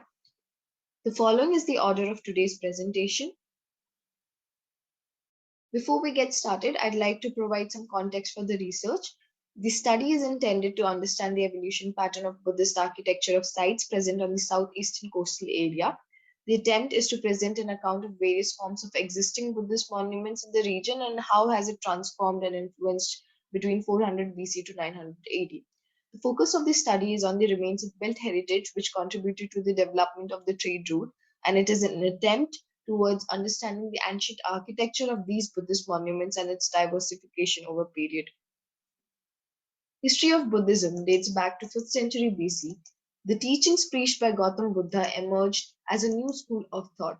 The principles of Buddhism attracted a large number of people as it spread out of Ganges Valley in the 3rd-2nd century BC into North India and then into the northwestern Deccan and from there towards south coastal area, further towards the Karnataka region. The use of iron during 600 BCE near the Krishna and Godavari Valley ushered in a meaningful change in the material life of the people here. The advance in the metallurgy during that time led to large-scale clearance of jungles and human settlements in the area. Provided here are two timelines to understand the spread of Buddhism across India and relate it with Andhra Desha. According to the archaeological excavation and investigations that were done in the past, Buddhism in Andhra Desha is believed to be from the pre-Ashokan times. However, it spread evidently across during Ashoka's reign when Andhra Desha was a part of his domain, that is during the 3rd century BC. The main objective is to help understand the ideas and practices transmitted over time influencing the development of Buddhist architecture. Coming to methodology, the primary data collection is through archaeological updates and government brochures, and by deriving information from archival data in form of schematic sketches, timeline, and maps. The medium of representation of my understanding would be in form of mapping the evolution with respect to the period, era, and architectural typology, and by establishing the possible trade route that influenced development on interpreting existing documents and through illustrations based on comparative study. Andhra Desha had close relations with Buddhism from 4th century BC to 6th century AD. The presence of Buddhism emerged along the trade route, contributing to the urbanism of the place. However, Buddhism was divided and subdivided into several schools, and the significant schools that came to dominate the religious culture between 4th century BC to 7th century AD of Andhra were Theravada, Madhyamika, and Vajrayana. The remains of Buddhist settlements that consist of monasteries, temples, stupas, viharas, chaityas, etc. in this region give us an understanding of how Buddhism flourished in the coastal area of Andhra Desha along the trade route. The attempt is to study and understand these built structures of Buddhist settlements through archaeological sources and define its evolution over time. The schools of Buddhism with their subsects flourished in Andhra Desha, and their temples were built to suit the religious needs and requirements of the locals. There were mainly two types of Buddhist settlements divided based on their activity. First one was Sankhara, which consisted of a community settlement mainly for teaching and religious purpose. And the second was Bodhara, which was settlements that provide a resting place for tourist kitchen and dining facility. Further, we discuss and analyze it in terms of material study, comparing build structures, settlement pattern, and possible influences. Looking at the rocket caves as a dissimilarity of pattern can be made out in terms of carving the arches and the proportions and detailing of these build forms. This variation is in order to serve different purposes as per the requirement.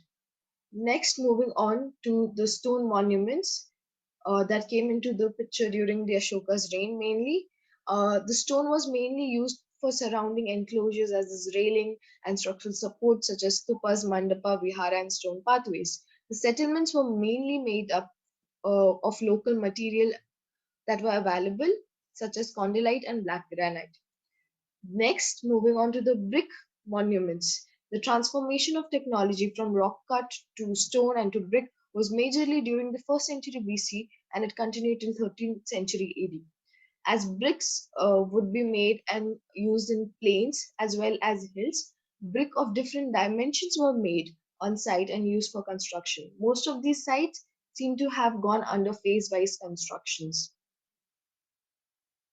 Proceeding to comparative study, here we have taken few of the settlements demarcated along the route and tried to understand the planning pattern or features of architectural components, material used in order to categorize them and define their typology. As you can see through the variation of the architectural components in each of these sites, starting from the first one, which has 4 brick built stupas, to having the circular chaitya grihas and votive stone stupas and pillared mandapas in the other one. In Salihandam, you can see that the large vihara complexes and rectangular halls and dining facilities have been emphasized, whereas in the Bavikonda site. In Guntupalli, we see rock-cut monasteries and pillared halls with votive brick stupa on site. Moving on, comparing these components in detail.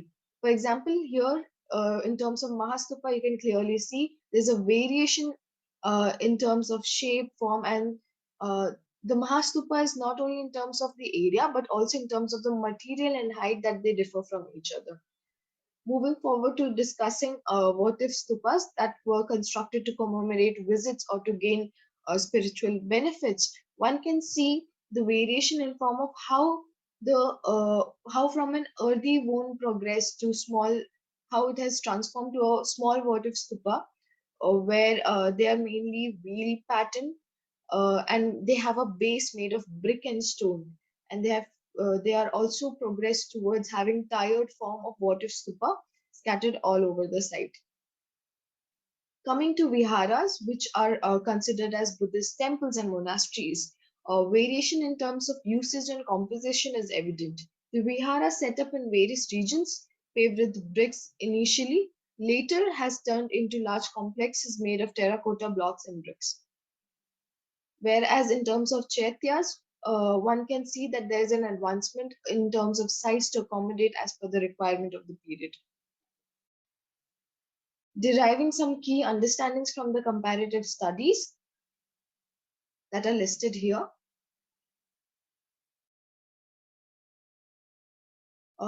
Under settlement pattern, we have taken up two cases, that is Totlakonda and Pavikonda, which are Buddhist complexes in a proximity of 6 kilometers from each other.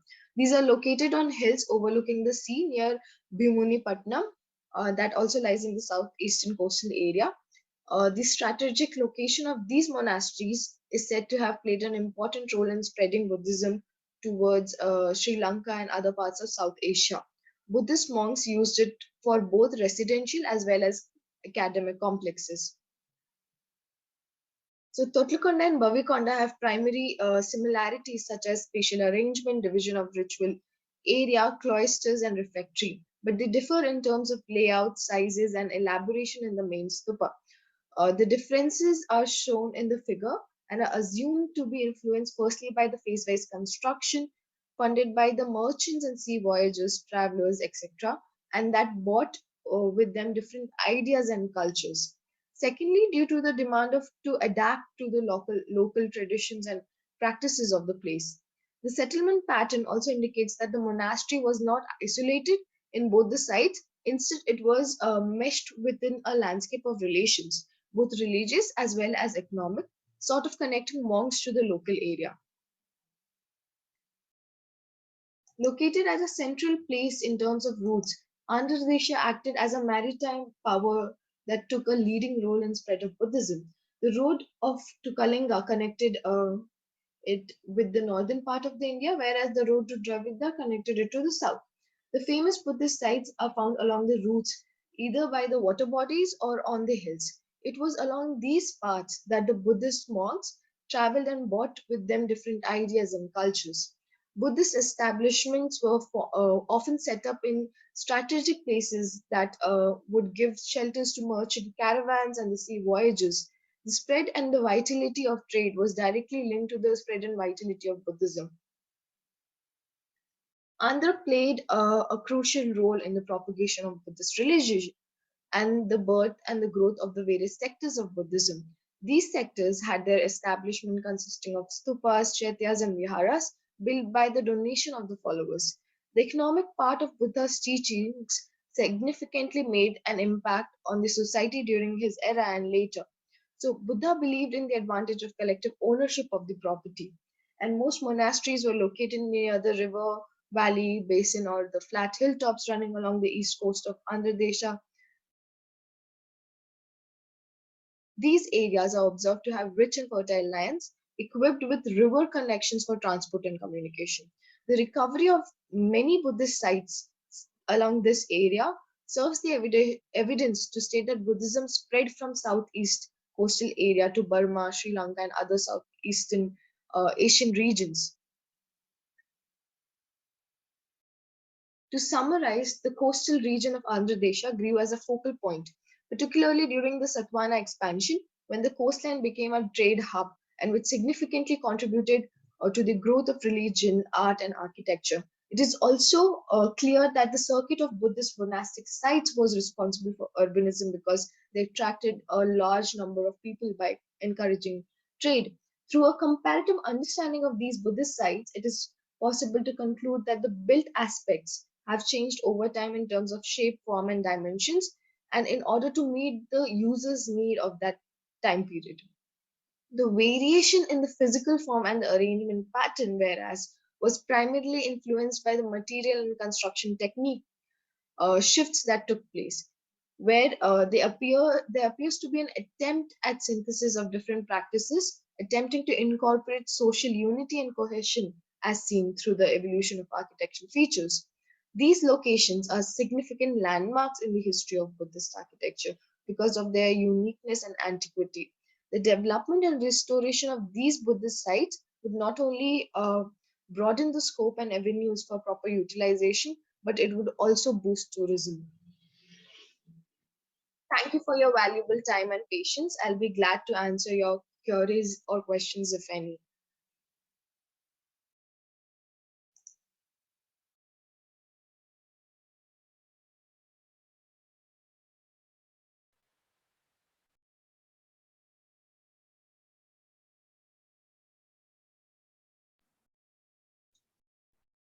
Thank you, Jyoti, for your wonderful presentation. All presentations are very nicely arranged and organized and presented. I request now any questions from the participants regarding all the presentations. Yes. Good evening, Dr. Patil. Yeah. My regards to you for your good management of the session and for all researchers. My question is directed to Professor Ahmed Zaki. Professor Ahmed, my regards. Yes, sir, I see. Yes. In your comparative study on 3 heritage houses in Egypt, kindly why Sinari House has attained the highest score ranking in ventilation system and cooling between other houses. Kindly why? Thank you. Did my voice reach you? Sinari House. Yes. Sinari House reached high score ranking because the high performance integrated system, including eco features like wind catcher, courtyard, mashrabiyya, ventilated dome, and shukshekha, have the highest score in this house, and it succeeds in achieving environmental sustainability and achieving the highest score in comfort level of the residents in this house. And although the 3 case studies sharing the similar conditions, climatic conditions, but this house proved that it's the best through interaction methods. Thank you, Dr. Ah. Thank you. You are welcome, Doctor. You are welcome. Thank you.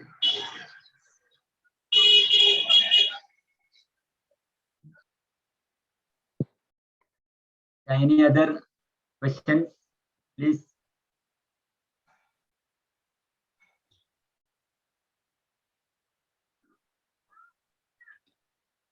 Yes, Dr.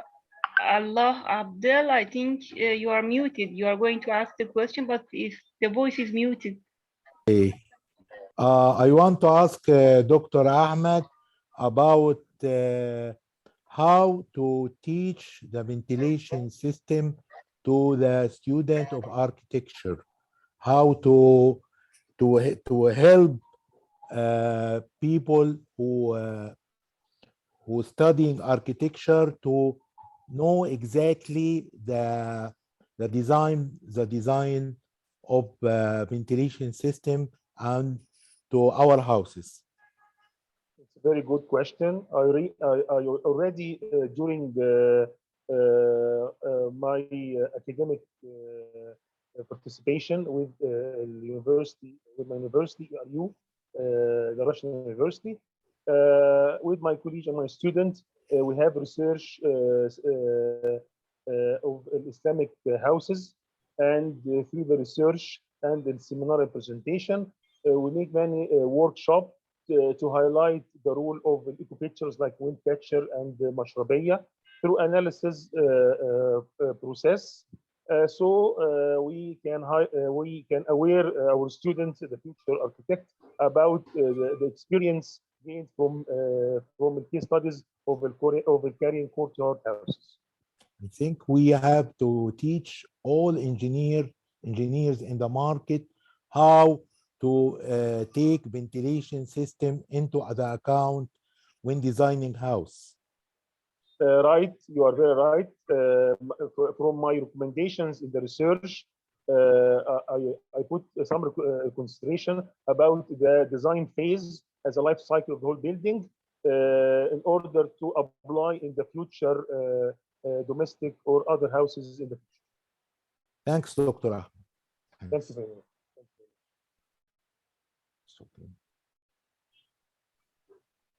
Thank you, Ahmed Samir, for your. Thank you, Doctor. Yeah. Any other questions, please? If you don't mind, Dr. Ahmed, I have one small query regarding the. I'm audible, Dr. Ahmed. Dr. Ahmed, am I audible? Yes, yeah. Yes, sir. Yeah. Regarding integrated. The sound is very low. Sorry, I'm audible, no? Ahmed. Yes, Hello. I listen to you. I listen to you. Yeah. I listen to you, Professor. What is the criteria? Yeah, regarding integrated passive system, what are the criteria ranking? Which are the guidelines you follow actually? I made the 3 case studies have some constraints, some common, including the site, the location, the climatic conditions, the orientation. In eco pictures, they have some repetition like courtyard and mashrabiyya. The assessment form through the analysis of the acting level of overcooling and the passive ventilation. This is the first methodology through analysis. The second, through the interaction matrix. We make a scoring range for each eco pictures, and after that we make an assessment for the best result, which is a scenario house. Okay, thank you. Any other questions? You are welcome. Please. Thank you very much. I have one question because it was really an in-depth study related to the typomorphological facade of the Catholic Church of the island in Portuguese from Mario and the colleague Mafalada. The question is that during the process that you were evaluating the typology of the churches, did you find, well, I am curious to know that if you see, because probably it was seen during the process of different times, isn't it? And then how you see the changes in the typology of those churches?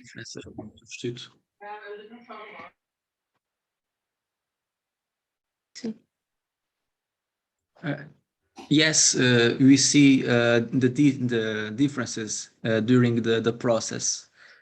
And what was the other question? I want to see that, did you find out those reasons? What was the reason? It was due to the structure, it was due to the changing of the culture, and what was the main influences of those changes when we are checking the typological transformation, in fact, that you are finding? What was the main reason of those changes in typology?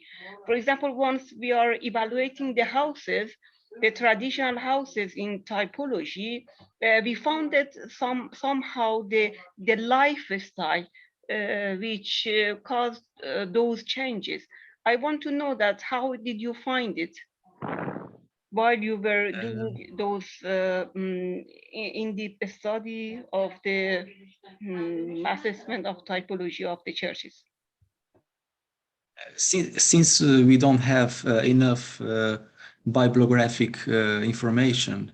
We didn't get conclusions yet, but this is the next step that But we are starting however, now. it was a very interesting research, very in-depth study. It was very good that you did. Probably you did based on the if I'm not wrong, Canesian study, isn't it, of typological study of Canesian. I am curious to know that you consider those one, but it was very interesting, and we hope to see the full paper in order to read. It was of those studies. Thank you very much. Thank you.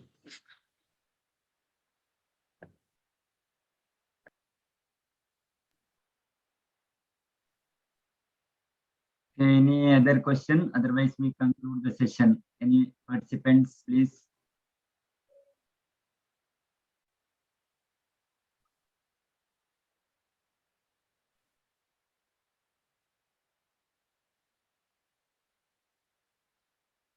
Shall we conclude then?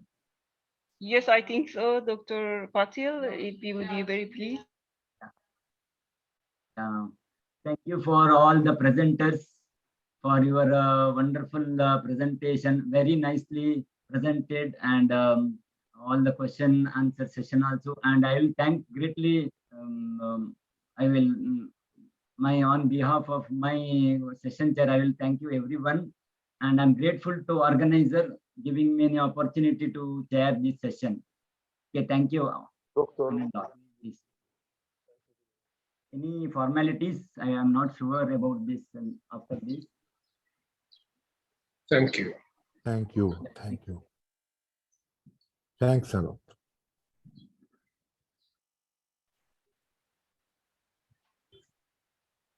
we can leave the meeting, I think. No? Thank you, dear authors and audience. There is a link that we shared at even if it is in the program of the conference. If you click on the link at 6 p.m. Based on Turkey zone, we will have an online gathering, and we would be very pleased to share your comments, your ideas on that time. So see you at 6 based on Turkey time. Thank you very much. Thank you, Dr. Okay. Patil. I appreciate Thank your you. kindness. Thank you. Thank you. Thank you. Thank you. Okay, thank you.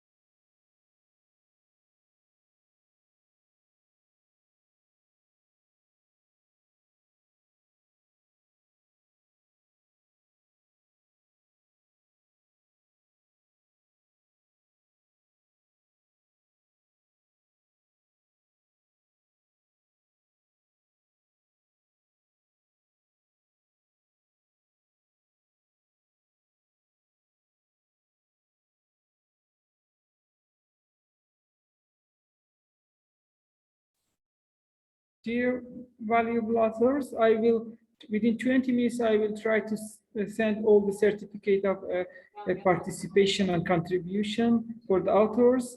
And in case if you are available, we will have virtual gala night. So looking forward to meet you at 6 p.m. within 1 hour. So I'm trying to finalize the certificates and looking forward to see you very soon.